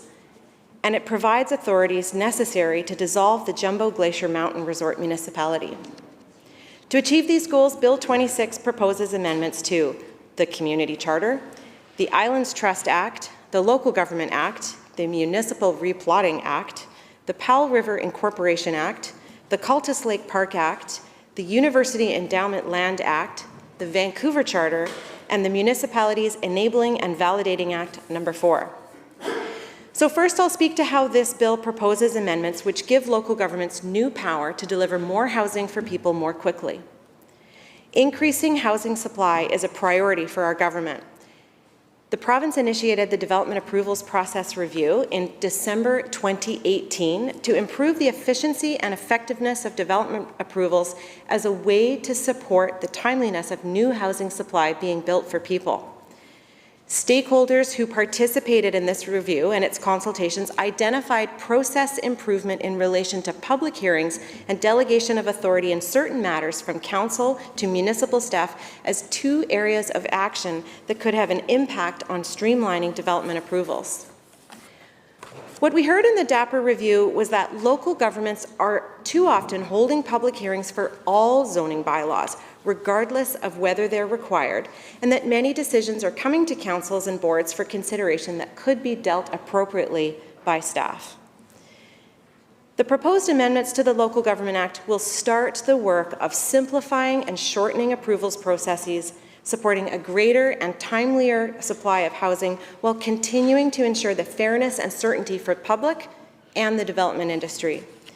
These legislative amendments are not a silver bullet solution to delays in development approval processes, but they are two early actions that government can take out of a wider suite of initiatives that will include more legislation, policy, education, and technical solutions. They complement work our government is doing in partnership with the Union of BC Municipalities to deliver $15 million in grants directly to local governments to streamline their development approvals processes. And they are key steps in ongoing work that our government is doing in partnership with local governments, the development sector, the nonprofit housing associations, and housing advocates. Within this first of the three goals of this legislation, to give local governments more tools to deliver more housing for people more quickly, there are two areas that I'll speak to: public hearings and development variance permit delegation. The first of the proposed amendments responds to the development process delays that are associated with public hearings for zoning amendments where those amendments are consistent with the official community plan. Currently, a procedural step exists that requires a local government to waive or opt out of holding a public hearing for zoning amendments that are consistent with the OCP. This process step contributes to more public hearings because local governments tend to go with the default and choose not to waive public hearings in such cases. The amendment in this bill removes the requirement to hold public hearings on zoning bylaws where they are consistent with an official community plan. And this means that local governments will be able to proceed without a public hearing where warranted, because they would no longer need to go through that additional step of waiving the public hearing. However, to ensure continued transparency, because public feedback and input is very important in local government decision making, local governments would be required to provide public notice that a bylaw will be proceeding to the council or board for consideration of first reading of the zoning bylaw. So, Mr. Speaker, the public would still remain informed about all rezoning bylaws, but the default notification would shift to occur before first reading. As well, local governments would still be able to opt in to holding a public hearing for those bylaws where they feel it would be beneficial or helpful to the community to hold the public hearing. The second area under this goal is the delegation of authority. The Second Amendment targets at streamlining development approvals processes. It will enable the delegation of authority for minor development variance permits to local government staff. The Local Government Act enables some council authority to be delegated to staff, but it doesn't allow for a council or board to delegate decisions on development variance permits. These amendments allow for the delegation to staff of minor variances from existing rules, and that means that these decisions do not need to go to council. The improvements proposed today give local governments tools to help speed up approvals. They're an important step for giving communities better processes to getting the housing that they need to build for people done in a timely way. and they complement the existing work like the $15 million Development Approvals Program. They're important steps of work that all orders of government need to take together to meet the housing needs for people in our communities. And I do want to pause here and speak a little bit about the importance of community-driven housing solutions and how incredibly proud I am of the work that local governments are doing, because they know they play a critical role in helping to get people into homes. So, Mr. Speaker, I do have a particular appreciation for what local governments can do, given my experience as the mayor of Tofino and the former chair of the Tofino Housing Corporation. But I want to speak about another municipality, and that's Rossland. Back in 2018, March of 2018, I received a phone call from Mayor Kathy Moore of Rossland, and she explained to me that their municipal hall's roof had caved in because of a heavy snowfall. And this means they needed to rebuild and made the decision to rebuild a community hall in a new location. But they seized an opportunity. They set out to plan for a new municipal hall, and they're well underway in constructing that hall right now. But they aren't just building a new city hall. They are adding 3 stories on top of the hall with a total of 37 units of housing targeted to people and families with low to moderate incomes that are working in the hospitality, retail, and service industries. And this is in partnership with the Lower Columbia Affordable Housing Society, the Columbia Basin Trust, and the province. And Rossland is just one example of the many communities across BC that are finding innovative partnerships and using the abilities that they have to build housing for people. So it doesn't stop there. It's Pemberton, it's Coquitlam, it's Grand Isle, it's Vancouver, it's Victoria, innovative solutions to put more British Columbians in homes. So, Mr. Speaker, next, I want to speak to a series of amendments in Bill 26 that respond to specific requests that we've received from local governments to help them better serve their communities. And so the first area I'll talk about is modernizing public notice requirements. Bill 26 modernizes local government public notice requirements by allowing for community choice in addition to the existing methods for providing public notice. And we've heard from local governments on numerous occasions that the existing notice requirements under local government legislation don't fully meet the community needs and the realities of modern electronic communication. We've heard from local governments that the requirements are difficult to meet, particularly in smaller and rural communities. And other jurisdictions, including Quebec, Manitoba, Saskatchewan, and Alberta, have already updated their notice requirements. This bill will address these concerns and modernize the options for the important requirement to provide notice to citizens. And the bill creates a flexible local choice option for local governments to determine and specify by bylaw the means of public notice that will have the broadest reach in their communities. So where the existing rules are working well for communities, there will be no requirement for change, and they can continue to use local newspapers for notice.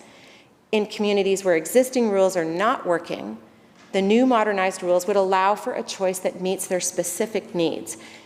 These amendments will also provide for modernized public notice requirements for regional districts and the Islands Trust to post public notices in the public notice posting places identified in their procedure bylaws. This brings that notice requirement for regional districts and the Islands Trust into line with what is currently required for municipalities.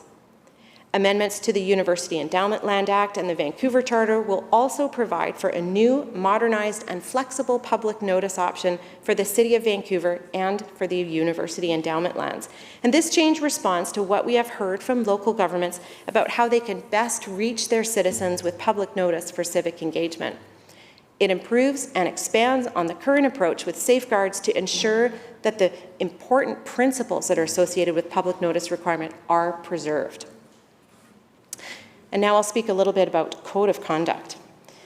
This bill also contains changes that aim to strengthen the processes that support responsible conduct of local elected officials. Responsible conduct of local elected officials is a cornerstone of the function and trust that is vested in the officials we elect to local office, be that a municipal council or a regional district board. And this is of utmost importance. It shapes every aspect of local governance and the experience of elected officials and staff. It impacts the ability to retain leaders in the local government sphere, and it impacts the quality of decision-making at the local level. That's why I've committed to working closely with the Union of BC Municipalities to support responsible conduct, and it's work we must do together. Codes of conduct set shared expectations for behavior, and these amendments will add a new requirement for municipal councils and regional district boards to publicly consider the development of a code of conduct for their council or board members. Currently, there is no requirement for local governments to develop codes of conduct or even engage in a conversation about having a code of conduct.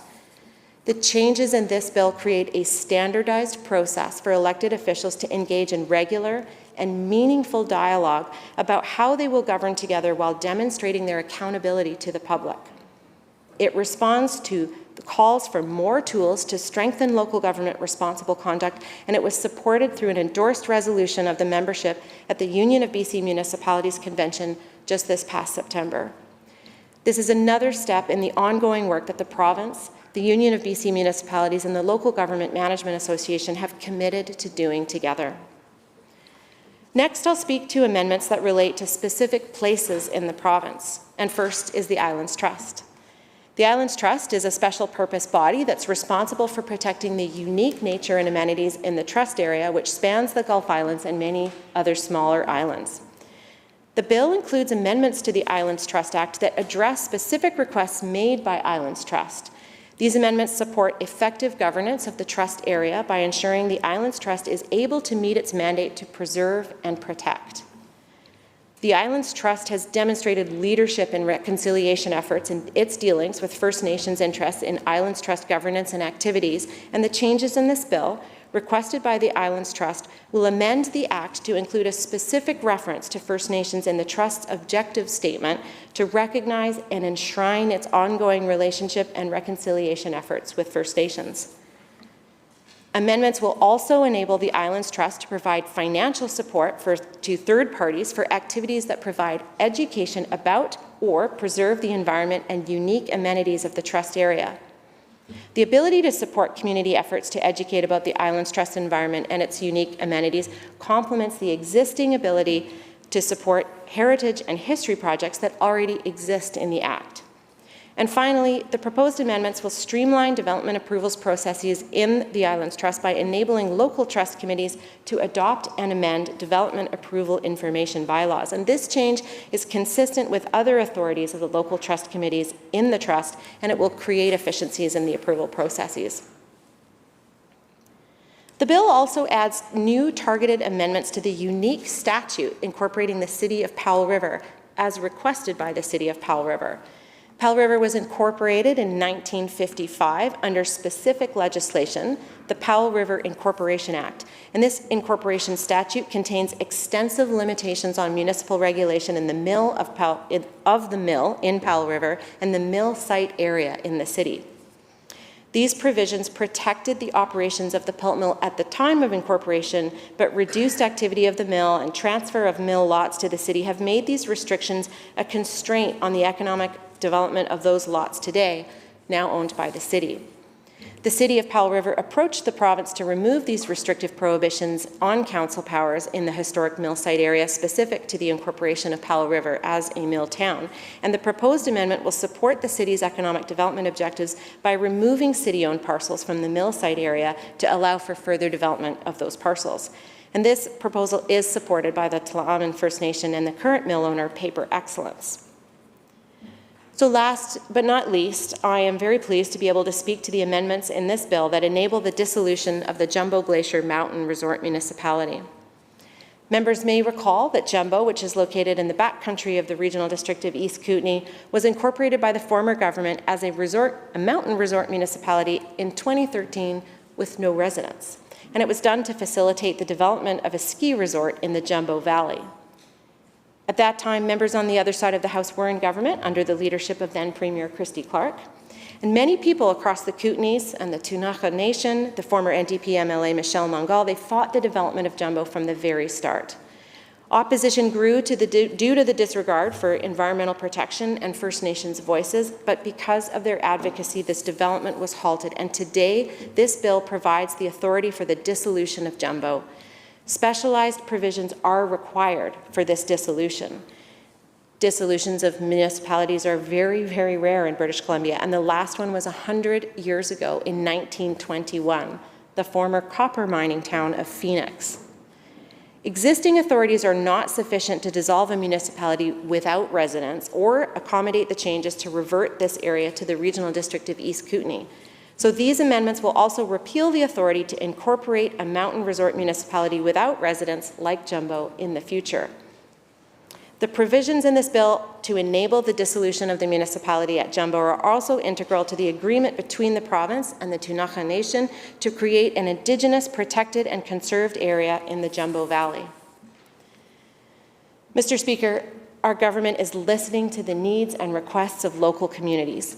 We are working closely with them to provide tools so they can build more housing more quickly for people in their communities, and providing local governments with the authorities that they need to respond to their communities' needs. The proposed amendments in Bill 26 are supported by the Union of BC Municipalities, the Local Government Management Association, Islands Trust, the City of Powell River, as well as the City of Vancouver, where amendments will impact them specifically. And with that, Honourable Speaker, I want to again thank the staff for all of their efforts and work for the people of British Columbia. I look forward to hearing the debate from my colleagues on this bill, on the second reading. And with that, Mr. Speaker, I will sit. Thank you, Minister. Recognizing the member for Penticton. Thank you, Mr. Speaker. Thank you. Thank you. Well, first of all, I would like to start and thank the Minister personally and publicly for the opportunity for a briefing by the diligent and incredibly dedicated, hardworking staff of the Ministry. And I would ask if she would pass that along for me, please. And it's a wonderful process where people in opposition have a chance to talk to Ministry staff and get a direction and a briefing about a briefing and a direction of what the proposed bill is going to be. Mr. Speaker, all members of this House can agree that creating housing for their constituents is a key issue we all face today. We're in the midst of a housing crisis, and it's up to all levels of government now and in the future to lead, not to follow. According to Oxford Economics, the least affordable area, metro area in North America is Vancouver. And I need to say that the Okanagan is not that far behind. And something has to be done to help facilitate construction and the utilization of new residences for the people that need those. Mr. Speaker, the Real Estate Board of Greater Vancouver says the benchmark price for all of residential properties in Metro Vancouver is currently $1.186 million. And this represents a 13.8% increase over September of 2020 and 0.8% increase compared to August of this year. And I look at, and I have two young kids, Mr. Speaker, a 25 and a 23-year-old, and I take a look at their future and their opportunity to be able to have a home anywhere, literally, in British Columbia today. Number one, not only to be able to afford the home, but to be able to afford the down payment on the house, especially with interest rates now starting to take a look of increasing. So it's incredibly important that we all work together, and I can't stress that enough. We have to work together, not only ourselves here in provincial government, but in municipal government and in regional government. We have to put our collective heads together and ensure that we are going to make a difference for future generations and those in need of housing right away. Mr. Speaker, we have been consistently calling for a reduction in red tape when it comes to building homes, and it's good to see government is stepping in to help local municipalities create ways to speed up the development process. But much, much more, Mr. Speaker, needs to be done. And I really hope the ministry and the minister don't stop with this. This is a step in the right direction, and I think it's incredibly important that it continues to proceed, Mr. Speaker, and it will make a difference into the future. We have seen many municipalities struggle with development process that takes longer than it should. And to be frank, some of it's their own fault. I, like the minister, we cut our teeth in municipal government and in regional governments. And we've seen some of the backstops and some of the backlogs that have been created by those backstops. So again, I'm going to repeat, we collectively now have to start working together at all the levels of government in British Columbia to make a difference. And making that difference should lead to the opportunity of not only my children, but other people's children in this wonderful province having the opportunity that many of us have had in this house to own a piece of property and to have our own roof over our heads. This bill, while the bill does provide local governments with minor abilities to bypass hearings and delegate minor variance approvals to staff, many of these powers are voluntary and do not guarantee the action at the ground level. And I really hope that the minister will keep her eye on this and the ministry staff. And any modernization in today's world is a positive sign, and these changes will provide local governments with some more flexibility on how public notices for development are delivered to the residents of their communities or to their area. And while we're very happy to see government remove barriers and speed up approvals at the local level, we would like to ensure that the local community input is still a part of the decision-making process. And again, coming from municipal and regional government, where you are literally the first stop with people coming in the door that have issues with government, we need to listen to those individuals carefully. But we need a balance. It has to be a balance, Mr. Speaker, between all of what is best for the community, not just best for the neighbor or the individuals in the area, but what is best for the community. I would also like to say that the amendments regarding the Islands Trust, which were requested and will bring First Nations to the table, that's a long overdue process, and I'm so glad to see it. In the city of Powell River, which the minister touched on, they approached the province and to make these amendments, and it's good to see them in conjunction with the ministry remove the barriers that are going to help the city's economic development objectives and also their housing opportunities there. Importantly, these amendments were supported by the landowner, and just as importantly, they're supported by First Nations. And although local governments will be asked to create and update their code of conduct, of which the minister also spoke of, there are no repercussions if they decide not to do that. And I kind of think that's a bit of a red flag on the field. There are repercussions, when people's conduct in other agencies is disrespectful or not appropriate. And maybe it is time that we make a code of conducts not only the requirement for them, but the responsibility of carrying through with it. And if you don't, there are consequences. And I think that may be something that I will plant the seed for the future with the ministry, that they may be able to take a look at that. I would ask again the minister directly that she consider that along with her staff. Again, there are issues in all levels of government, and it's not, the world has become less tolerant, which is good, of some of the issues that have besieged governments of all levels at some point in time. And I really think it's important that our code of conduct reflects that and have penalties attached to it. The legislative changes, I would like to say at this point in time, are a step in the right direction. And I really look forward, Mr. Speaker, through yourself, to the minister of committee stage and the committee process, where we will have lots of questions, and hopefully my peers on this side of the House will have questions. And again, through yourself, Mr. Speaker, to the minister, that incredibly capable and dedicated staff that you have in that ministry, I'm sure we'll have the right answers. So thank you very much, and thank you, Mr. Speaker, for the opportunity. Thank you. Thank you, Member. Recognizing the Minister of State for Lands and Natural Resources. Thank you very much, Mr. Speaker, and I'd like to comment publicly, as I've done privately, on the very fabulous nature of your cufflinks today in recognition of a statement you made earlier with respect to the drag community in your constituency. And it's not easy to sparkle up that particular outfit that you're required to wear, but you've managed it somehow. To the House, and with respect to the bill in front of us, Bill 26, Statutes Amendment Act for Municipalities, I join my colleague across the way in opposition in commending the minister and her staff for always looking out as best and capably as possible for the interests of our communities in British Columbia. I represent Stikine in this legislature, and I do so proudly. And Stikine, for those not familiar, is the largest riding in BC, and it also contains some of the most beautiful communities who have some of the most dedicated mayors and councillors, regional district representatives, a series of First Nations governance up and down that highway all the way up to the Yukon and Alaska border. And often these communities can understandably feel a little bit frustrated with the way that laws have been constructed in British Columbia over time, with a certain sense, historically certainly, not hopefully since we formed government, with a lack of care and attention to the particular needs of rural and remote British Columbia, small town British Columbia.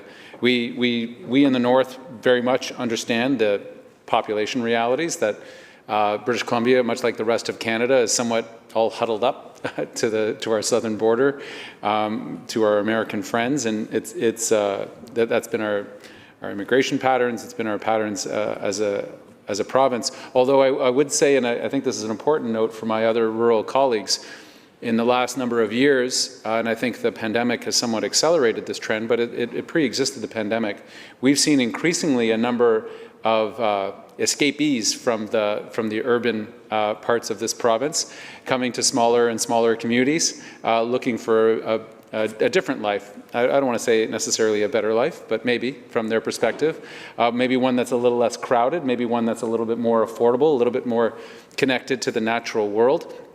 And that is nothing but to the good.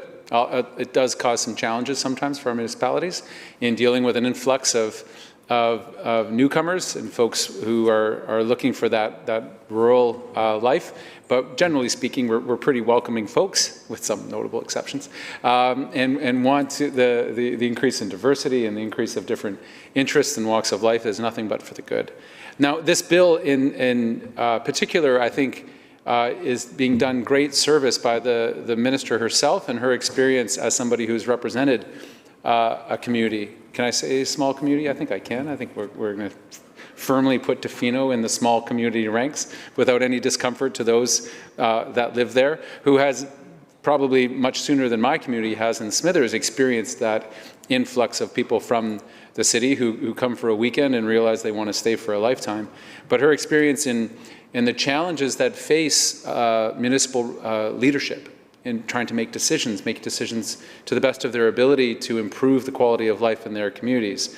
That the acts as written, the laws that guide municipalities have too often encumbered them, made life more difficult, make those decisions more difficult, particularly when it comes to housing, when it comes to the nonprofit sector who are looking to start projects to create not just affordable housing, but groups, the NGOs that are trying to get the support they need from government and from their communities to build women's shelters, to build healing centers, to build various projects that are encumbered by a process that was written in another time for other ideas. We've been faced with a housing challenge, again, not just in our urban centers in this province, but throughout British Columbia for some time. Part of it is due to speculation and sometimes rampant, I'd say, almost villainous speculation in some of our communities, where we hear incidences of people selling a house 6, 7, 8 times in a way that and many have argued on this side should be made criminal before it eventually ends with an actual buyer, inflating the prices dramatically and making life more and more unaffordable for British Columbians. So there are many responses that we've taken as a government. One of them is to go after the speculators, the speculation tax. One of them is to try to clean up the more nefarious actors in the real estate industry, which are maybe not many, but are certainly damaging and cause these huge ripple effects. And it may have started within Metro Vancouver and some other of our larger cities, but the ripple effects have come out to many, many, many more communities where we see dramatic rise in housing prices. I don't know about for other members or those watching, but seemingly so dislocated from the very idea of home ownership into something else, like a wild stock market ride, rather than what it is. It's just a place for someone to live. to raise their family, to be able to contribute back to society. So, and when I look at this act in Bill 26, it does something which I think a lot of municipal leaders have called for, which is a more honorable and trusting process with those leaders in those communities, because it relies much more fundamentally and faithfully on their plans, their own visions for their communities, which are incorporated in most of our communities in official community plans. So that process is done every so often. The community gathers, hopefully members of the community participate and say, what do we want to look like 5 and 10 years out? What kinds of development do we want? What kinds of development do we not want? And where do we want it to take place? We've had vigorous and boisterous debates in the community I live in, Smithers, when folks have proposed wild big box schemes that we were going to have 100 big box stores and we were going to do this and we were going to develop this way. And ultimately, I believe these conversations come down to values. What is it that you believe in? What is it that you hope for? And for many of our residents in the Northwest, connectivity, affordability, the notion of livable communities is front and center, as well as notions of prosperity and opportunity for not just ourselves, but for future generations. One of the things that has stymied a lot of municipal governments is that the process becomes, the current process that I think is going to be greatly ameliorated by Bill 26 is introduced today, or is introduced for debate today, is the ability to streamline the process, to be able to bring to the community those important questions that need community input and vigorous debate and all the rest, and to allow other decisions that kind of clog up the system, frankly, sometimes, where everything is brought to a public hearing, overstretched municipal staffs of whether it's a large city or a small community are then brought to another public hearing. There's notices given. I've attended, I didn't serve at the municipal level, but I attended enough public hearings to know some of them are somewhat perfunctory. You have the hearings, a couple of people show up. Generally, people who are opposed, not so much people who are in favor. That's a general statement, and plays sometimes to NIMBYism on the local levels. And I'm particularly speaking of some of those social betterment projects, the projects that are of a social improvement nature that I'm talking about.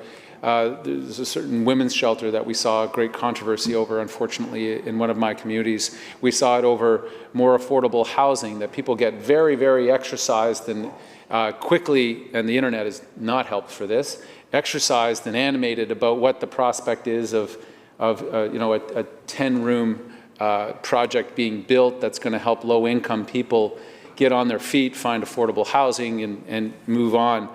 I saw it once actually with a community garden, if you can believe. Our community had to go to full public hearings because somebody had proposed the community garden across from our local hospital.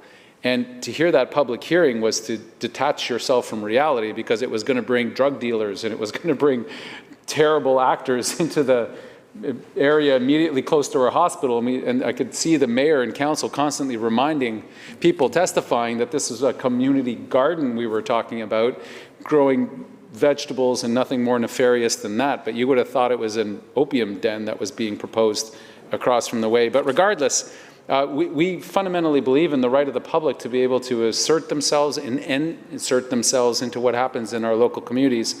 Yet we have seen so many projects delayed and stymied, and they tend to have issues of social and equity and justice at their core. I saw this recently with a healing center that had been proposed by a local First Nation, and it played to the worst aspects of some folks in our community, and that was manifest in the most public way, which was incredibly unfortunate. So to those groups that have proposed these projects, that have raised the funds, that have received government support, and now have a project that they would like to lift up off the ground, if they're able to fit it into the official community plan, if they're able to understand what it is that the community has said for themselves, that the future that they want, that had the input of local residents and other stakeholders, then that project has a much better opportunity to be able to proceed and get through the development phases and actually become material, answering questions about healing and affordability and all of the other great ideas that our residents and our government has supported.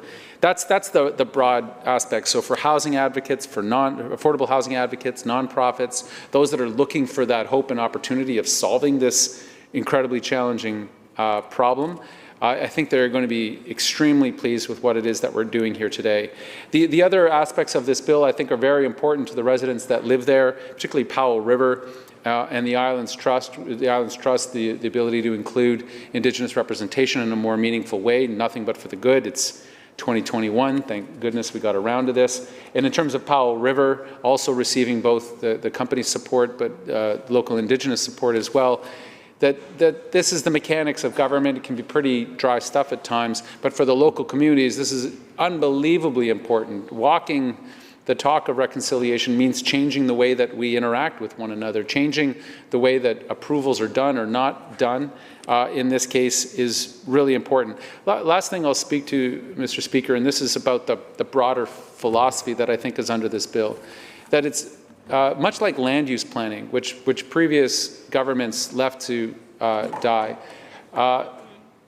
The ability to come together at a values level, at a landscape level when it comes to land use planning, this is municipalities, is incredibly important. And that's where, in my experience, the deeper investment must take place. In understanding at the landscape, at the territorial level, at marine planning level, what it is that we hope for, what is it that we want to sustain and support, and what is it that we don't want to see. That is where the real battle should take place, the clash of views, the ideas and identities coming together to describe that future together. Our governments, when we were government in the 90s, invested quite heavily, although not fully, because because of the era and the time and the lack of understanding, didn't include deeper understandings of reconciliation and free prior informed consent. UN Declaration was still in its early days and manifest. But it was the idea that at the landscape level, this is how we do our planning. This is how we do our thinking about what happens in a territory, in that landscape.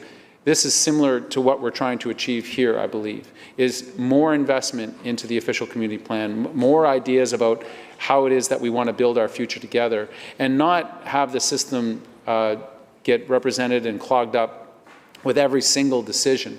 And I'm seeing this, and this is where I'll stop on some of the reconciliation agreements that I've watched become forward from the province, where the Crown, British Columbia, local Indigenous government come together. There's higher order thinking in terms of the territorial plan. There's higher order thinking about the relationship between the two levels of government.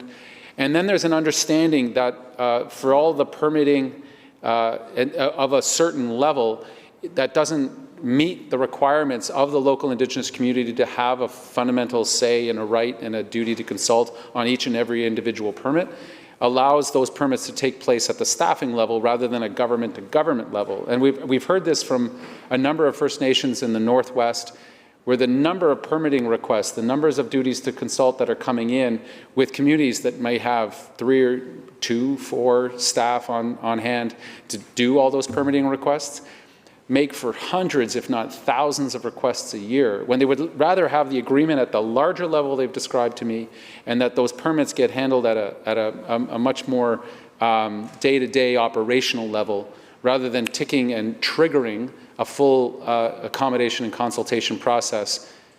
Do that for the big stuff. Do that for the most important stuff, for the landscape stuff, for the stuff that sets our direction. I think what I'm seeing here in Bill 26 is the effort to say that not every single decision that comes before a municipality about building affordable housing, about building a healing center, a women's shelter, needs to go always to that full public review and consultation, that we can achieve those agreements as a community as to what our community looks like now, what we hope it looks like in the future, and designate those zones in the official community plan to allow that to take place. And then those decisions that fall even below that the staff are then greater empowered, so that municipal leaders are taken up with those big questions, that the community is brought together on those bigger questions to allow us to express ourselves and for that future that we hope for. So my full-throated support, as comes no surprise to you, Mr. Speaker, not just for this bill, but also for your incredible cufflinks, and that I hope that we can move with some. They are sensational, folks. For those, yes, agreement from all sides of the House, Mr. Speaker. I know that might embarrass you, but you can't be embarrassed because they're so sensational and fabulous. And that for this bill, to the Minister, congratulations to her and her staff for putting something together that I know is called for by many of the communities that I represent in Stikine and across our beautiful province. Thank you very much, Mr. Speaker. Thank you very much, member. All right. Acknowledging the member for Saanich North and the Islands. Well, thank you very much, Mr. Speaker, and thank you. That's 5 cents for each of you. Thank you to those who are clapping. A round of applause for me to stand. It doesn't happen very often, so I really appreciate it. There we go. Thank you. No, I absolutely will not get used to it. Thank you to the member. I've been writing notes on a variety of different pieces of paper, so I'm going to do my best to try to provide a coherent set of comments here. I think it might be arguable whether some of the stuff that I deliver in here is coherent, but today I'm going to really try to keep it together for you, Mr. Speaker. I do want to raise my hands to the Minister for bringing forward this bill and for taking action on some of the things that we've been hearing. I do have some questions that I look forward to canvassing with the Minister when this bill moves forward to committee stage, should her colleagues vote for it to move to committee stage and we get the support. I do want to, I think, just acknowledge a question that I have at the very high level, which is what is the problem that we're trying to solve with this piece of legislation? It has been, and I've heard some of the debate suggest that this is about solving, or at least a partial solution to the housing crisis that we face. I think that it was put forward in one of the 2 government news releases for one bill, which is kind of unique. 2 news releases, 1 bill, celebrating this legislation, that new tools to increase housing. And I guess that could be one outcome of these changes. It could increase housing. The decision still has to be made at the local level, and I think that while this does free up and allow for municipalities to change the way that they do business, I think that it's important to acknowledge that the big things, the big changes that need to be made in housing affordability and fixing the housing crisis that we're facing in our society, that not only we're facing here in British Columbia, but jurisdictions right across the country and as well around the world are facing a housing crisis, are largely due to the economic structures that we have in place and how we governments legislate within those economic structures, which were norms that we operated within, but that I think we are now seeing are letting us down and letting future generations and current generations, but also future generations down. We have to be willing to actually challenge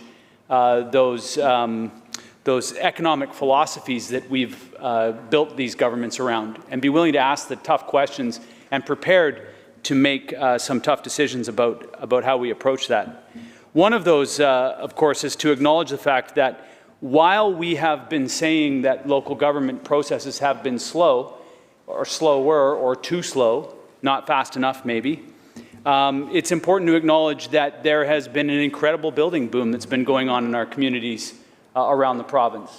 There's an awful lot of units, if that's how you care to measure housing, of housing that has been built. And in not all instances has it been the kind of housing that is needed or required in those communities. And I think one of the important steps that was taken in the previous Parliament was the housing assessments that municipalities would take. Because I think that understanding what, again, the question that I had, what is the problem we're trying to solve? Understanding, and I know that we've done one, and the former member of Saanich North and the Islands before me, now the CRD director on Salt Spring Island, and someone that I work with very, very closely, during his time representing this seat, did I think a really important job and I want to raise my hands up to him. I think I can say his name here, and Gary Holman, in doing a housing needs assessment before it became law.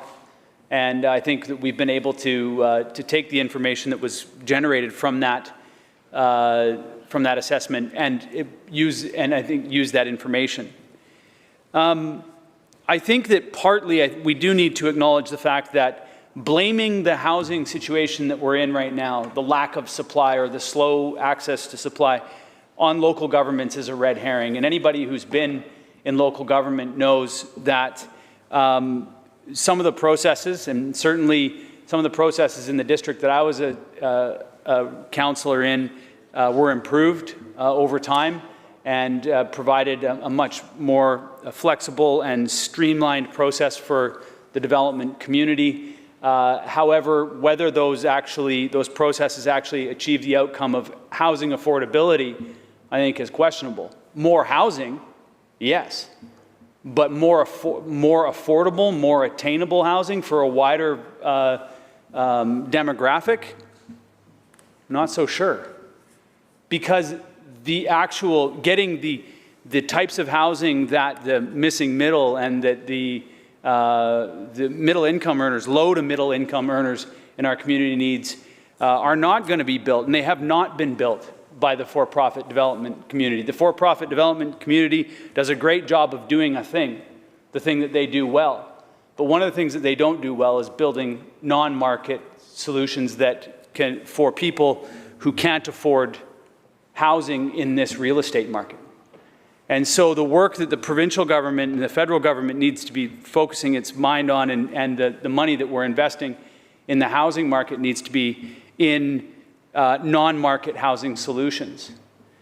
Because leaving it to the housing market to provide truly affordable housing has not proven to be successful.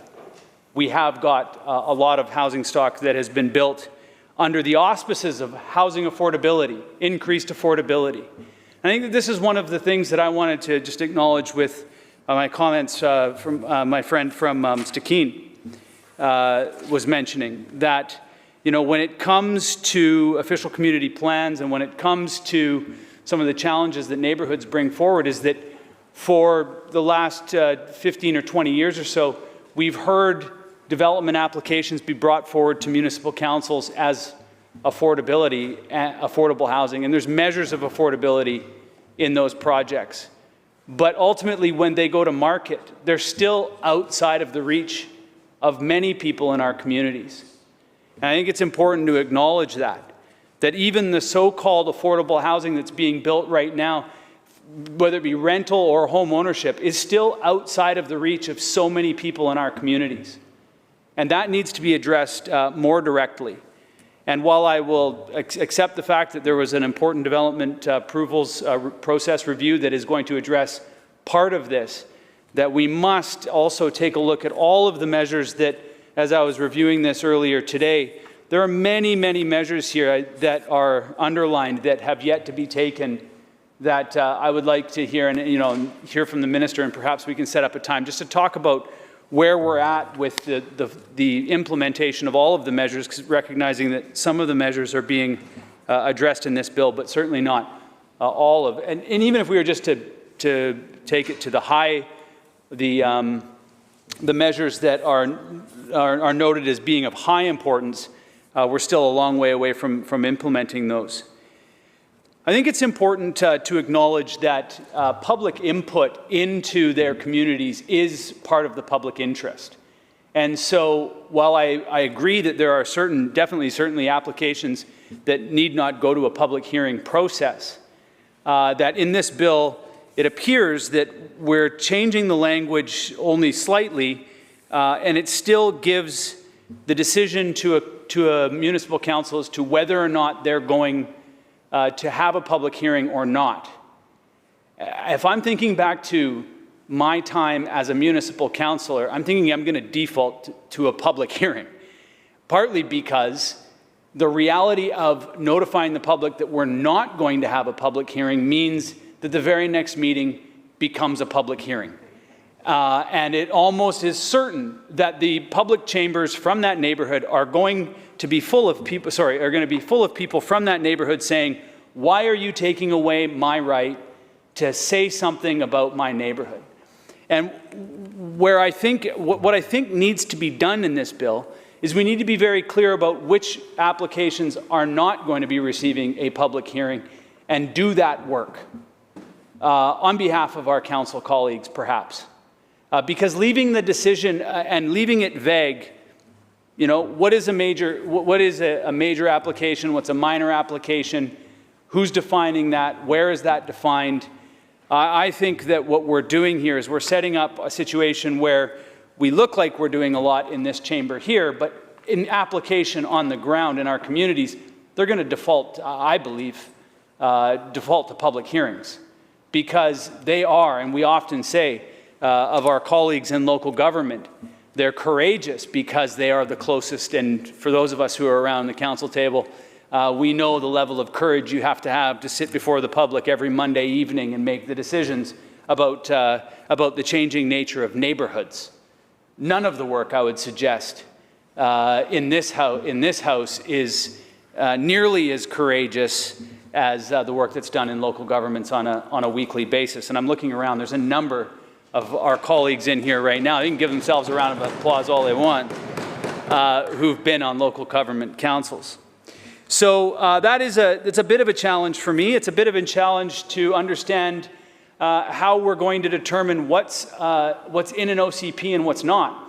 Now you might say, how do you do that? Well, you can read the OCP and you can find out what's in the OCP, but in my experience, I remember the sides for an application and the sides against the application always used the OCP as the foundation of their arguments. And it would be, you know, someone would come in and they'd say, I've gone through the official community plan and I found the 26 things that make it so that you cannot approve this development because of all of these in your own official community plan. And then there would be the proponents of the official community plan, you know, and I used to be the chair of planning and development for the community that that started this whole thing, frankly, by electing me back in 2008. And I remember sitting with the development community and saying, look, go into our official community plan and find, you know, the principles that, or the aspects of the official community plan that supports your development. And build your application around those pieces.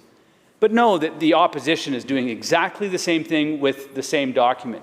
And the reason why I'm raising this, Mr. Chair, Mr. Speaker, is because how are the interpretations of the OCP going to play out with this legislation? It's a question that I'll be asking the minister and hoping to have a good exchange on, just understanding better how it is that the municipal councils are to reconcile whether or not a certain application fits within the official community plan, and what parts of the official community plan are you going to have to ignore to have that level of certainty that you can say, yes, for certain we're not going to have a public hearing on this matter because it's so certain. And I, you know, perhaps I'm making a bigger deal of it than is necessary, although I think that this is the place to ask these questions, and this is the place just to have the exchange, and there might be a very simple answer to it, and I look forward to having that.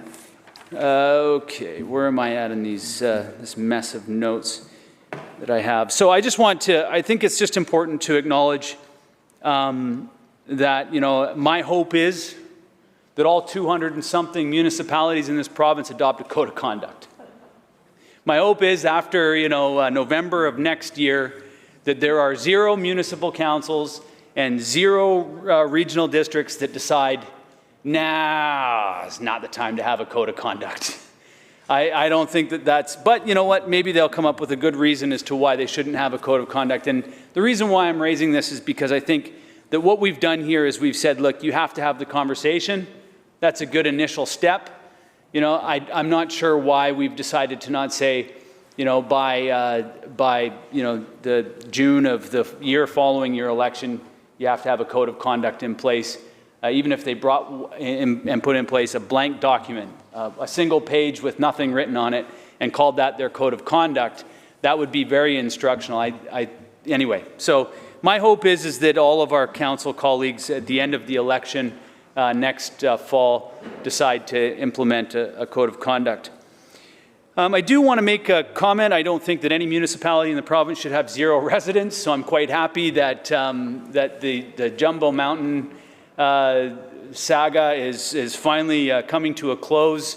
be one of the reasons why I'm quite happy to raise my hand or stand in support of this legislation. I really do look forward to, and I thank the government for paying attention to the interests of the local Indigenous nations in the area who've been quite vocal about this municipality, this resort mountain municipality with 0 residents.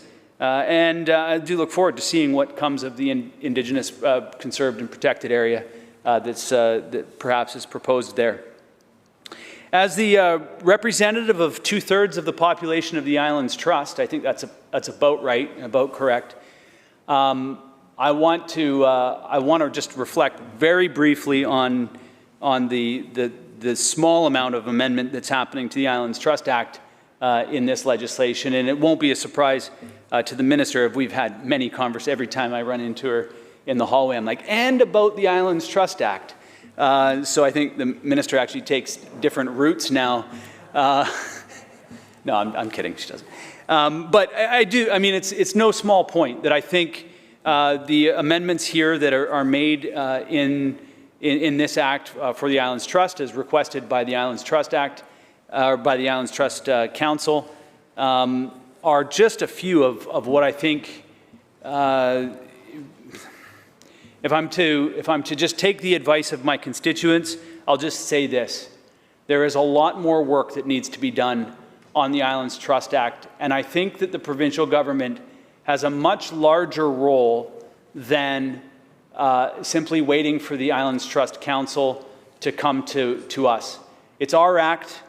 I think we have the opportunity to take a reactive posture here, but we also have the opportunity to take a proactive posture, as we've done with other acts, to review it and to put the resources in place to ensure that what was thought of decades ago is now still applicable in the way that we hope it to be applicable, which is to protect and preserve those wonderful communities that I have the honor of representing and that others in this House have the honor of representing in the way that they need to be preserved and protected today. And there's big, the world has changed a lot since the Islands Trust Act first came in, or since there was a substantive review of that act. And I would just say that we can wait for the Islands Trust to come and make the request, or we can also, and I think one of the challenges is always resourcing here. It's our act, and I think that there's an opportunity for us to take a more proactive role. And again, I don't think that I'll be surprising the minister. It might be the first time that I've said this on the record, but from all of the time that I've been now 4 years the representative of Saanich North in the islands, this has been a major part of the work that I've done, and is listening to and understanding the people who live in those island communities, and they're really a joy to represent. And I think that there's a much greater role that we can play. So with that, I think I have actually covered most of the notes that I have. I'd like to thank the House for giving me this opportunity to speak to this bill, and I look forward to engaging with the minister in the committee stage where I can ask some of these questions and we can have more of an exchange. And yeah, there you go. Hi, Chisiam. Thank you. Thank you, member. Recognizing the member for Kelowna West. No, thanks very much. That's right. Very good. Hey, go from memory here. Thank you, Mr. Speaker. And I would have had no idea that those sparkly cufflinks were part of, kind of a celebration today. But anyways, congratulations. I think most of the members of this House can agree that, creating housing for their constituents is really an important part of what we need to be doing.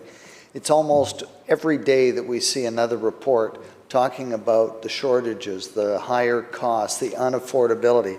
And unfortunately, just in a report I saw yesterday from Oxford Economics, under this government, Vancouver has become the least affordable metro area in North America. That's not just British Columbia, that's not Canada, that's in North America. It's staggering. And what are the issues that are preventing that from happening? I mean, there's many, and I know that local government, and that's part of what Bill 26 is here to try to address, is that the challenges that the community that's trying to build and supply housing, etc., has a purposeful way forward to being able to eliminate barriers. But you know, the Real Estate Board in Vancouver talks about the benchmark price for all residential properties in Metro Vancouver has now just topped $1.186 million, and that's the mean average. I mean, I can't imagine that even myself when I think about, you know, my first home that I bought that I think I paid $28,500 for, and I had a 5% down payment, and I'm thinking, wow, this is a long ways from that. And I do think that we have to work on eliminating these barriers. You know, that price that I just quoted, the $1.186 million as the mean price, is up almost 14% over September of 2020. And that just is unbelievable. And frankly, I know that there's an attractiveness to low interest rates, having been through the high interest rates of the early 1980s, and frankly, having to make some very difficult and tough decisions, and watching people lose their businesses. I watch my friends lose their homes and things like that. So I definitely worry about that as we try to buy into the marketplace. And I have to reach out and give a shout out to Mayor Stu Young of Langford with the other day with the announcement that Stu Young and the council in Langford are putting money on the table for first-time home buyers. Thank you. So I have to say that that innovation, that leadership is really what is at stake here. We have to find a way to reduce red tape. And we say that all the time. We talk about red tape. It's easy to put barriers in front of, you know, the communities, etc. And every community wants to have, you know, better bike lanes, better parks, better this, better that. And at the end of the day, that burden all falls back to the taxpayer. And I think that that's kind of one of the things that I know that this particular bill isn't about necessarily adjusting those things, whether it's development cost or community amending agreements, but the minister, in her own words, is trying to address. This is part of the DAPR report that came to government just about 2 years ago. And the situation is it's implementing some of the things. And I'm going to come to some of the things that aren't in here, and I know that we're going to get into that in committee stage. But I do want to speak about just, you know, if you're a renter and you can't afford that $1.186 million in Metro Vancouver, you're currently paying $2,532 more per year in just the last 4 years. Is that making life more affordable? We haven't done that. And as much as we want to say that or promise it, we haven't delivered on that as the government promised back in 2017. Do you know that there's only, according to the Minister of Housing in estimates just a few months back, that we've only completed 5,269 new additional homes that were part of the promise of 114,000 new homes that were going to be added to the housing stock. Now, I think that this bill actually does partially get us there in terms of making it easier for communities, but we got to go a whole lot further in making this all happen.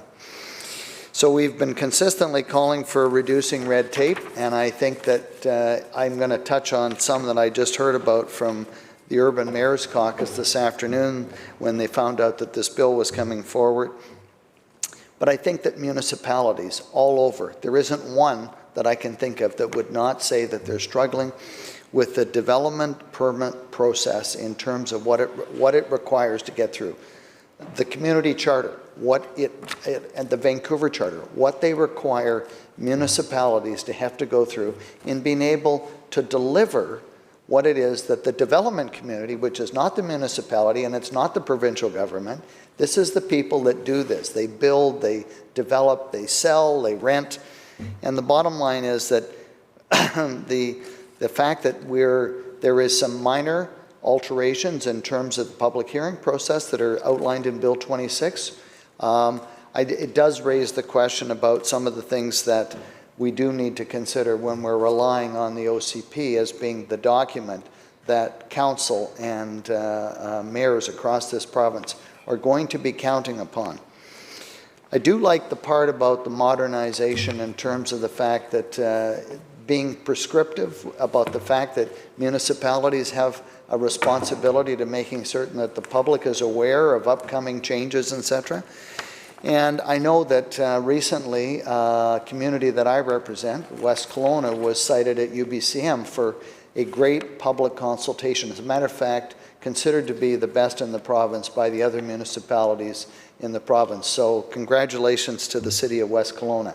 I know that last night, the city of Kelowna approved its new OCP, and that is a long and arduous process that I don't think there's a councillor around or somebody that's been in local government that would not agree that it is a painful process, perhaps more painful than being here and talking about, legislation or other things like that. But I do think that, that these modernizations in the community charter and the other things that the minister has proposed are vast improvements, and we're going to need to find ways to move faster and more relatively in the future. So I look forward to hearing how she suggests that. I do think that speeding up this process, and I know that in not only the DAPR report, but in many other ones, the Government Commission report with CMHC that the former Finance Minister, Joy McPhail, delivered in June, and her committee talked about some bold changes, really bold, big changes that we absolutely have to embrace if we're going to deal with this problem about getting housing stock into the marketplace. It's funny, I'm sure that people heard about what New Zealand did the other day about restricting in major cities around New Zealand. We are not going to allow single-family zoning anymore. I mean, it's certainly bold. I don't know how well it'll work, but needless to say, I know that it's something that I'm sure the government will be considering in its quiver of all the different solutions. There's been lots of things that have been presented to the Minister of Municipal Affairs, the Minister of Housing. We have to work together. And there's actually other ministers that are part of the solution to making this process work better. And we have to all work together. And I say that, meaning that I think that Bill 26 has the elements of working together, but we do have to go further and make certain that we embrace other changes. So, the idea that, I guess, public input. I did work for quite a number of years before getting elected here just on an advisory planning committee and dealt with all sorts of rezonings, et cetera. And I became familiar with, the local zoning bylaws, et cetera.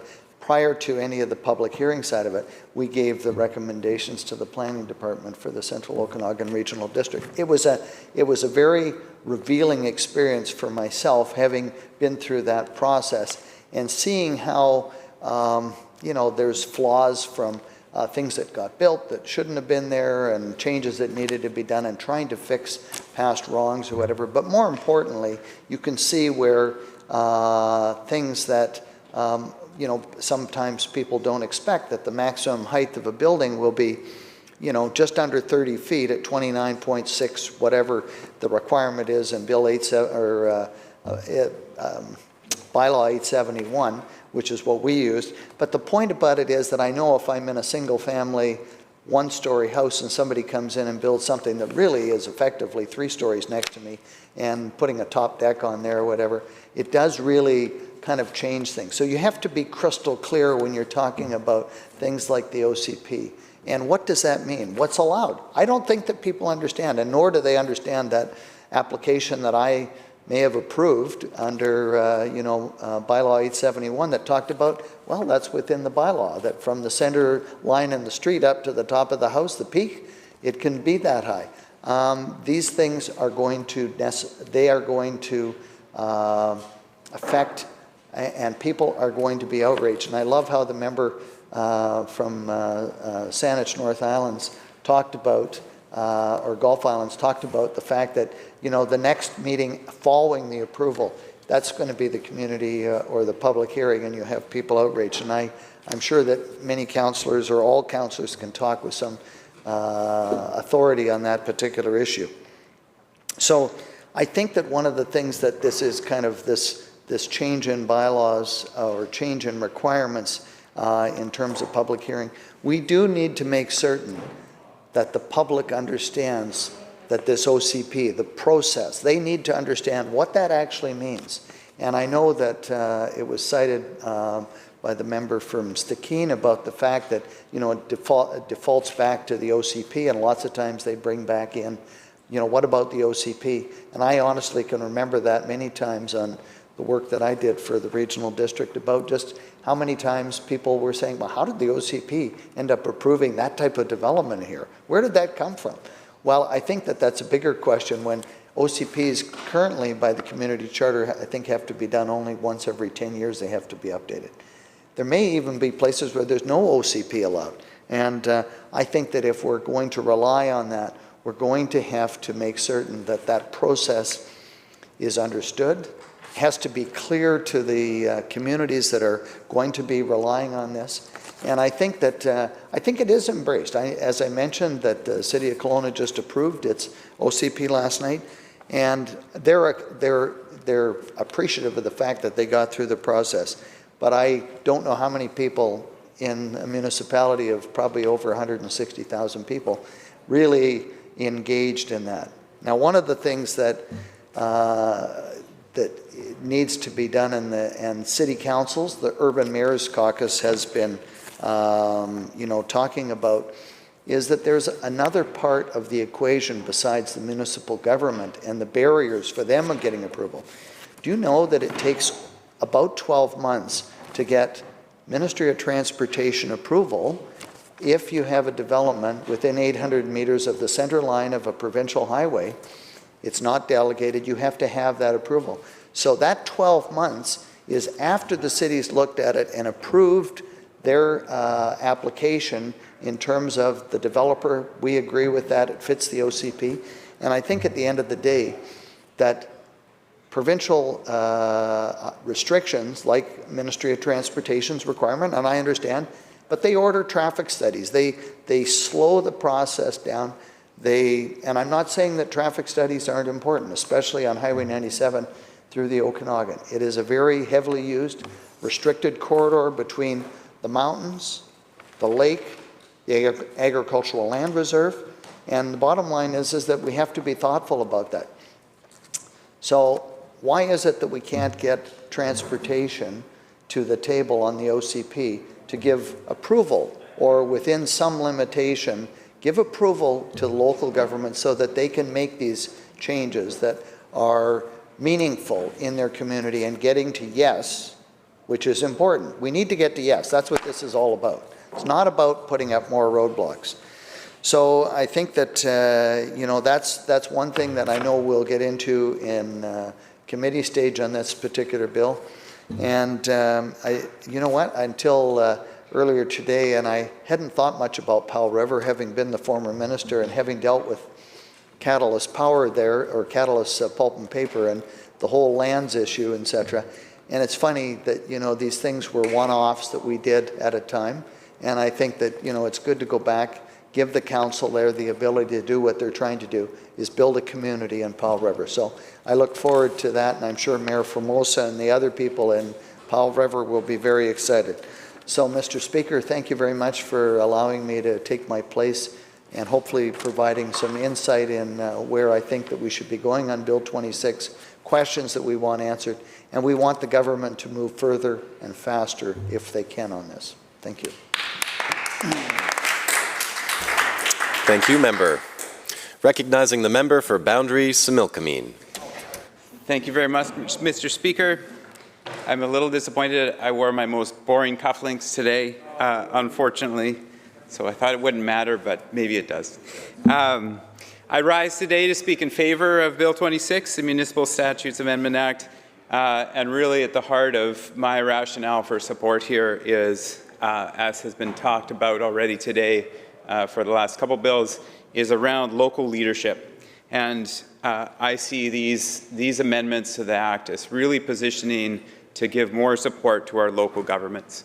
We know certainly that local governments, whether those are municipalities, regional districts, or otherwise, have had an extremely painful and difficult time navigating COVID, there's been an enormous amount of pressure placed upon those local government representatives, and so I'm proud to see our government working alongside UBCM to move forward amendments like this to help make their lives easier. And one of the questions that was mentioned, that was raised and framed by the member from Saanich and the Islands, I may have the title wrong, was around what is the problem that we are attempting to solve here? And to me, one of the problems that we are attempting to solve is support, again, and recruitment into our local governments. We know, I think, especially going into this next round of elections, given what we've seen over the last 18 months and more, the rewards for being in local government are slim and few and far between often, and the costs are very high in terms of personal consequence. And so I see part of this process, especially around the amendment for local governments to publicly consider a code of conduct, to help provide support for those local governments, to help provide an incentive and an avenue through which we see more attraction of new minds, more attraction of different perspectives and new people to those local government tables that at this point are being excluded because at times the harassment and the discrimination and beyond around those tables is too much. And so I'm pleased to see this requirement of an open conversation for a code of conduct should this act come into force. Again, I think this will do a great deal for increasing the value and the recognition of respect around those local government tables. My daughter, my brother, her uncle, gave her the nickname of Entropy because she was just a little bit of chaos in the system at all times. In my mind, that's partly what this requirement to have a conversation around a code of conduct will help diminish, is the amount of chaos that local government tables are forced to sit through and taken away from their ability to do the good work that is at the core of what they are intending to do. Another aspect of this that I wanted to speak to is the notion of streamlining that zoning bylaw requirements. As we all know, again, in local government, at times processes can seem painfully slow. And so when we do have an OCP that aligns strongly with a direction that the community wants to go in, presumably, and through that process, there is a zoning amendment that needs to be made, it makes sense to be able to expedite that process with, of course, to speak to, as the member from Penticton mentioned earlier as well, we need to make sure that our communities have a voice in this process. I think we all agree that that's really key, and that our local governments retain that ability to make sure that the communities have a voice. Also, one of the challenges, certainly from my own time in local government, was the process around how do we communicate to our residents, and how do we make sure we're communicating in a way that's actually meaningful. So we would spend a great deal of time and money going down a legislated communication path that didn't necessarily actually reach most of our residents. And so we would have to go above and beyond to actually do the communication that we knew was important. So the amendment within this to let local governments decide via bylaw what forms of communication are most effective for them to communicate to their residents and their communities, I think, again, provides some more value and it puts more voice back into local residents. Help us make sure that local residents recognize and appreciate what is going on in local government and the value of those local government elected representatives. So that solves that problem of how do we communicate to people, how do we make sure that our constituents, our residents are engaged. My final point would be around the dissolution of Jumbo. So 100 years ago to the year in this House, as I would understand, would have been the last time we passed a disincorporation act. That's my new word for today, disincorporation. And that disincorporation act 100 years ago was, maybe appropriate to the jumbo conversation, was a community in my riding that is now nothing but a ski hill, which I think is interesting. At that point, it was the end of a remarkable era of Phoenix community, which was a very significant and bustling mining community in my riding. So I think it's interesting and appropriate that 100 years on, we're moving forward the next time that we've put forward a disincorporation process for a municipality, in this case, that never was. So these changes, in my mind, will help increase efficiency in our local government systems, improve communication, support an increase for housing, as we've heard talked about, and get rid of a community that never had any people in it. And also, the member from Nelson Creston did ask me on her behalf to say, keep Jumbo wild. So, thank you.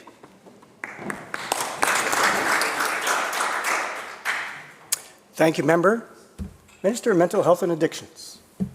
Thank you, Mr. Speaker. I'm very pleased to stand and speak in support of the bill of my friend and colleague, the Minister of Municipal Affairs, the former Mayor of Tofino. I come from local government also, and so although to anybody watching out there, although the Municipal Affairs Statutes Amendment Act does not sound like the most interesting bill, there are a lot of really interesting things in Bill 26. First of all, responding to the need for us to get more housing built in more communities, particularly more affordable housing. Some of the tools that local governments can then opt into, delegation of decisions to staff on minor development variance permits, also shifting the requirements so that local governments can opt into holding a public hearing when there's a development approval, a rezoning that is consistent with the official community plan. Again, this is something, right now it's a default requirement, and with this passage of this legislation, local governments would be able to decide whether their communities wanted and needed that public notice. Also related, a lot of small towns in British Columbia have experienced this with the loss of community newspapers. The requirement to advertise for 2 days consecutively when your paper only publishes once a week can often add weeks to the time period for providing notice for public hearing. When I was serving in local government within the Gulf Islands, the notice for advertising was often fulfilled in a community newspaper far away from where the actual development was going to happen, and not, in fact, the form of news that people were getting in their communities. And so I really appreciate that this, again, gives local governments the ability to opt in to alternate methods of public advertising, not prescribing that it have to be in a newspaper. I'm encouraged also by the validation offered by some of our important partners on building affordable housing in British Columbia. Jill Atke from the BC Nonprofit Housing Association identified that these actions have the potential to save as much as 1 year in the development process, end quote. Neil Moody from the Canadian Home Builders Association believes, quote, it will better allow home builders to increase the housing supply we need and create prosperous, vibrant communities. In my own community where I serve, Nanaimo, already since 2017, we've built 432 new affordable housing and supportive housing units. We have another 751 either under construction or initiated. That is a colossal increase in the amount of housing supply that, simply funded by our government, is coming on stream. And as the mayor of Nanaimo, a member that many other members here in the chamber will know, Leonard Krogh, often cites the astonishingly accelerated building permit values in Nanaimo, as in so many other communities, but the simple volume of construction has challenged local government's ability to process them, and so especially for developments that are consistent with existing zoning or consistent with existing community plans. I'm encouraged that this Bill 26 provides some way, when the community's already bought into the general concept of the proposal, that local government has the ability to make that move a little bit faster. I served in the Islands Trust, and so I'm particularly encouraged to see several amendments to the Islands Trust Act. This does not happen very often. This is legislation that was enacted in, I believe, 1973, created by an all-party committee in this chamber that recognized that the 450-plus Gulf Islands, with their unique environment, almost a Mediterranean type of climate, with the introduction of BC ferries and a real building boom in British Columbia after Expo, were under intense development pressure. A single development subdivision that was approved on North Pender Island, 1,600 lots created in one fell swoop with insufficient water and sewer supplies. It was that imperative that led this chamber unanimously to recommend to the NDP government of the day that they implement the Islands Trust Act, and it has stood the test of time, ahead of its time in many ways, particularly because the Islands Trust object calls on the Islands Trust Council, elected along with all other local government reps across British Columbia, governed under the Local Government Act, requires the trustees elected by the residents of the Gulf Island to carry out the mandate to preserve and protect the Gulf Islands, the Islands Trust area, for the benefit of all British Columbians. It's a mandate that the 26 trustees who sit around the Islands Trust Council table together take very seriously, and with, I believe, 42 different First Nations, it may be more, in fact, than that, all having some element of their traditional territory within the Islands Trust area. Islands Trust Council and the local trust committees, which implement land use planning bylaws and official community plans in the islands, very much challenged to know to which nation do you refer development approvals, to which nation do we sign memorandum of understanding, as we have done within council with Snuneymuxw First Nation and others. But this amendment, at the request of Islands Trust Council, now will build in special reference to First Nations as one of the many governments that Islands Trust Council is required to preserve and protect with and to work together with.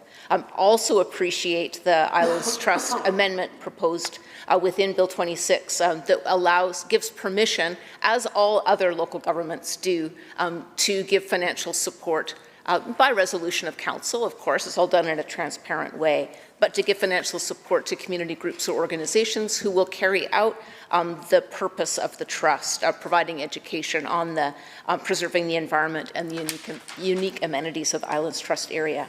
I won't speak to this Act's amendment, which will remove a barrier to development of the very beautiful downtown city of Powell River area, because my colleague is just sitting so close to me here. I won't speak other than on just the beauty of Powell River and how it has developed. And neither will I speak really much about the requirement now in this Act for local governments to consider developing or updating a code of conduct.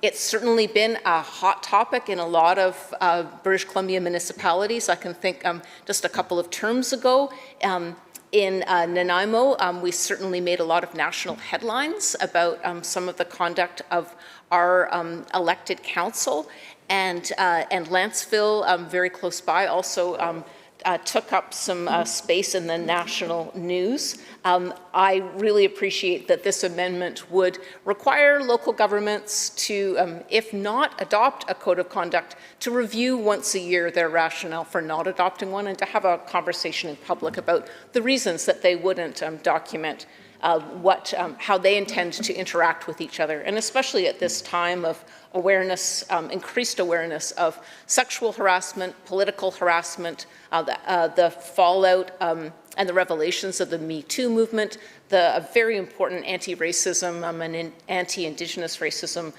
education and awareness that is increasing in our communities. I'm encouraged to hear that a code of conduct will be required, or at least consideration of one. And I will end, Mr. Speaker, just with a final amendment that I wanted to speak to in this legislation: the dissolution of the Jumbo Glacier Mountain Resort Municipality. Jumbo Glacier is a place that I have powder skied. It is an astonishingly beautiful part of the world. The fight to have that land recognized as Indigenous traditional territory, a spiritual place, the fight by local people, I think also of my colleague, the former MLA Michelle Mangal, involved in that fight, and the outrage. I was in local government at the time. The outrage at the time that the government of the day created a resort municipality, although there were no residents of it, and so they could not elect under the Local Government Act residents to be their representatives. It was such a distortion of what any of our understanding was of local representation. And I remember being at the Union of BC Municipalities Convention when resolutions were passed in opposition to the act by the government of the day to create this municipality. I remember the reports of the first convened meeting of representatives of the resort municipality that had been appointed by the government of the day, and people in the adjacent areas, the surrounding communities, pounding on the doors of the council chamber to try to push their way in so that they could witness this first meeting. It was extremely hot.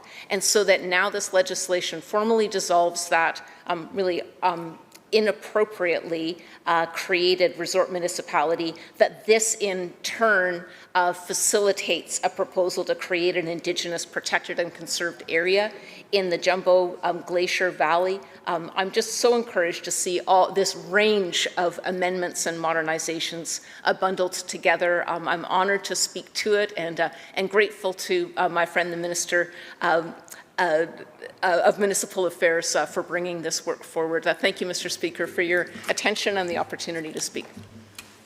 Thank you, Minister.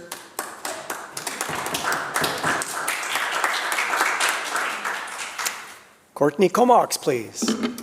Thank you, Honourable Speaker. I am very pleased to be able to rise today in support of Bill 26, the Municipal Affairs Statute Amendments Act. I want to begin by saying thank you very much to the Minister.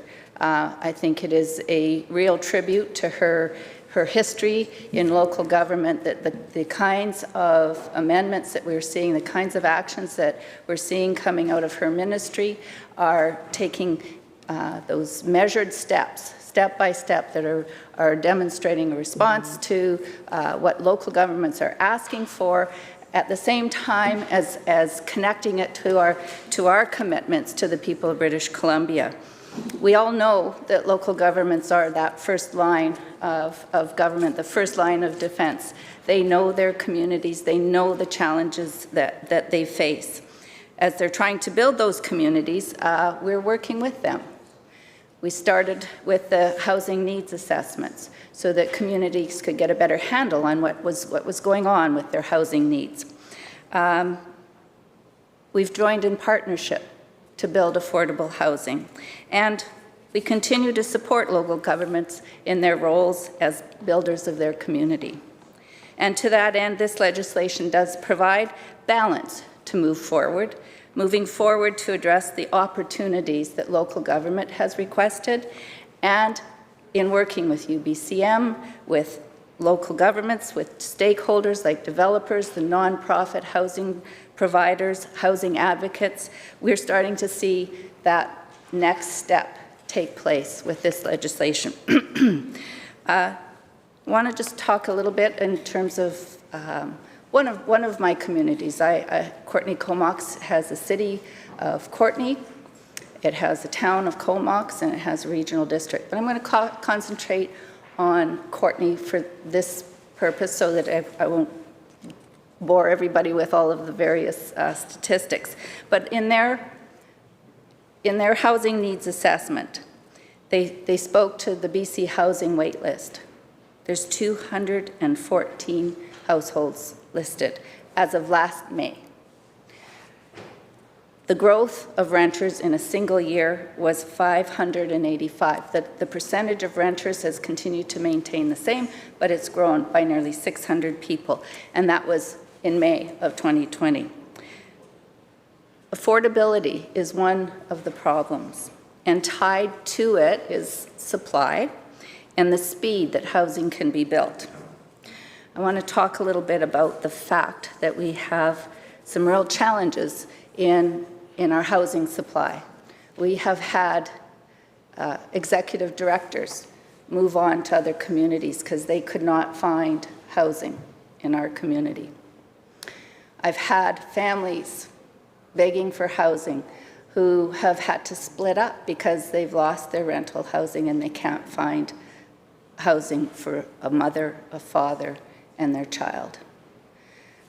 We've had seniors who are on wait lists that grow and grow and grow.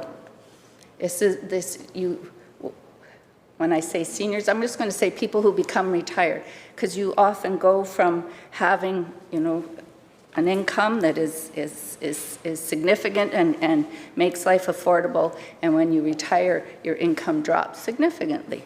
And if you don't own your home, you can be in a very challenging place.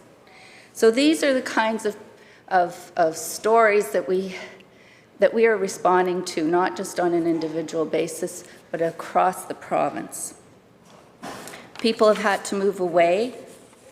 Businesses have struggled with the fact that they don't have workers because the workers can't find housing. We've had problems when we've needed nurses, and nurses are going to come from away and there's no place to house them.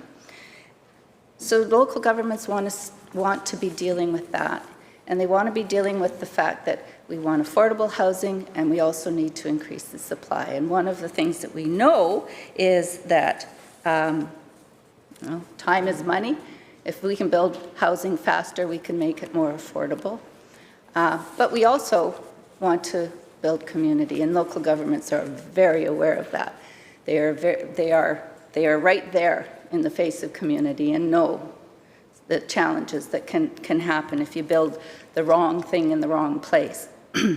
But they also know that they have a responsibility for the greater community. So this bill has a number of measures that create the balance that we need to be able to introduce a more modern way of looking at our development approval process, as was described at one conference that the previous minister responsible for housing put on early in our last parliament, where they talked about the development approval process having been a patchwork that's been created over hundreds of years. And how do you streamline things? How do you change things that become so entrenched when we have over 200 or is it 250 local governments that are all challenged with the same patchwork of processes. So this legislation starts by introducing, when I talk about balance, that public notice. And it's a way for residents to be able to engage earlier on in the development approval process. When you have the flexibility as a local government to reach out to more people, you do a better job of engaging with them as you move through the approval process. And engaging early helps identify problems and fix them earlier. And it also gives people an opportunity to feel that their voices are heard. So that's one of the pieces that's really important in this legislation. And I think the part around the streamlining the development approval processes that remove the requirement for local governments to hold public hearings for zoning bylaws that are consistent with the official community plan is a really important distinction that people should be aware of. official community plans are the foundation of how things can proceed in building community. And the public is invited very much to be a part of it. It's a very robust process where people get to engage in a visioning process, and they get to imagine what their communities are going to be like. And if a rezoning is consistent with that, the notion of having a public hearing at third reading is way down the line. Get your public input in early, and you're going to have a better outcome. So this is supporting that, and I think it's a terrific balance for communities to be able to take that step of engaging early with their communities, moving the process along faster so that we can build more affordable housing, so that our communities can grow, so that we can have nurses in our hospitals, so that we can have the jobs in the bakeries and in the stores. You know, all of the different range of need for housing is important for us to have better communities. If a rezoning isn't in compliance with the OCP, it means that there will be a public hearing, because you have to amend the official community plan. So it's not an attempt to try and remove the public from the process. It's actually an attempt to make it better. The other piece of it is around variances. I've lived in communities where there's been boards of variance, and those processes can be pretty cumbersome. Having variances that have to go to city councils is also another form of encumbrance. The types of variances that are going to be allowed are not are allowed to be completed by staff are not substantive. If people are worried that there's going to be a variance that's going to cause more density in their neighborhood, or if it's going to change a permitted use, that's not a minor variance, and that's not what this legislation is intended to do. It's intended, once again, to help speed up the development approval processes so that we can meet that goal of creating more affordable housing in our communities. It's yet another step in the process of getting rid of a patchwork of hundreds of years of trying to make it work, to bring us into the 21st century and to continue to build more affordable, and build better.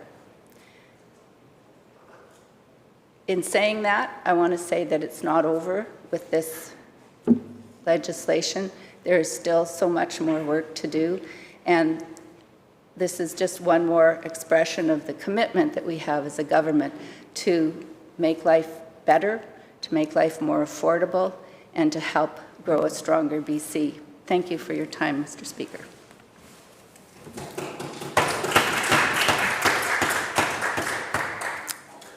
Thank you, member. Surrey Cloverdale, please. Thank you, Mr. Speaker. I stand here today to speak in favor of Bill 26, the Municipal Affairs Statutes Amendment Act. As a former city councillor and other people here that were part of local government, there are a lot of good portions in this act, how it applies to my constituents of Cloverdale.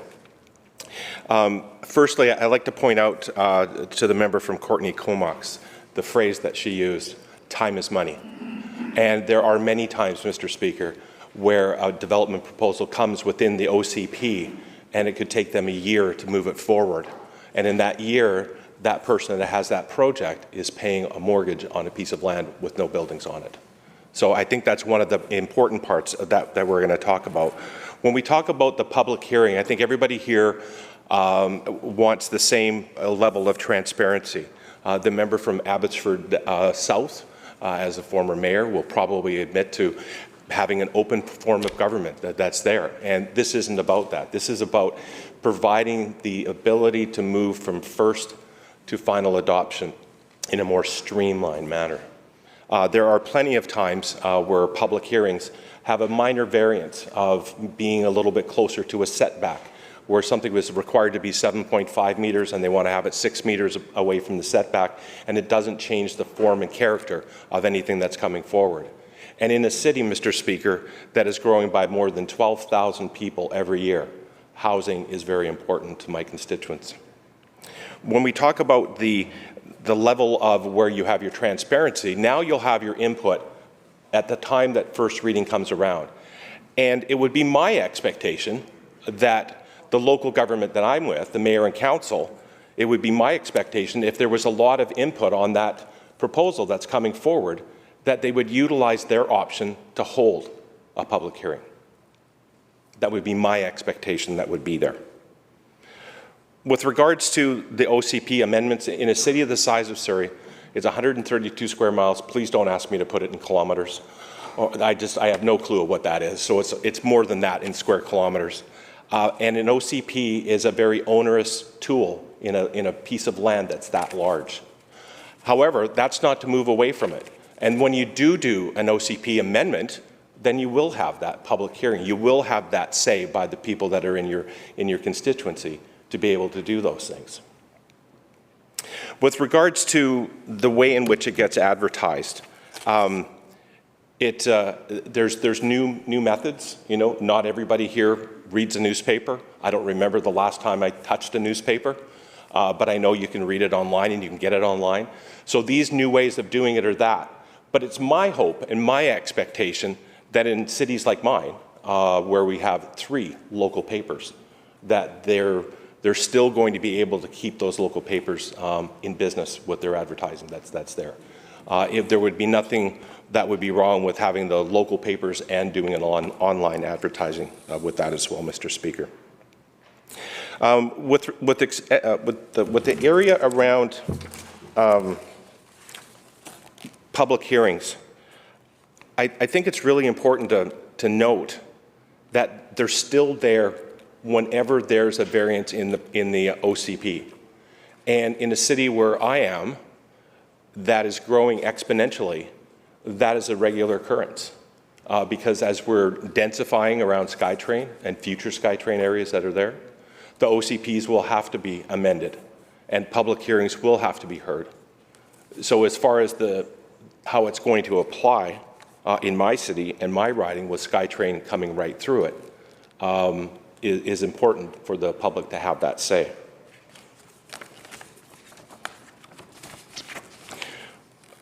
Going back to the newspaper ads that are there, I don't think the intent is to have them change the communities that are out there, to force them to change it. It just gives them an option that's there in the other communities that are there.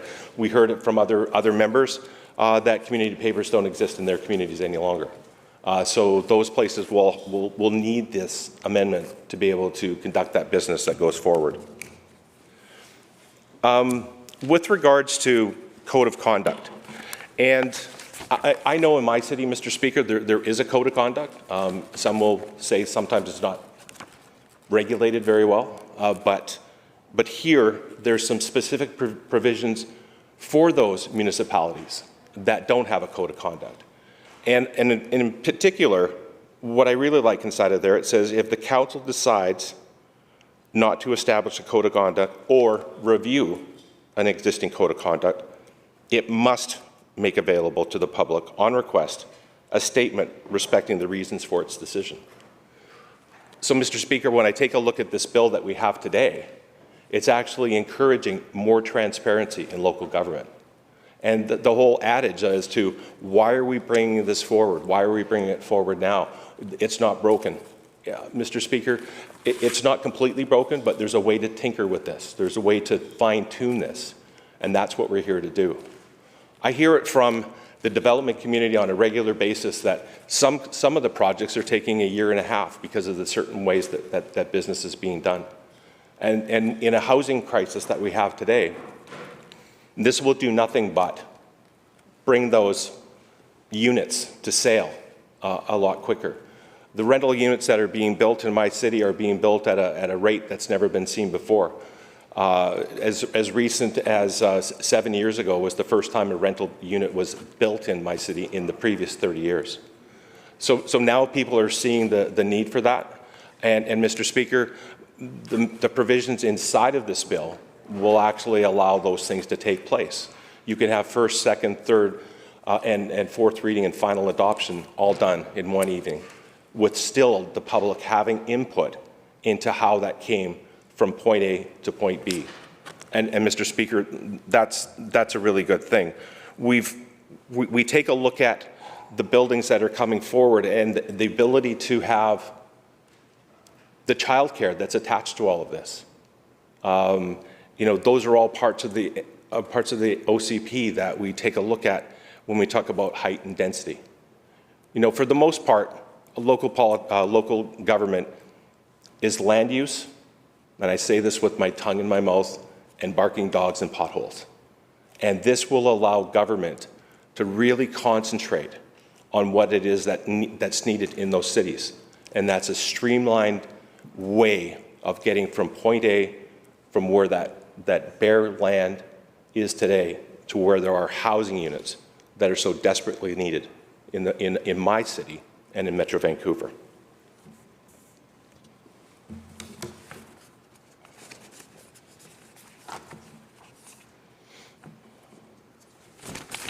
And I think the last thing, Mr. Speaker, that I want to leave with is the OCPs are fairly complicated, but they're done with the community in mind, and they're done with the community input. And there's nothing that prevents any city, any municipality, for allowing a public hearing to be held on a development that comes through. There's nothing that stops that. So, Mr. Speaker, I'll close by saying Bill 26, as a former member of local government, would have been very welcome when I was there to streamline those things. So thank you, Mr. Speaker. Thank you, Member. Attorney General. Thank you very much, Honourable Speaker. I rise to speak, in no surprise here, in support of the bill.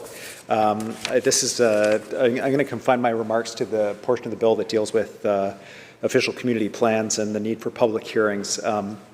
As Minister responsible for housing, I've had a lot of meetings with local government, with development industry, and with people searching for housing. And without question, we have a housing supply issue in our province. The province is funded local governments to do housing needs studies about how much housing they need in order to respond to population increases in their community.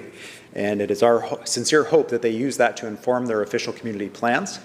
And when they develop an official community plan that says how they're going to meet the housing needs that are present in their community, this bill fits in very nicely with that, because there's a plan in place developed by the community. Where do we want certain kinds of housing?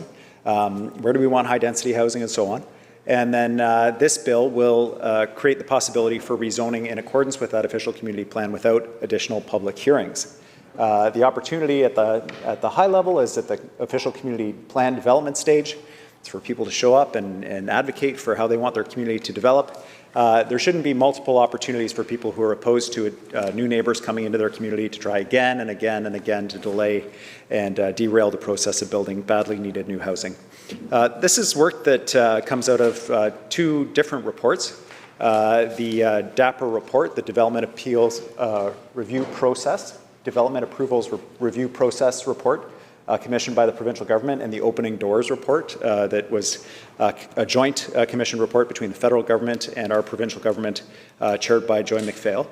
Both reports have identified this approvals process within local governments and provincial government as a barrier to the development of housing. And you know, I certainly have had my moments of frustration with local governments, and I know they've had their moments of frustration with the province, but we are working together. We're working together to address this crisis in housing, and I've had a number of really positive meetings with, for example, the Urban Mayors Group, who has advocated for reform in this area, mayors including Kennedy Stewart, Lisa Helps, Ken Christian, mayors, Leonard Krogh, mayors from across the province. The reason why I'm emphasizing the fact that this work is happening in cooperation, despite some tension, I think when you're talking between different levels of government, frustrations can arise, and I don't pretend that the province doesn't have work to do in our own approvals processes. The reason I emphasize this is because I heard the critic for housing from the opposition speak on this, and in some of his remarks, I had the feeling that maybe we were all taking the same approach. We all have the same kind of perspective on this, and I don't think we do.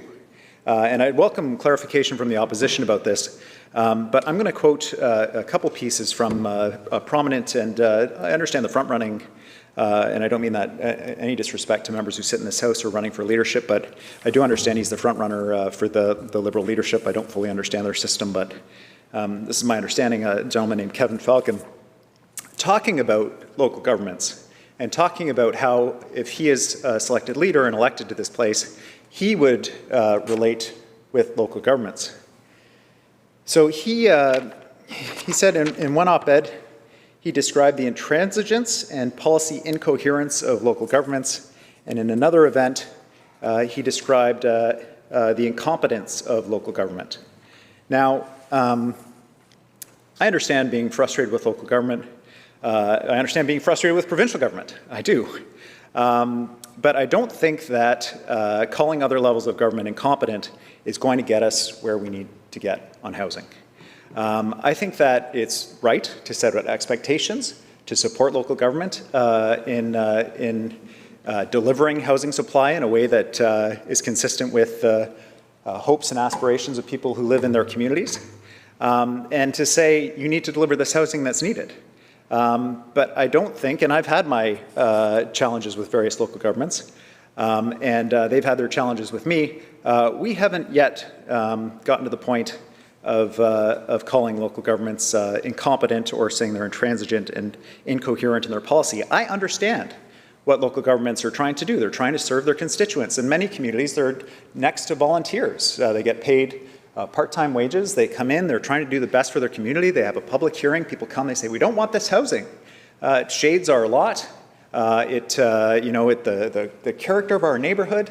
And so they're trying to make the right decision. So I think that the goal here, at least on our side of the House, is engagement with local government to give them the tools they need with the housing needs surveys, to give them the tools they need with the official community plans and this new law that will assist them in forming that plan with their community, but then avoiding those hearings where people try again and again and again to derail the decisions that have already been made about where the housing is going to be. I think that's a much better approach. And I think another important distinction, because supply is a critically important issue in our province, both for market housing, for purchase and for rent, is to understand that on our side of the House, we believe that supply is important, but so is demand management through the speculation tax is one example. And again, Kevin Falcon's out there saying the speculation tax is a terrible thing. This is an additional tax on people who don't pay income tax in our province when they buy housing. And I think that's fair. I think that if you're working in our province, if you're a tax resident in our province, then you should get priority for housing when we have a supply issue. And if you are not tax resident in our province, if you're not paying taxes here, if you're leaving homes vacant, then you should pay for the externalities that you create through that kind of investment activity. When you're speculating in housing, you are creating our homelessness problem. You are creating our housing crisis that requires additional government investment, and you should have to pay to offset that. And yet, Kevin Falcon has been very outspoken about getting rid of what he describes as speculation taxes and empty home taxes. And so the sensitivity of the other side of this is important, because there is a difference in our approach to housing, and you could be forgiven for misunderstanding. You could be forgiven for misunderstanding that we have different approaches to housing based on the comments from the housing critic on this bill.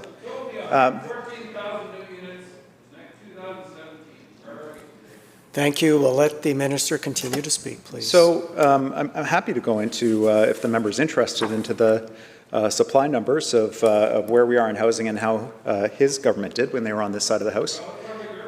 Yeah, well, I'm glad to. I'm very proud of the numbers that we're putting up on housing supply.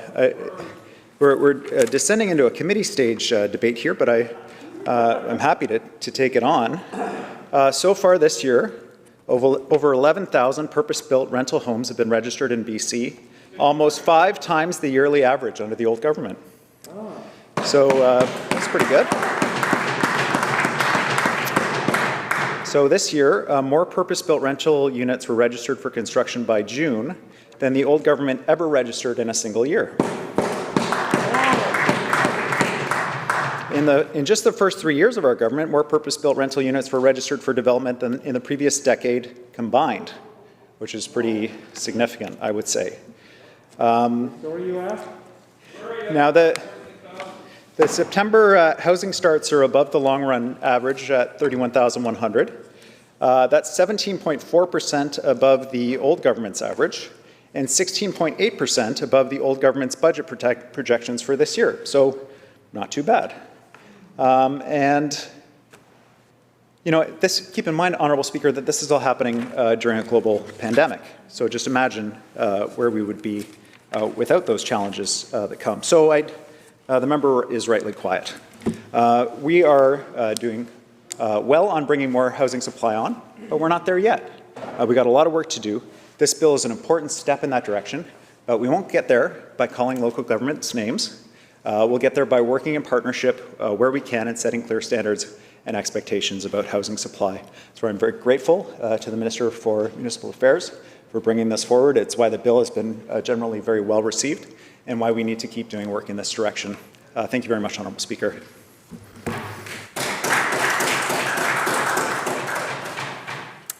Minister of Social Development and Poverty Reduction, please. Thank you very much, Mr. Speaker, and it's a pleasure to be able to add my voice to the Municipal Affairs Statutes Amendment Act. And as we all know by now, it consists of 5 essential areas of concern. One is the requirement that requires governments to consider developing or updating codes of conduct. That's one element of this bill. The authorization of the dissolution of Jumbo Glacier Mountain Resort Municipality, that's the second. Streamlining local government development approval processes is the third. Modernizing local government public notice requirements is the fourth. And close to my heart and constituency is to facilitate economic development, removing Powell River mill site areas from the sole control of the mill and to put it back into the jurisdiction of the city of Powell River. And I mostly just want to focus on 2 areas, the dissolution of the Jumbo Mountain Resort, in part because of my memory of the time back in 2012 and before when my colleague Norm MacDonald, the former mayor of Golden, was a strong advocate to protect that particular area of the province. At the time, he was engaged in disagreement with the then Minister of, I believe it was Economic Development, a Minister of Community, Sport and Cultural Development, Bill Bennett. And I just wanted to hearken back to that period of time because, in effect, Norm MacDonald was right at the time, and he should have been listened to, but he wasn't. I found a letter to the editor that he wrote in the, I think it was the newspaper in Golden. And he talked about how whenever anyone talked to him about this proposal, the word ridiculous often came up in the discussion. And to quote my friend Norm MacDonald, he talked about how the BC Liberals, he said, the BC Liberals have passed legislation that allows, with the stroke of a pen, Bill Bennett, Minister of Community, Sport and Cultural Development, and a longtime Jumbo Resort booster, to declare that Jumbo Valley is now a municipality. He went on to say, and that municipality will have a hand-picked, appointed mayor and council with all the powers and responsibilities of any other municipality. There does not have to be a single resident living in the Jumbo Valley, nor does there have to be an election for mayor and council at any time. Bennett will tell you that we do this sort of thing all the time. We establish municipalities to promote mining communities, and within a few years we have a fully functioning community with an elected mayor and council. With no investors, significant opposition from First Nations and the opposition party at the time, Jumbo Resort will not go ahead should the, at that time, opposition form government.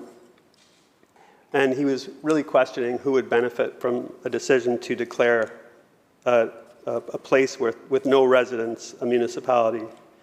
And Norm MacDonald characterized it as a giveaway of public lands. And I have to say, Norm MacDonald was right.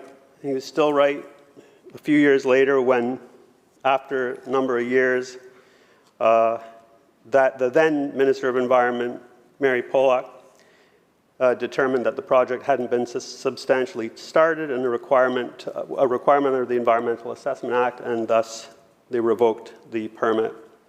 At the time, people were pleased, and at the time, the request was that there be a dissolution of the municipality, and that's happening now because of this legislation tabled by the Minister of Municipal Affairs, and I think it's about time, and it's a good step.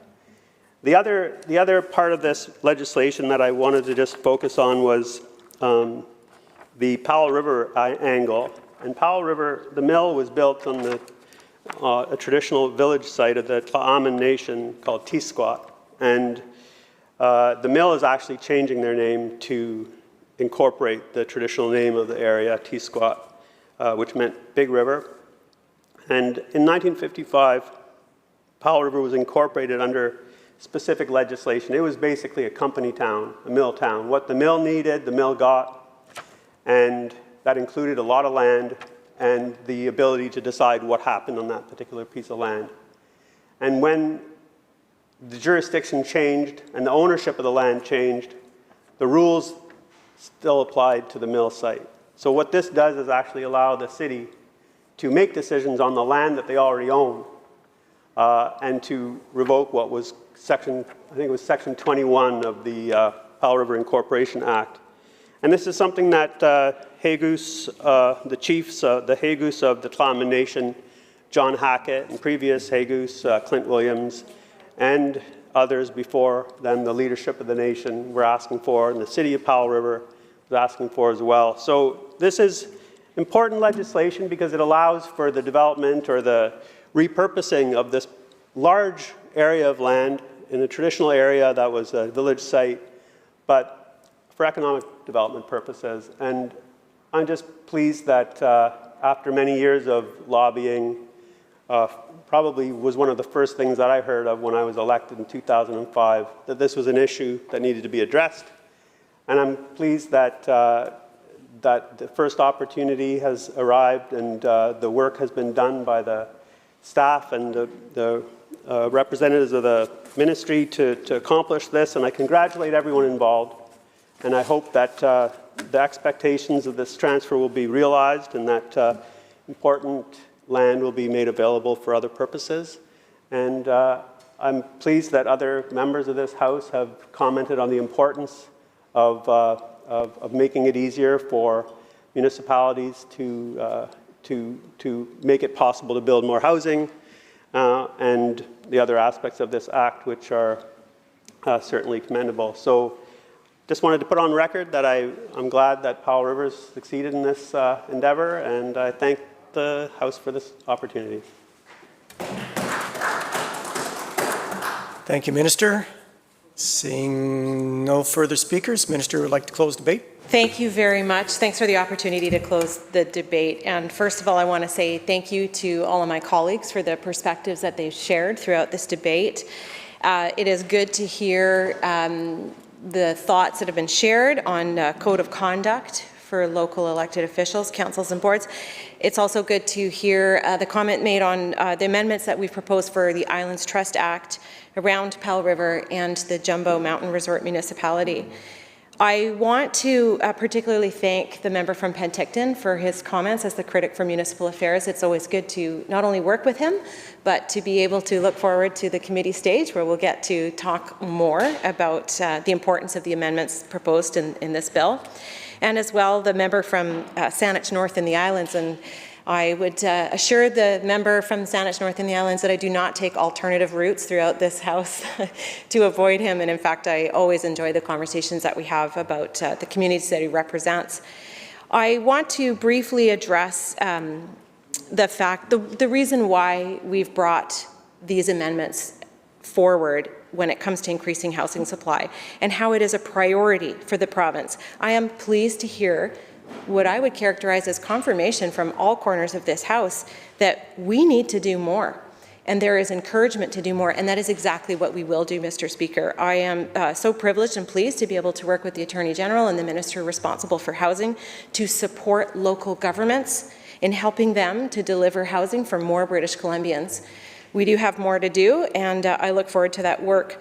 I also want to comment that in making the transition from being a local elected official myself to this House, I really enjoy this the second reading debate, and I really look forward to the committee stage because it is the part of this this whole experience that probably is most like being in a council meeting. A very, very, very long council meeting, but one nonetheless I really enjoy hearing from everyone about. So with that, I look forward to the continued discussion and committee work, and I move second reading, Mr. Speaker.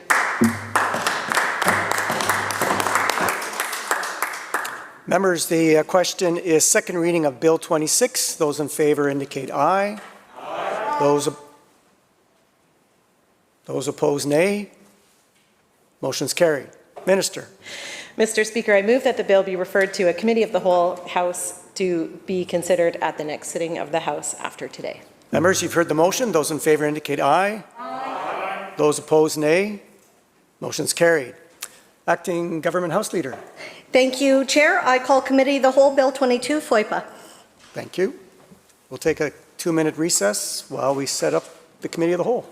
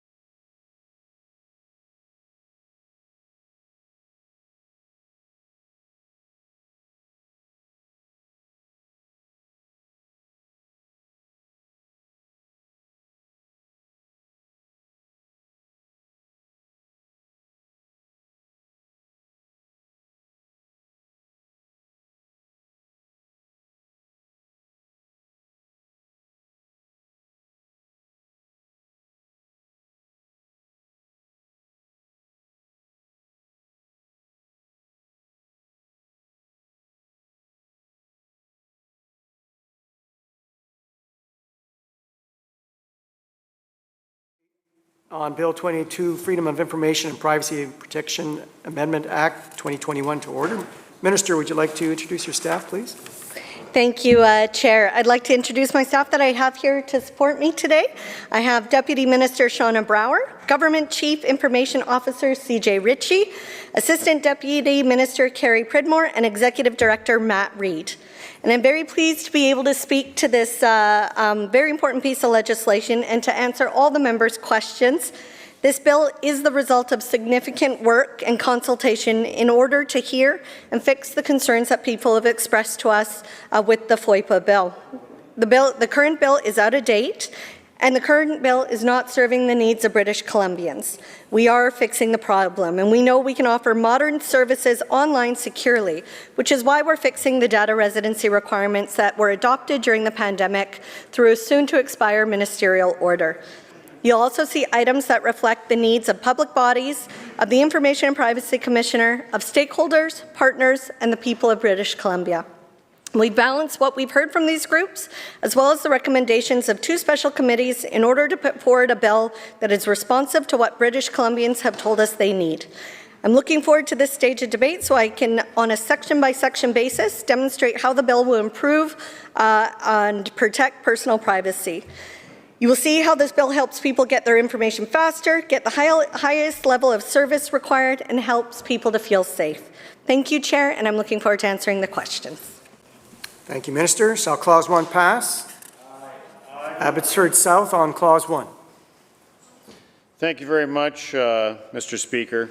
And it is indeed a pleasure to go through this today. And I would beg with your indulgence, as this is actually my first time. Thank you. I'm going through the committee process, so if I do happen to please help me keep within the boundaries, if you wouldn't mind. I'd appreciate that very much, as I'm sure you will. And although it is cufflink day today, apparently, and there we go, you're also wearing a pair as well. I think that should go without noting. Apparently that's the theme of today, is taking a look at the Speaker's cufflinks.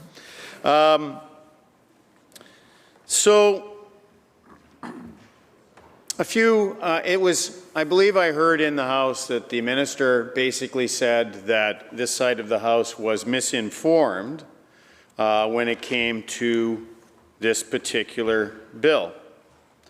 Would the Minister, through you to the Chair, through the Chair to the Minister, would the Minister please, would she be in agreement that the Freedom of Information Commissioner is also informed, because he's written a rather lengthy letter, I believe unprecedented, outlining a number of issues that he has with this particular legislation. So through the Chair to the Minister, would she say that the Commissioner, the Freedom of Information Commissioner, is misinformed? Minister. Thank you, Honourable Chair. And I want to thank the member for the question. I'm really looking forward to going clause by clause through this bill, in which we'll be able to address every aspect of the Commissioner's letter, section by section. We've worked very closely with the Commissioner through the creation of this bill. My team and myself have met with the Commissioner 20 times about the bill. And there are points that we absolutely don't see eye to eye on. The Commissioner does have a very singular focus of privacy, and that is, he's very good at his job in taking a look at that. We also need to take a look at what we're hearing from British Columbians, and us on the government side have to address what's going on in people's lives. And so as we go clause by clause, I'm sure we'll be addressing every single piece of what's in the Commissioner's letter. Member. Thank you very much, Honourable Chair. I agree with the Minister that we've heard from British Columbians, a number of them, in particular the Privacy Commissioner, who I would point out is their duty to look at this type of legislation. Would the Minister, through the Chair to the Minister, would the Minister please describe the process by which the legislation was actually developed?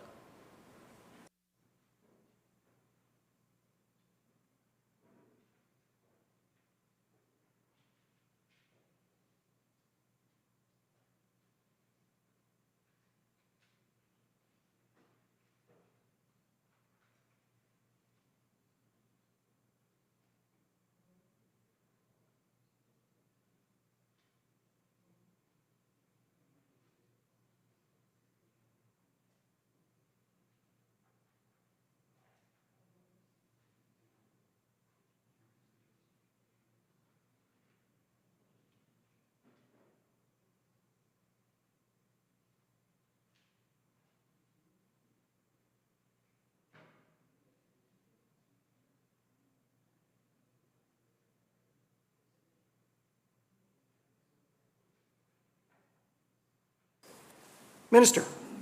Thank you, Chair. So the process for this bill actually began in 2017. It's been a very long process of consultation since 2017, rigorous policy process, a long drafting process, more consultation, including with our Indigenous partners, and we have before you a bill that I'm looking forward to debating. Member. Thank you very much, Chair. Through the chair to the minister, would you please give us specific examples of what you felt was misinformation from this side of the House? Since the member asked for direction, it would be, would the minister give examples, or would she? Yeah. Give examples. Thank you.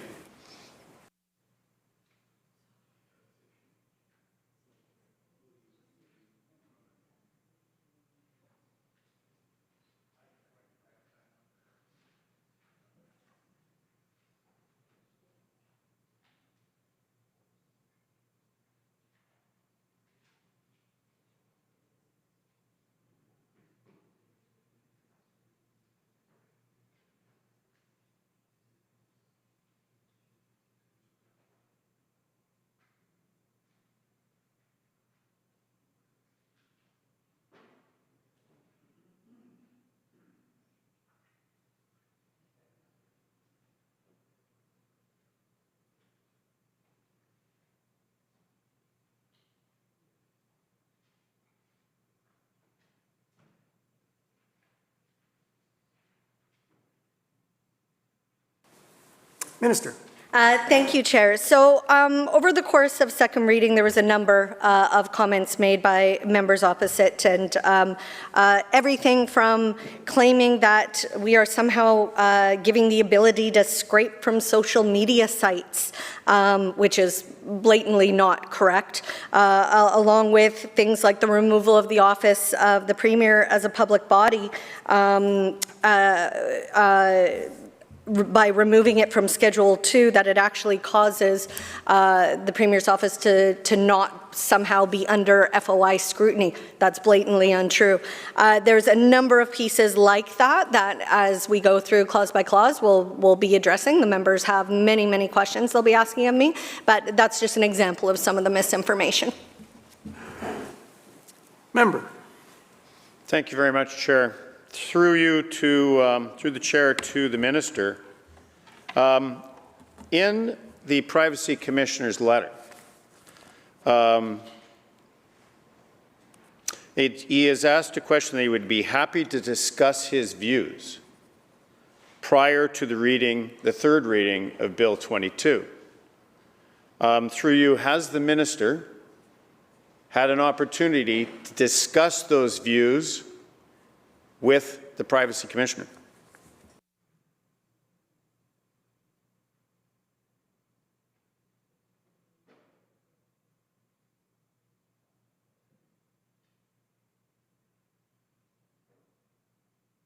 Minister. Thank you, Chair. So my last conversation with the Commissioner was on Friday. We spoke personally before the tabling of the bill, and we had a conversation again about what was included, what the Commissioner's concerns were, and you know when I would be tabling, or sorry, rather when I would be tabling the bill on Monday.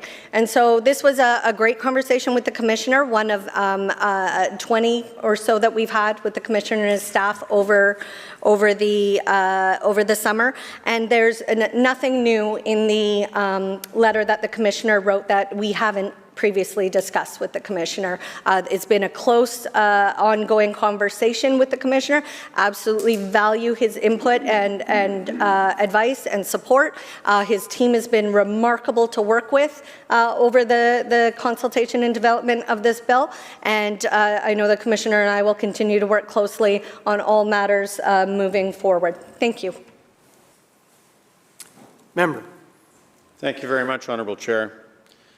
Through you to the minister, considering the tone of the Privacy Commissioner's letter, which I take a look at when he says that proposals would be a step backwards for British Columbia with regards to freedom of information. Did the minister, through you to the chair, would the minister please explain in more detail whether or not that particular sentence was discussed and what specific suggestions he had or concerns that he had were that he discussed with the minister on Friday?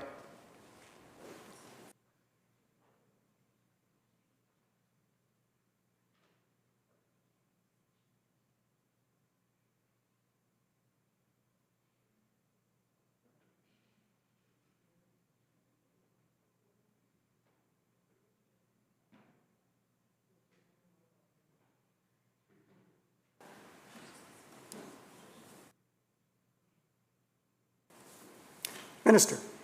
Thank you, Chair. So I just want to, through you, Chair, remind the member that we are on Section 1, and so I'd love to begin debating the bill on Section 1.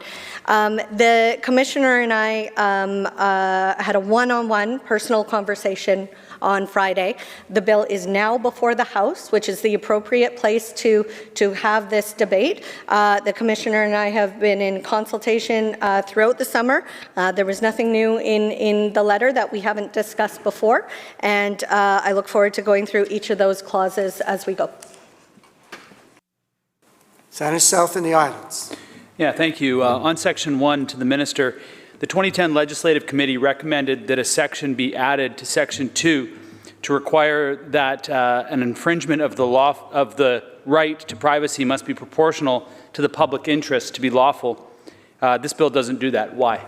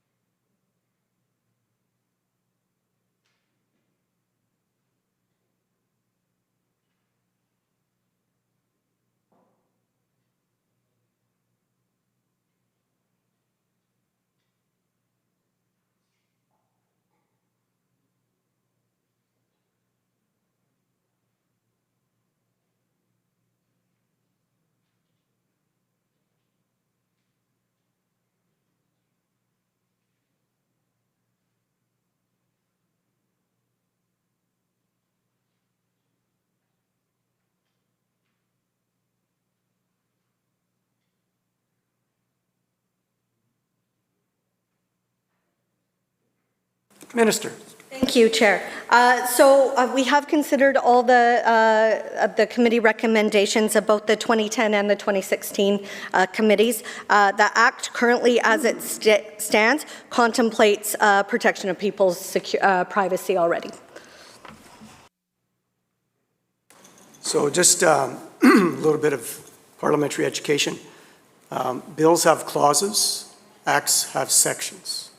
So we are using the term clause, not sections, as we proceed. Please, thank you. Abbotsford South. Thank you, Honourable Chair. So through you to the Minister, is part of developing legislation, especially when one considers that this is freedom of information, is part of that development of this legislation, through you to the Minister, having discussions, regular discussions, with the Privacy Commissioner?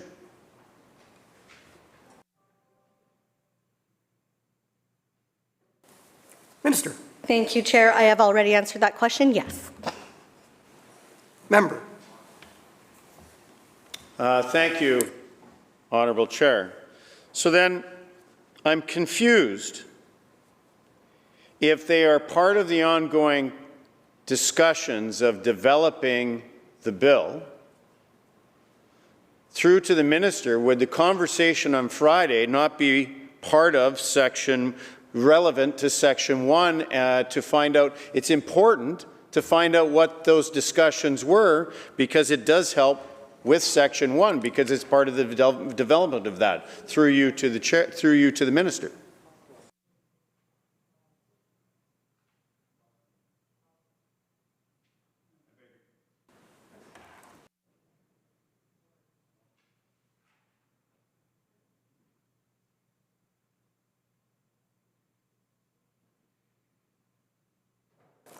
Minister, on clause 1. Thank you, Chair. So the call on Friday was a collaborative call between myself and the Minister and the Privacy Commissioner to inform the Commissioner when we were tabling the bill. As I've already answered to the member, we had a brief conversation about concerns that the Commissioner has, which are very clearly articulated in his letter, and we will be answering clause by clause as we go through. And we continue to will continue to consult with the Commissioner and continue our relationship with him on an ongoing basis. Thank you. Leader of the third party on clause 1. Thank you, Mr. Chair. I noted that the Minister indicated that the preparation of this bill has been underway since 2017. And I'm interested to hear that. As the Chair knows, there was a lot of conversation and back and forth between our caucus and the government caucus between 2017 and 2020, including a joint legislative agenda, which is publicly available in the confidence and supply agreement that was signed. But also, we would be apprised of legislation and potential legislation and what was coming forward. My colleague from Saanich North and the Island and I have no recollection of there being any mention that amendments to this act were part of the legislative agenda. The Minister indicates that there was consultation. Are there records of that consultation?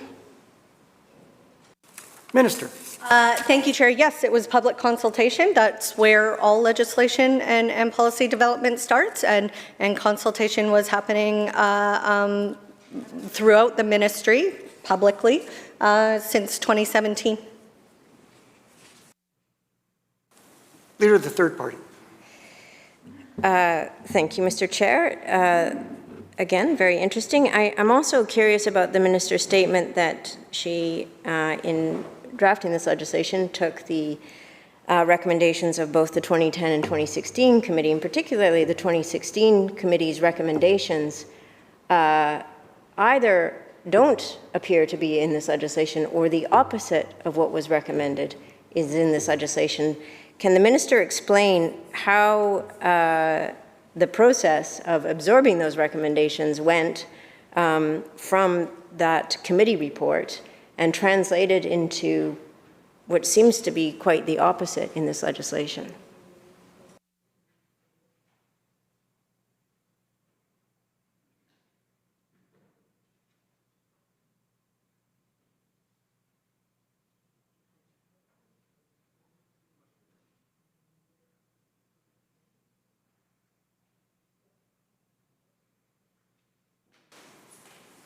Minister.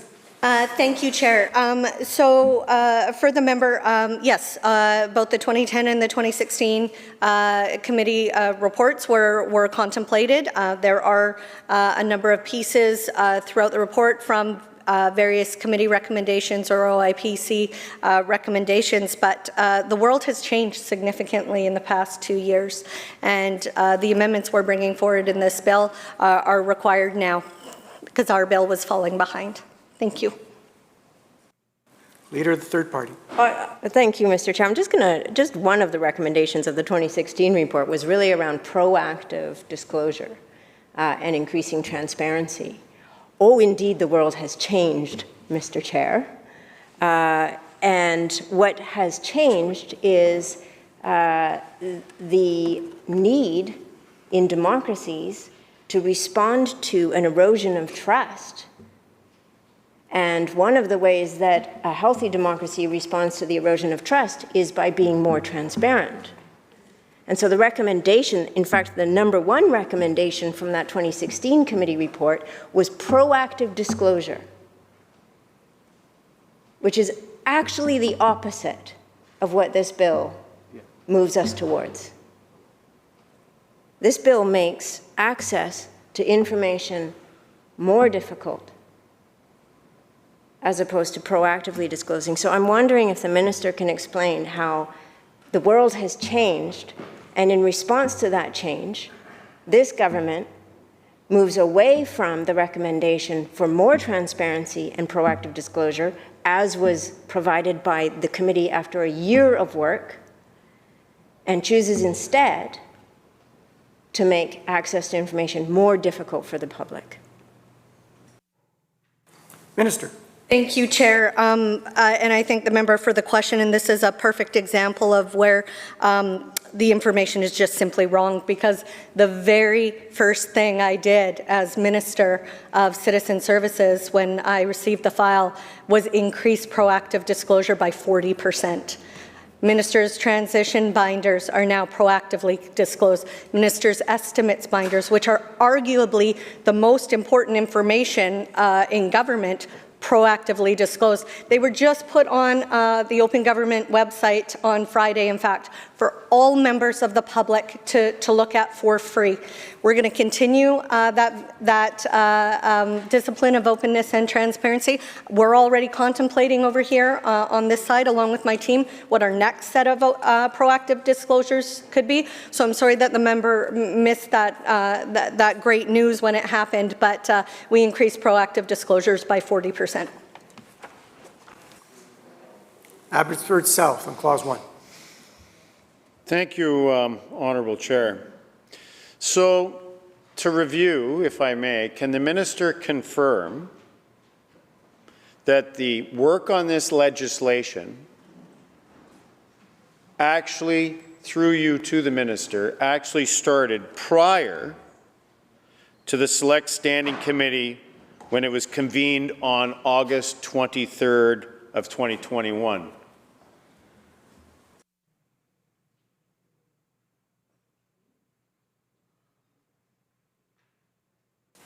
Minister.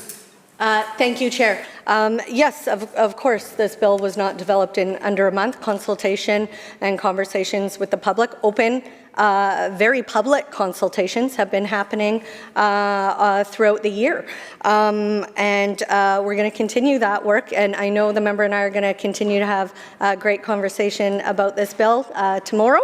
So with that, I move that committee. Thank you. With that, I rise that the committee. With that, I move that the committee rise, report progress, and ask leave to sit again. Thanks. Members, you've heard the motion. Those in favour indicate aye. Aye. Any opposed indicate nay. The motion is carried.